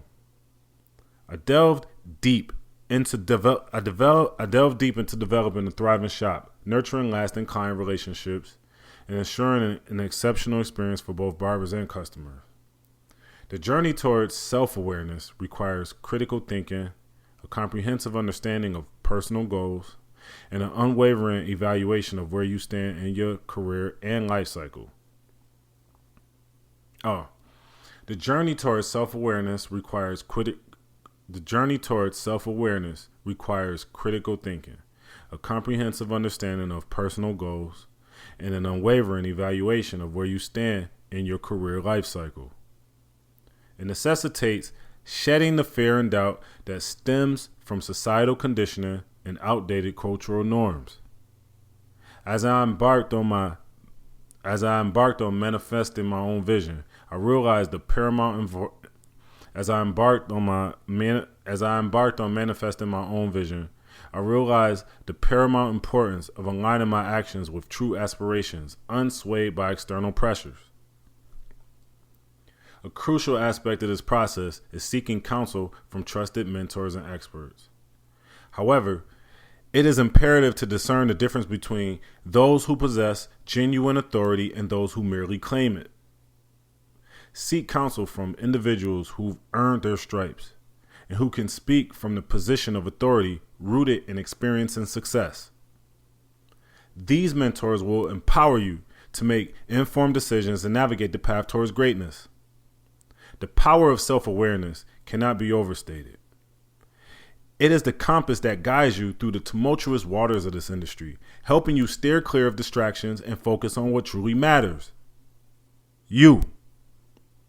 By embarking on this journey of self-discovery, you will unlock the door to your own greatness, realizing your full potential and transforming your dreams into reality. Embrace the power of self-awareness as a catalyst that propels you towards a thriving career and rewarding life for you, your loved ones, your team, and your clients.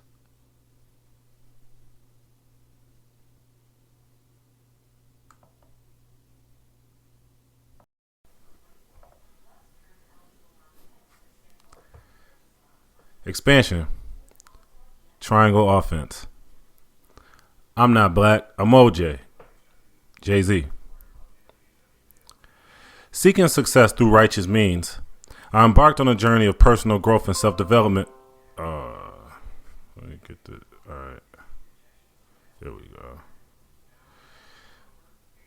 Seeking success through righteous means, I embarked on a journey of personal growth and self-improvement, which led to the success of Fade and Full.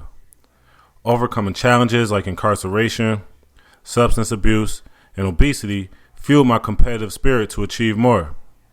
Scaling our business from a 3-chair shop to a 6-chair shop in a better neighborhood was just the beginning. The next step was to replicate this success. Exploring options, I considered acquiring an existing barbershop for improvement rather than opening a new one. Exploring options, I considered acquiring an existing barbershop for improvement rather than opening a new one. During my search, I received a call from a man named Mafia Mike, who claimed to have a shop for sale. Intrigued by the opportunity, I agreed to meet him at his office. The encounter raised doubts with blinds closed on every window and a seemingly empty building. However, I persisted and was welcomed inside by an older woman. After a brief wait, I finally met Mafia Mike, a seasoned businessman with a raspy voice and an Italian accent. He presented himself as a knowledgeable broker in the industry and shared his experience of helping people buy and sell businesses. Mafia Mike offered me a chance to purchase a shop located next to a popular restaurant. Intrigued, I agreed to visit the location. Arriving at the shop, I found it tucked away in a mixed-use building behind the restaurant. The interior revealed a somewhat dated and dimly lit space. The chairs showed signs of wear and tear, and the overall ambiance lacked new character. However, I could still envision its potential. Mafia Mike touted the shop's performance, claiming it generated over $100,000 in annual revenue. He mentioned that the owner Steve wanted to sell the shop. He mentioned that the owner Steve wanted to sell the business due to personal reasons and was looking for a quick exit. The price he quoted was $20,000. It seemed unbelievably low, raising questions in my mind. To gather more information, I met with Steve, the owner, at the shop. I was greeted by an older gentleman giving a haircut to another older man. The atmosphere was tense, with the barber feeling disrupted by my presence. After the customer left, I introduced myself and engaged in a conversation with Steve. He explained his reason for selling the shop including his back pain from standing for He explained his reason for selling the shop, including his back pain from standing all these years. However, he assured me that the barber currently working there, Tom, would stay if I purchased the shop. Seeking further clarity, I requested a meeting involving Tom, Steve, and the landlord. During the meeting, it became evident that Tom was resistant to change and showed no intention of staying if I took over. Tensions escalated between Tom and Steve, complicating the situation even more. Despite the setbacks, I remained determined and tried to negotiate with Tom, emphasizing the potential for collaboration and some improvement. However, my efforts to reach an agreement with Tom proved futile. He abruptly barred me from the shop and terminated any potential deal, leaving me without a clear explanation. It was a disappointing outcome after weeks and months of work and anticipation. Months later, I discovered that the main barbershop, the shop under consideration, was no longer available. The landlord had different plans for the space, signaling a missed opportunity for all parties involved. Steve would have gotten his severance pay, but the landlord would have a new tenant. Tom would have been able to move up from just a barber, and I would have had social proof that my systems work for any shop. It was disheartening to think that closed-mindedness and potential prejudices may have played a role in the denial of this opportunity. Despite the setbacks, I remained resilient and focused on the next endeavor. The experience taught me valuable lessons about navigating the business world, evaluating opportunities, and dealing with unexpected challenges. I was determined to continue seeking growth and success in the barber industry, never losing sight of the ultimate goal: expansion. DigiScale. Expanding from a sole proprietorship to a full-fledged business was a significant milestone for us at Fade and Full Barbershop. We started our journey in a modest 700 square foot space with just 3 chairs available for Blueprint. As our client base grew and demand increased, we realized the need to expand our operations to accommodate more barbers and provide better services to our customers.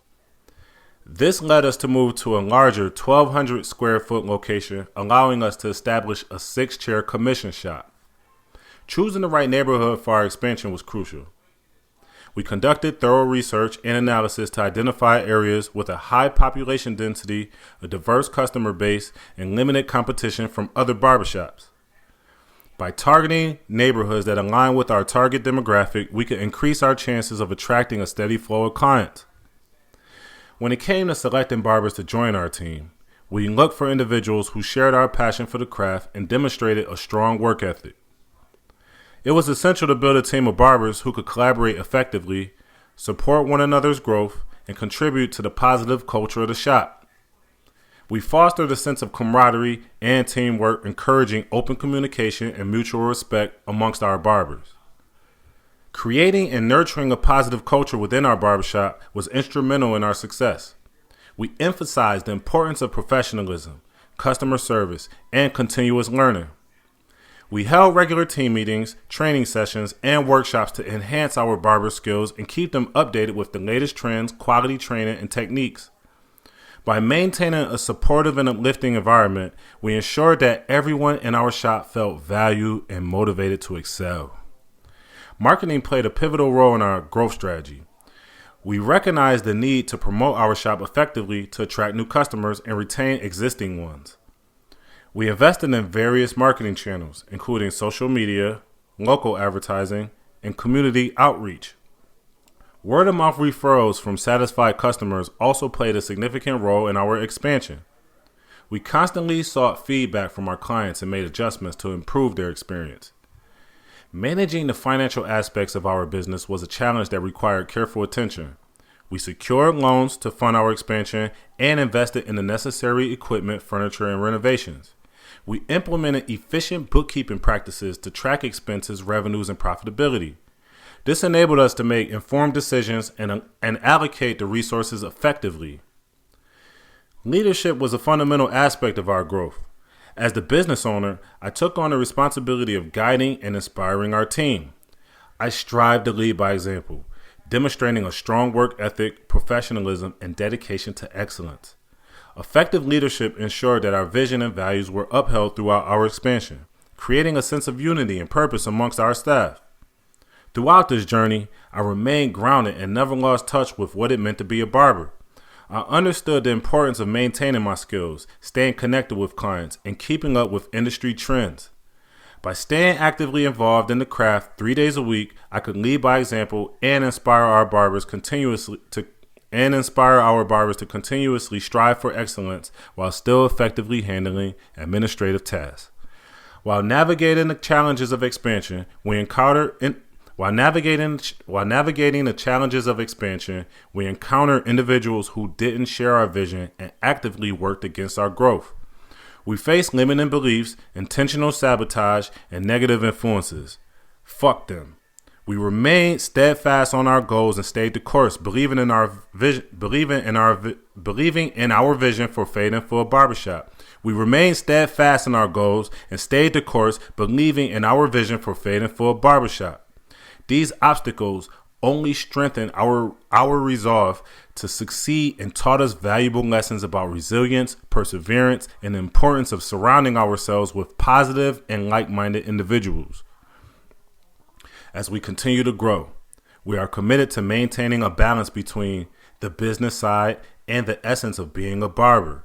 We strive to provide an exceptional customer experience while also focusing on the strategic aspects of running a successful barbershop. Our dedication to both the craft and the business allows us to create a thriving and fulfilling environment for both our barbers and our clients.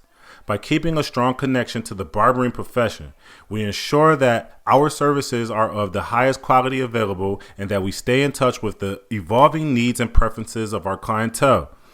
We believe that being hands-on and actively participating in the barbering process allows us to maintain authenticity and provide an unparalleled level of service before the robots take over. By staying connected to the craft, we can lead our team effectively. As a business owner, I have to maintain foresight and understand the challenges, techniques, and trends within the industry. By staying knowledgeable and up to date, we can guide our barbers, offer mentorship, and provide the necessary support to help them thrive in their careers. This approach may differ with personality types in the barbershop.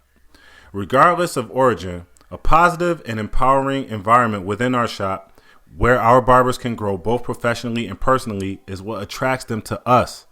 Remaining connected to the barbering profession helps us connect with our clients on a deeper level. We understand the unique needs and expectations of individuals seeking our services, and we can tailor our offerings accordingly. By being involved in the day-to-day operations of the shop, we can build relationships with our clients, provide personalized recommendations, and ensure that their experiences are exceptional. It's a weekly challenge to remain committed to growth while not losing touch with what it means to be a barber. The authenticity, quality, and customer-centric focus of our barbershop can be lost with numbers, projections, and profits. By balancing the business side of operations with the passion for the craft, we can create an environment that benefits both our team, our clients, fostering growth, satisfaction, and success.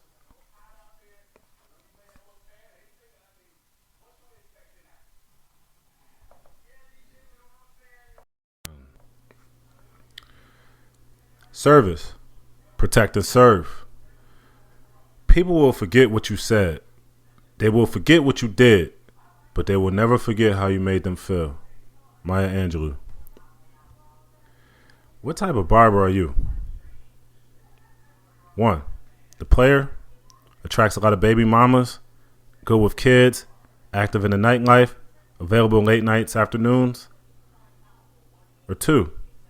The businessman, on time, charging premium price, works late nights, or anything outside of shop hours is alright.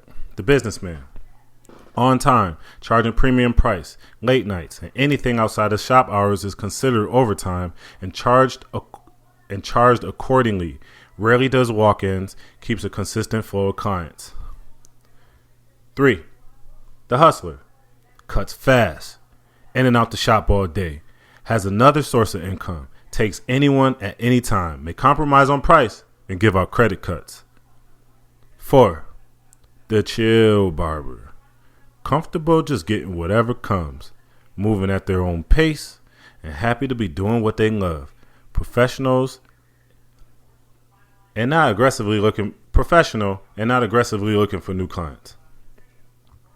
The entrepreneur, always on the grind, self-promoting, bringing awareness to themselves and the shop, knows how to advertise and hands out cards. They like to network, spread the word, and will speak to everyone in the shop, even other people's clients.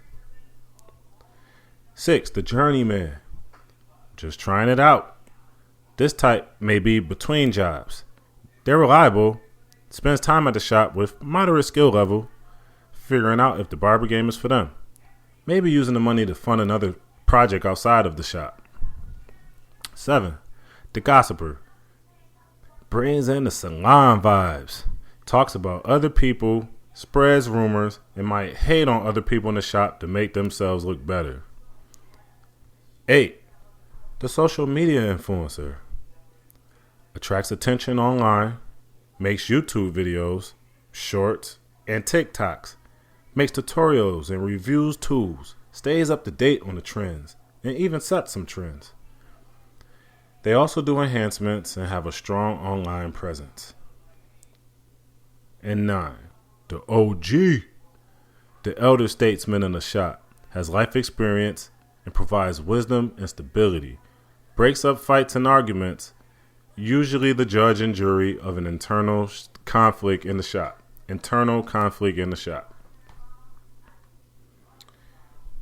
Shut up and cut.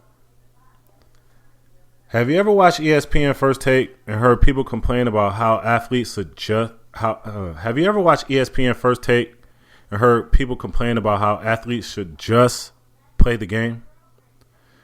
Of course, we want them to play their best and win. However, they're people like we are. They live in the world and experience reality with us. Our exposure to certain injustices or life events may be relative. However, they have thoughts and emotions too, just like us. They aren't robots. Throughout time, we've seen some polarizing athletes and thought leaders within the sports world.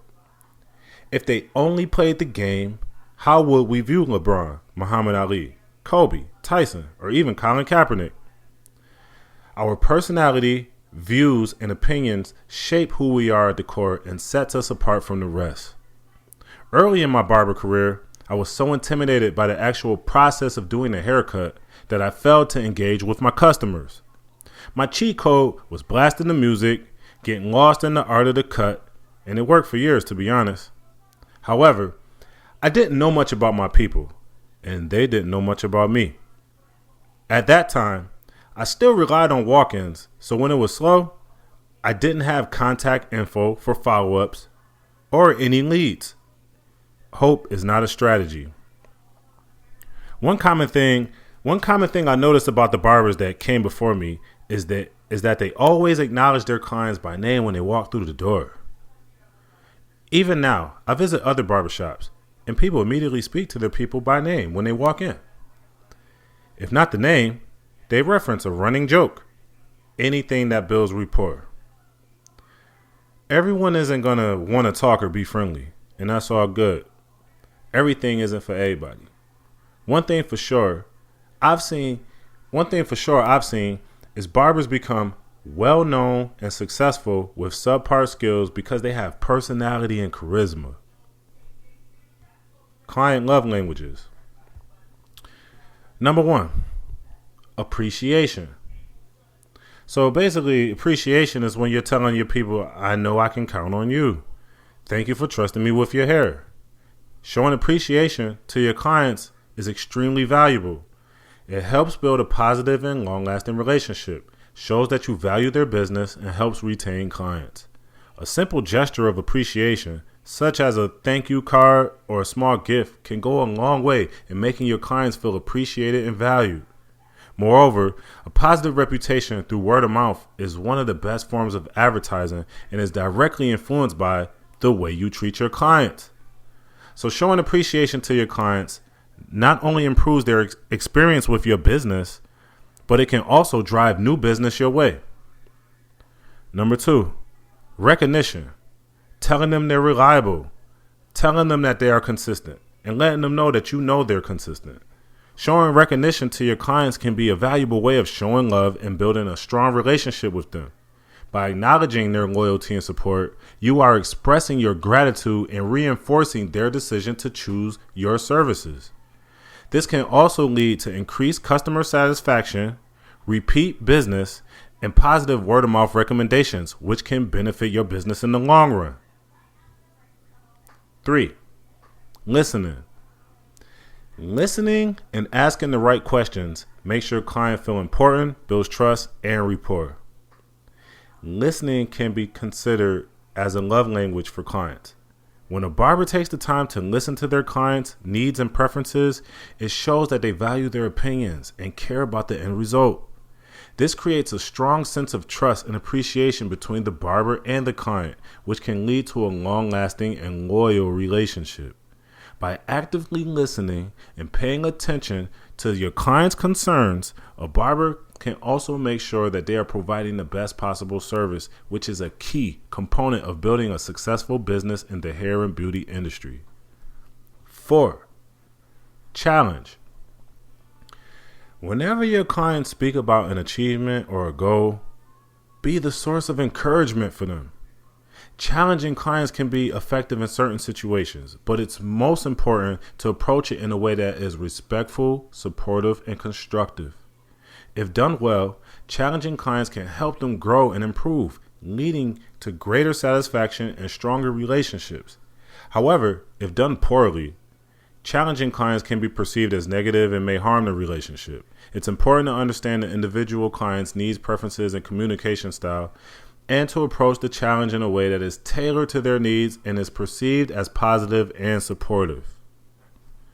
5, connections. Your client base serves as a network of contacts that helps you, and they can also help one another. For example, if you have a client looking for a house and another client who is a real estate agent, you can link these two.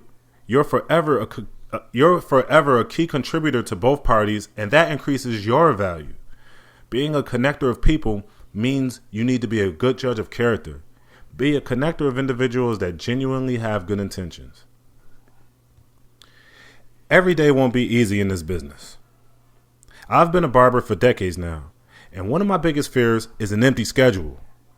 On a January evening, I checked my Saturday appointments and saw that I only had 3.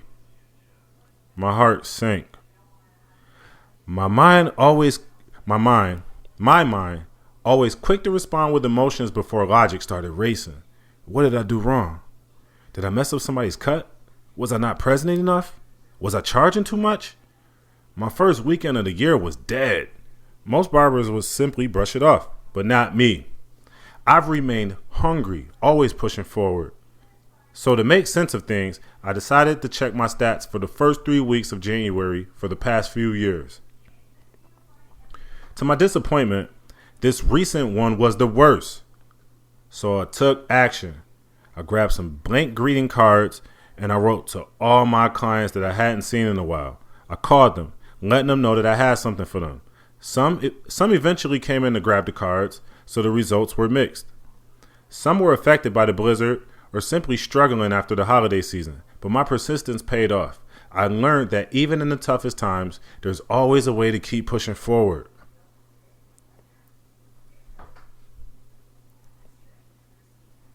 Oh, that was it for service. It was short.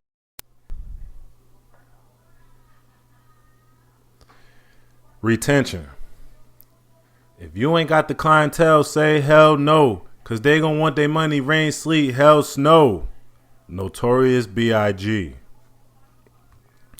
Ask most barbers how many heads they cut in a week, and most likely they'll say, I think like somewhere around, or maybe not quite knowing the exact number. That was me at one time. Coming up in booth rent shops, I was only focusing on the money more than the actual service. Relying on walk-ins meant we sat around aimlessly and waited, watching movies, TV shows, and watched established barbers get busy or stand outside and stop everybody that walked by. So whenever we had a rush of people in the shop, we literally had to rush. Get through those cuts as fast as possible to get everyone you can get.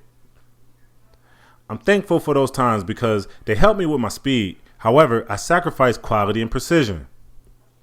At some point, as a barber, you'll want to build up a solid client base once you have the skills down. And here's the key: retention. How do you retain people? Who do you want to retain? First, you need to know what kind of barber you want to be to qualify for what type of clients you want. There is no such thing as the perfect barber. We all have unique strengths or weaknesses. One thing I know for sure is that we attract what we are for the most part.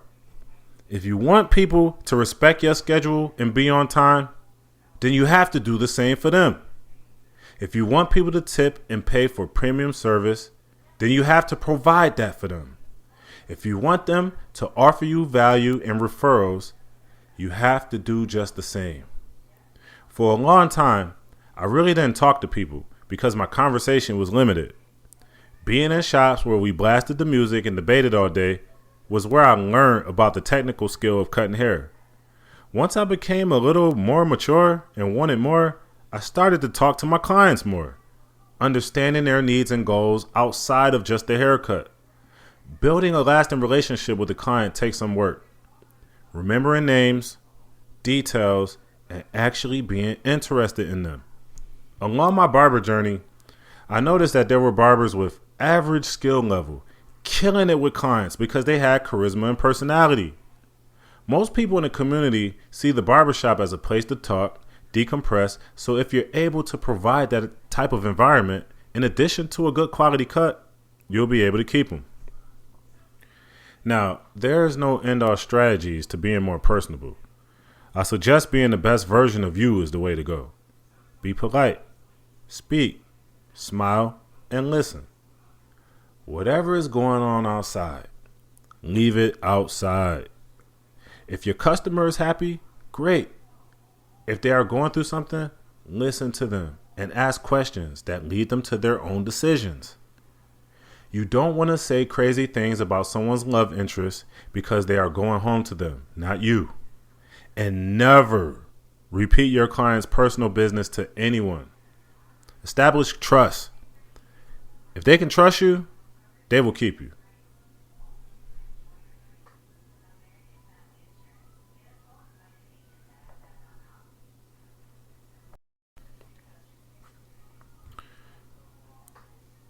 Quality greater than quantity.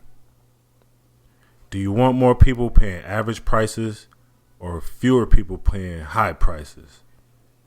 Do you want more people paying average prices or fewer people paying high prices? I've been blessed to say I've experienced both. 18-hour days at $15 to $20 cuts. I've been blessed to say I've experienced both. 18-hour days at $15 to $20 cuts to 6-hour days of $60 cuts. And I prefer the 6-hour day. Cutting 30 people in a day made sense when I was in survival mode.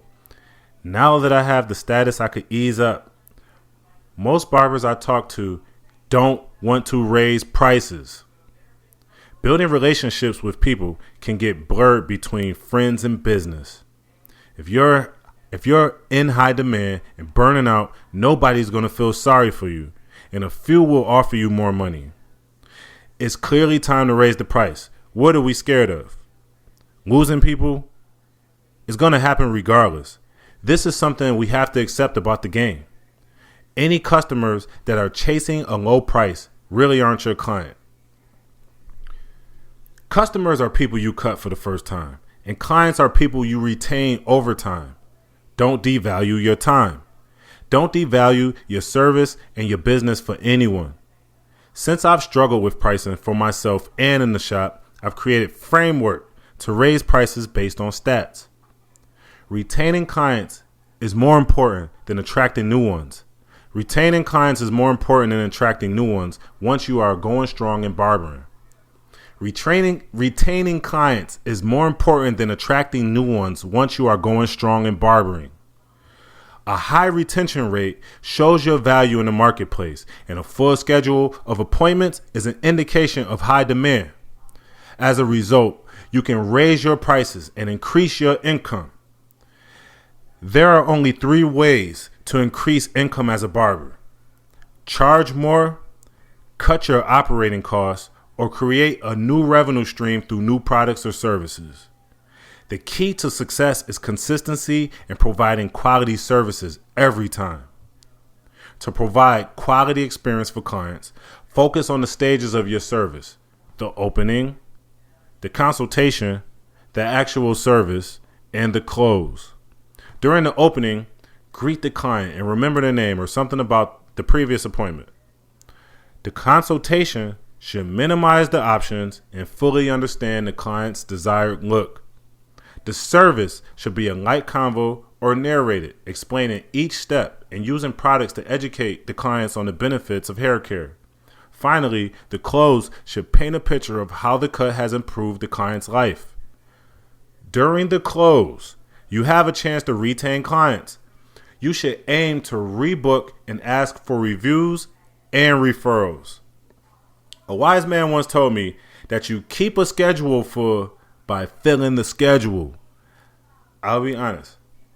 When I was at my peak, it was annoying to rebook people after their haircut.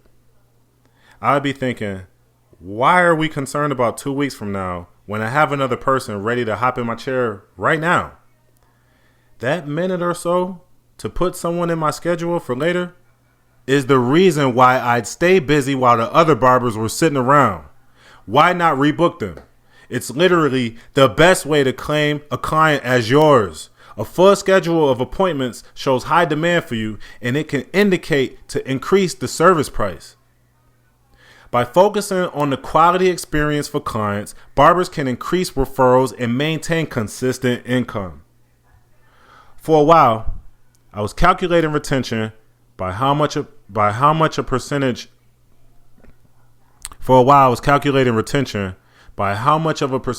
are booked appointments versus the total number of services for a month. If you have above 70% appointments as a barber, then you're doing well. If a barber has 100% booked appointments with no room for walk-ins or last-minute people, they are not charging enough. I've had arguments with barbers over this. One came to me complaining about money and was booked all day every day. He wanted me to increase his commission split, and I told him, increase your price. Charge those people that are booking you more money. I said, I get the concept of cutting costs, but decreased split or booth rent still leaves you with the same workload for the same money. A better approach is to raise the price. Let the cheapos drop off, and you can make the same or more for less physical damage to your body. Don't get high on your own supply. Relying on walk-ins is not the way for an established barber. If you are reading this and you have been in the game for a while, why are you doing this to yourself? If you're a walk-in type guy at a walk-in type shop, that's fine. You chose your path. However, if you accept appointments, are available on a scheduling app, and are an established personality in your shop, and you never have appointments, then something is wrong. Walk-ins are most likely the shop's clients. If you are in demand, then people will book you. I say all of this to share a story with you about a barber that was killing it, doing well, and making money on walk-ins. I explained to him that if he were able to get a majority of his people to book with him, that he should raise his price. So he started to mark all his walk-ins as appointments, inflating his stats. Knowing this, I advised him to keep his price the same. He took it upon himself to raise his price anyway. He didn't raise it to a fair market price for a skilled and professional barber. He almost doubled his price. Now, he just sits there and waits for walk-ins. Nobody is booking at all. Why? Well, if you are the top dog, people will know, respect, and pay what you are worth. You can set a price however you like it, but if you ain't worth it, nobody is paying it. There's a guy whose ads I keep seeing on YouTube advertising a course to get barbers to charge more for cuts. The ads are well scripted and they should target me, so I'd say they are executed very well.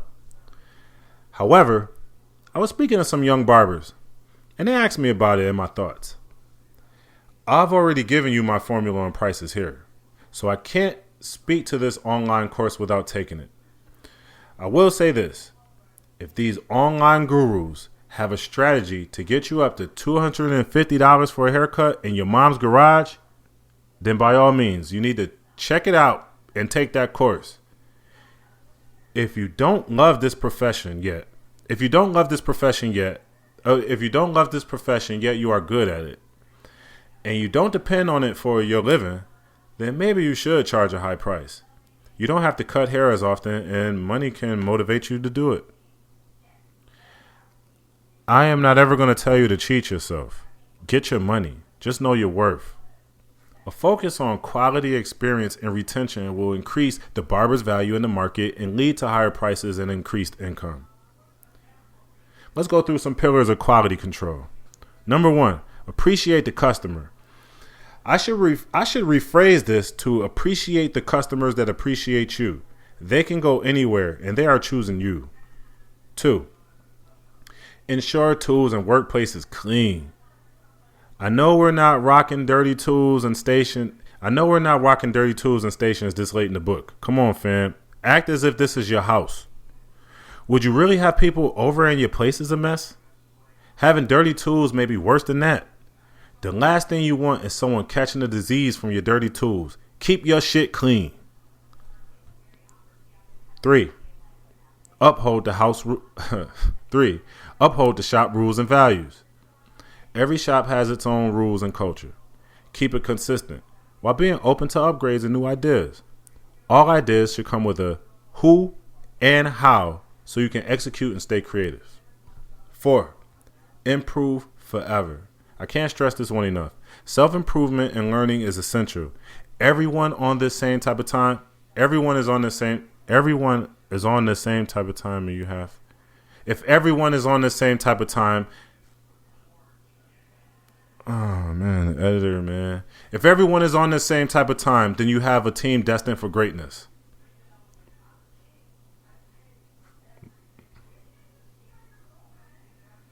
Oh, that's it. Yeah, these support.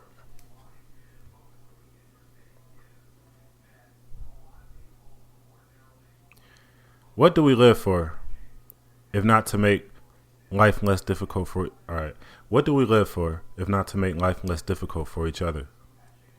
George Eliot. Lean back. On a random day, as I scrolled through Instagram, I stumbled upon a video that resonated deeply. On a random day, as I scrolled through Instagram, I stumbled on a video that resonated deeply with me. A message about healthcare for low-income individuals. Compelled to share it, I reposted the video and tagged the person behind it. To my surprise, I received a direct message from none other than Fat Joe himself, Don Cartagena. This was the real deal. Same artist I had passionately supported in my barbershop during our rap debates. I had created playlists of his music and vibed with him since the 90s. The rapper within me couldn't resist the opportunity, so I asked for a verse. After all, he reached out to me. However, his response brought me back down to earth. He quoted a price of $50K for a verse. We engaged in negotiations, but we couldn't find common ground, and our conversation eventually went cold. Initially, I was frustrated, but then I took a moment to reflect on how much I truly know about Joe. He wasn't just a rapper. He was a businessman, philanthropist, husband, and father, among other things. There were so many other things I could have asked for. I could have inquired about opening one of his sneaker stores in Western New York.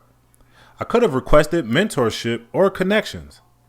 I could have asked him to repost my music video or promote our barbershop on his social media. At that moment, I realized that my perception of Joe was limited to my initial impression, a rapper, and it made me think about how others might perceive me.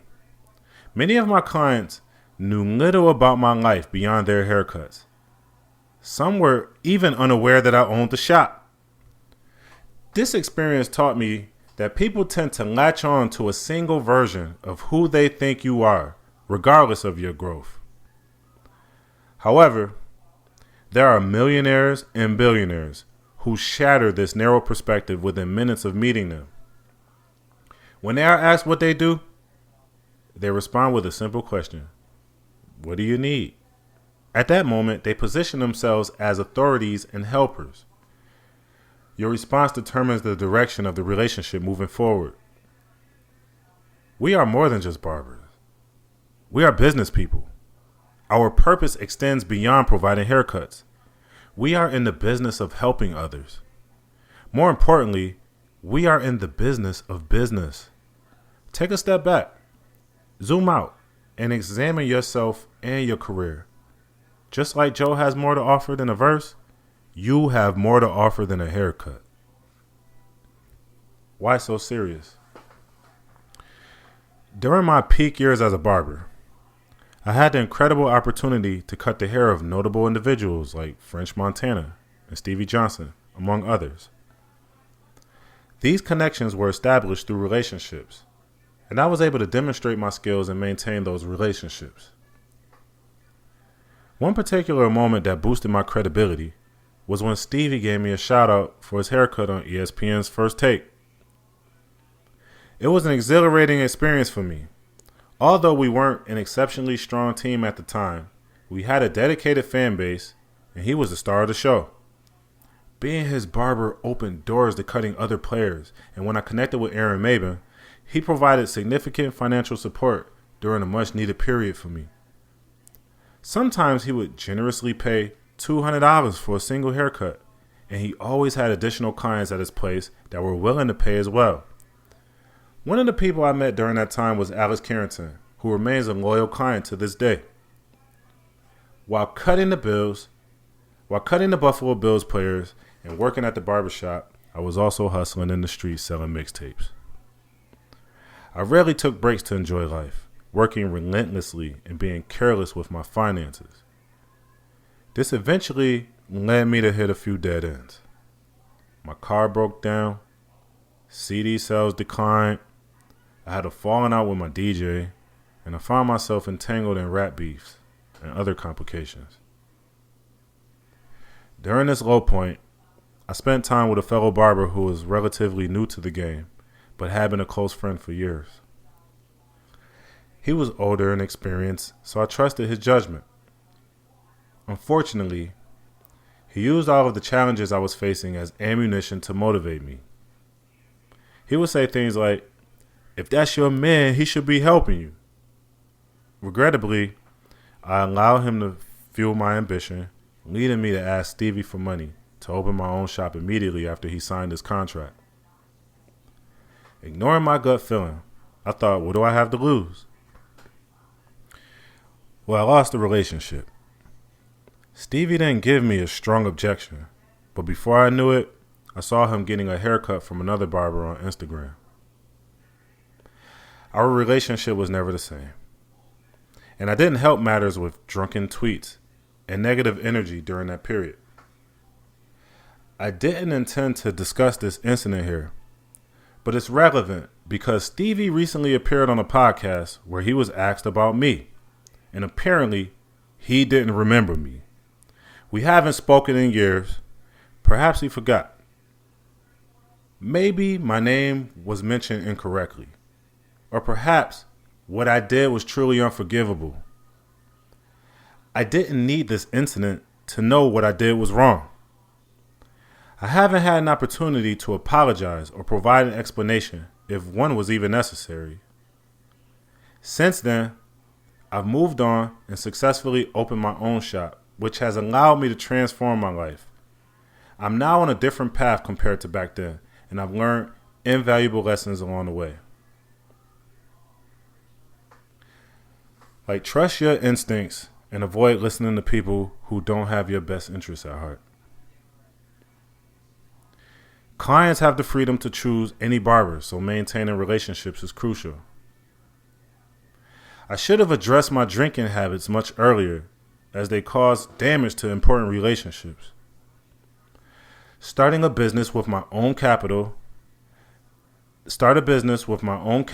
and develop a solid business plan before seeking financial assistance.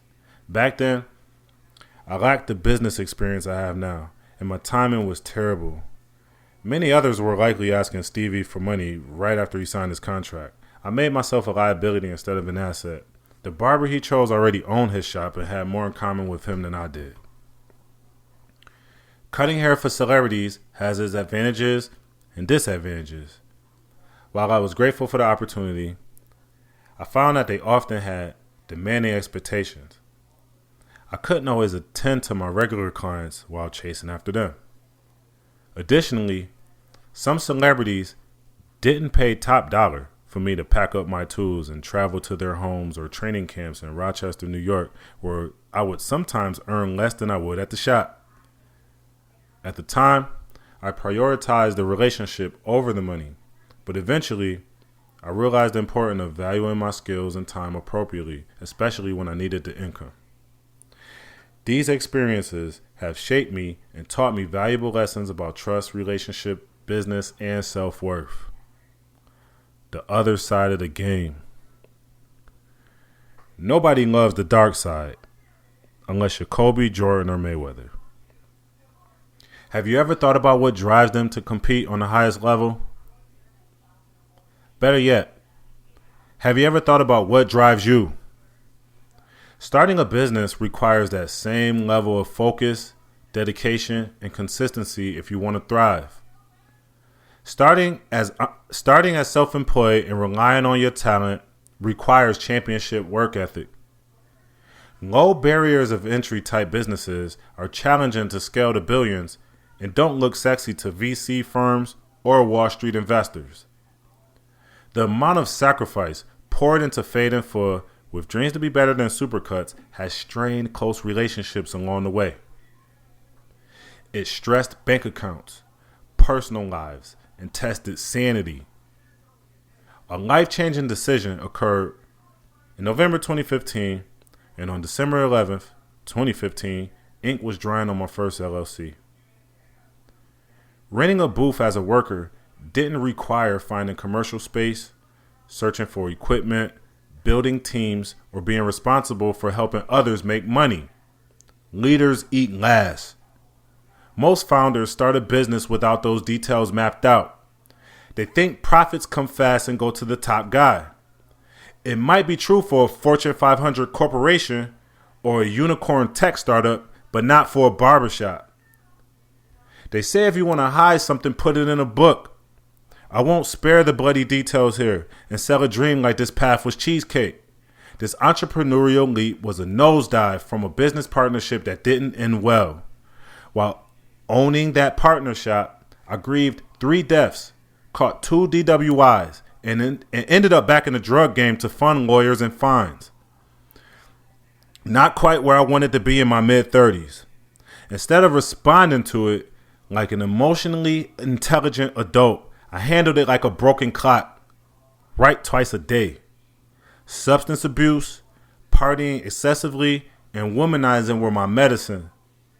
My girlfriend at the time was a clean-cut girl from the South, and I was an East-Side Buffalo guy with issues. She saw potential in me despite failed promises and lack of discipline. One major flaw was not knowing the power of no. I didn't turn down clients and kept churning to no end. I didn't turn down the party and stayed out all night long. I didn't turn down the drinks and blacked out religiously. The cycle continued for more than half a decade until I hit the bottom. One Sunday morning, I woke up with a headache that felt like somebody had scooped the middle of my brain like ice cream. I crawled up from the floor, not sure how I got there. I felt disgusted after having little to nothing to show for being 35 and a well-known barber. Almost 20 years of ups and downs earned me a trash bag of clothes, a mattress on the floor, pills on the dresser, cheap vodka, and that was it. I sold my truck to help fund the barbershop. I imagine what the younger me would think of this fat, nasty broker dope. Who was I fooling? My relationship with the Southern girl was shattered. My family knew I was a street-level drug dealer / barber with failed attempts at rap stardom. The NFL players that helped me gain notoriety had moved on. Every checking account was in the red from buying a job, investing in a shop, and drowning in it, getting carried out unconscious after exhausting days and waking up with empty pockets weekly.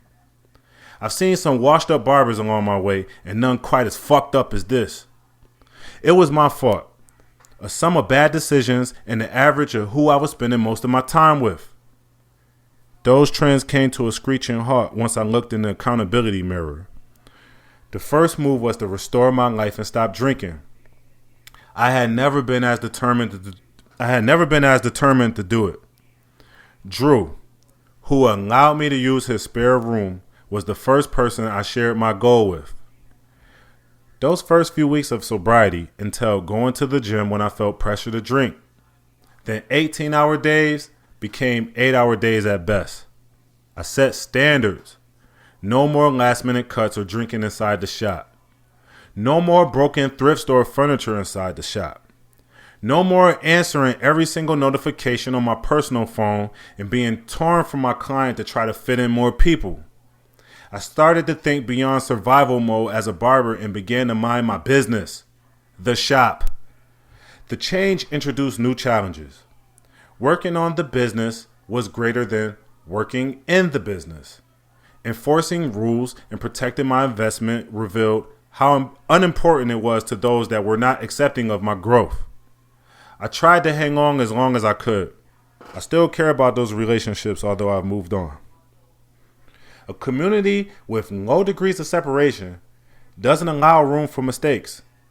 Any flaw, setback, or blemish gets picked apart and viewed with a magnifying glass. People that were close friends become enemies. Wartime leaders may have to take a peaceful position to protect casualties. Saying no to people in order to say yes to you is bad news for the narcissistic, toxic, and manipulative people in your life. Bad news spreads faster. It's human nature. People talk. When you surpass expectations, jealous ones will envy you. Give them more to talk about with living up to your standards and following your dreams. People that are stuck on who you were are dumb, deaf, blind, or scarred. Life will test you no matter what path you choose. Barbers have the same struggle as any other profession, if not more. Being self-employed will force you to navigate through a jungle with cliffs, vicious animals, and storms. There are frustrating times, like when you visualize the final result of a great cut before you have the skills to execute it. Stressing over how you're going to make a living while sitting in a slow shop is a confidence killer. Losing some of your beloved clients to long jail sentences or death is depressing.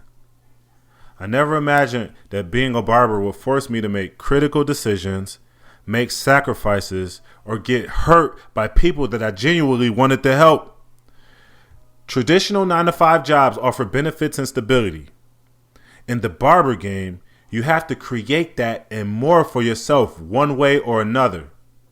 The perfect situation does not exist. The only thing that is certain is that you have to dedicate yourself to giving max effort in a competitive space, find the best opportunity, leverage it, and pivot in tough times. Most of us know what not to do, yet we fall into bad patterns from time to time. All of us have bad patterns relative to our lives. Expect to show up on days when you really don't want to be there.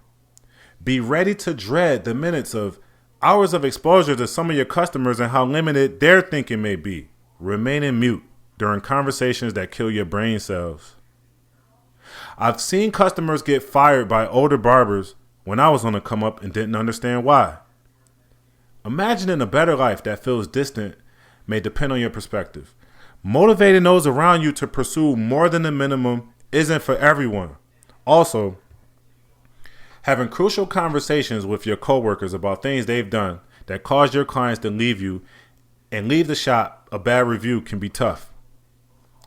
Reaching the status you've been wanting may cause you to question if it was really worth it. It comes with back pains, hip issues, bicep tears, and the fear of taking a vacation to hold on to your clients. Service in the same group for decades is great when they accept you, pay your price, and respect your time. Everyone doesn't have the ability to reason or see from your perspective. They just want what they asked you for, a cut.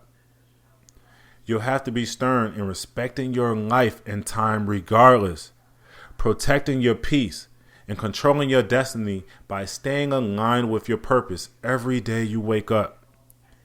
Reading this with a closed mind may be reality crushing for a young barber or a journeyman looking for microwave results.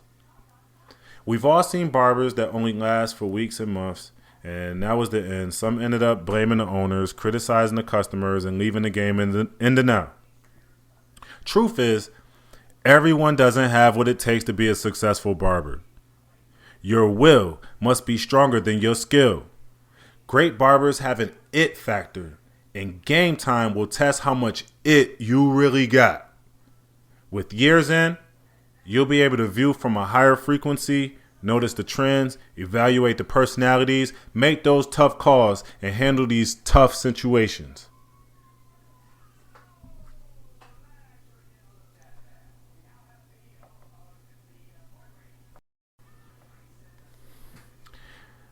Burnout. Burnout is what happens when you try to Burnout is what happens when you try to avoid being human for too long. Michael Gundry. This may not be well received, but it's a wake-up call for people who feel stuck in the same routine. The barber game has brought me joy and struggle over the years.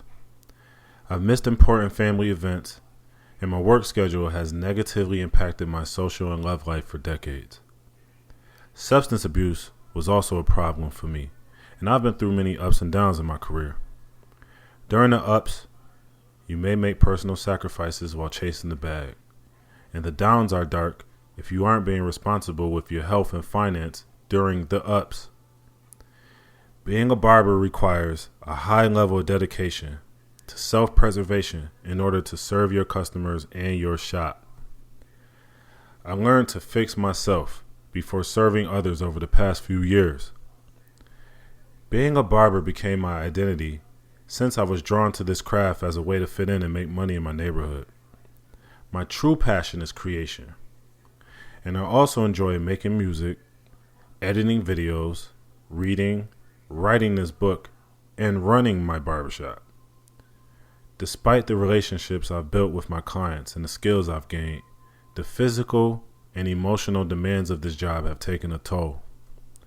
Standing all day with repetitive moves that aren't ergonomically friendly will have your body on fire. Back pain, wrist pain, tendinitis are back pain, wrist pain, tendinitis, and hip issues are part of most busy barbers' ride into the sunset. Also, the range of personalities and conflicts you encounter can be draining at times, leaving you with minimal energy for your loved ones. Not everyone is cut out for the barber game. Many have quit, turned to drugs, and some have even committed suicide. Witnessing this firsthand, in addition to my own patterns, was a strong indicator to prioritize my peace of mind. Despite the challenges, I credit my grandmother, Emma J. Bassett, for inspiring me to open up a shop. Since my early teens, she's been telling me that I should have my own shop.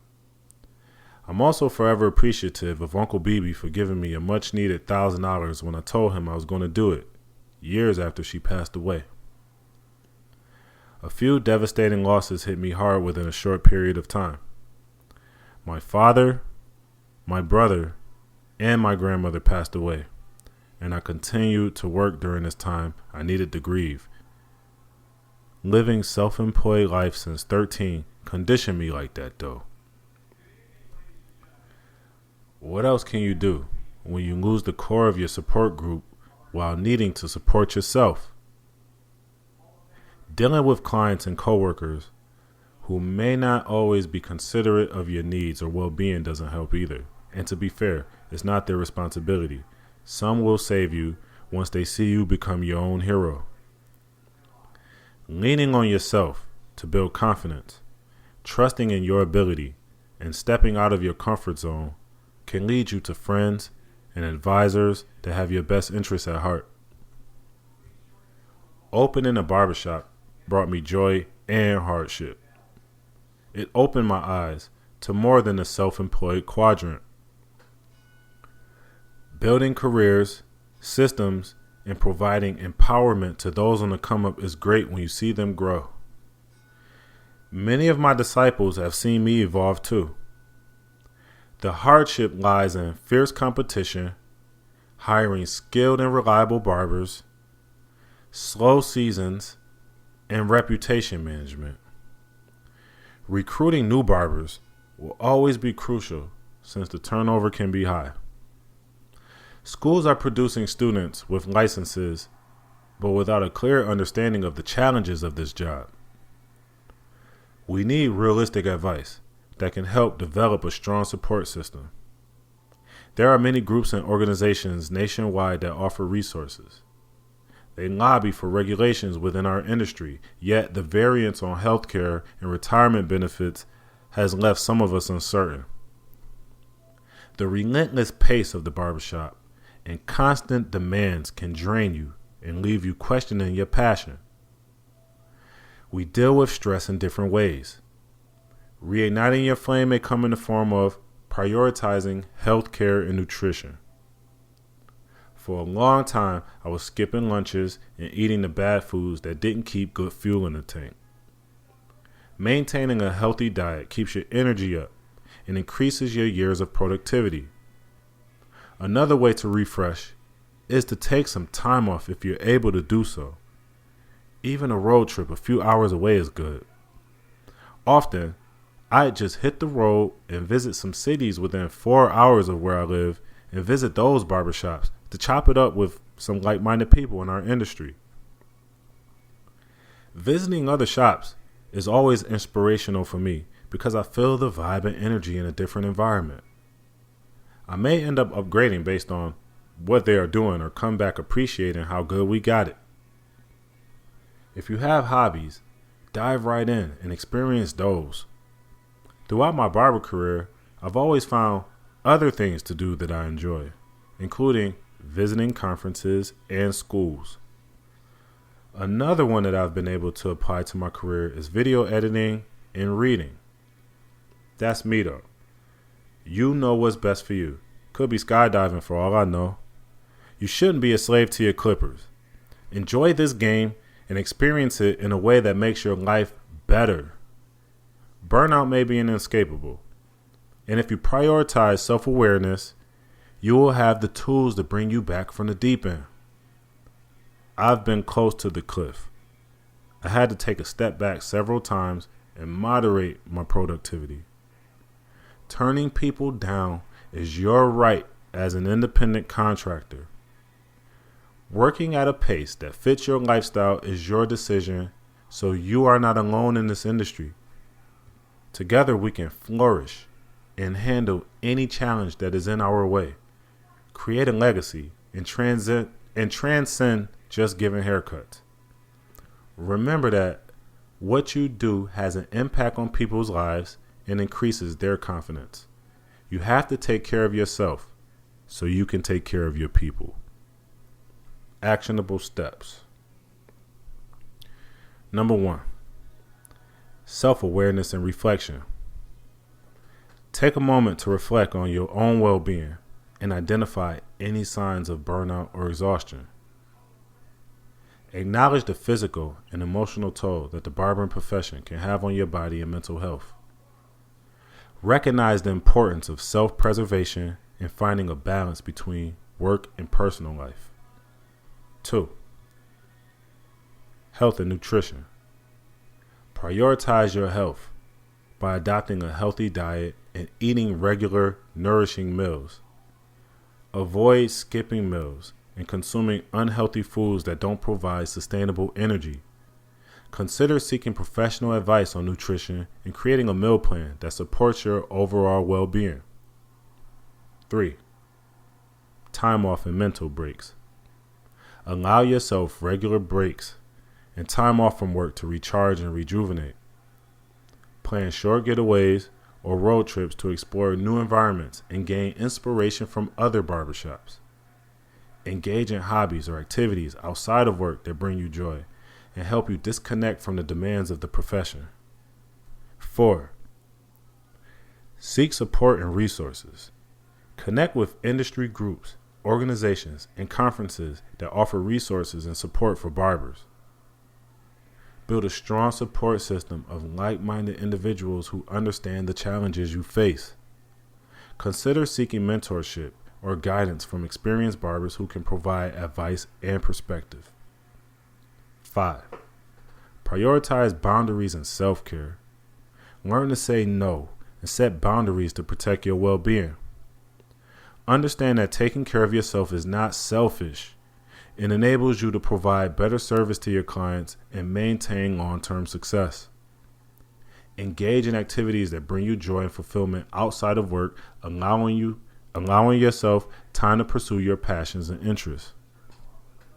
6. Moderate productivity and pace. Recognize that burnout is inescapable if you consistently push yourself beyond your limits. Moderate your productivity and workload to prevent exhaustion and maintain a sustainable pace. Learn to prioritize quality over quantity, focusing on providing exceptional service rather than overworking yourself.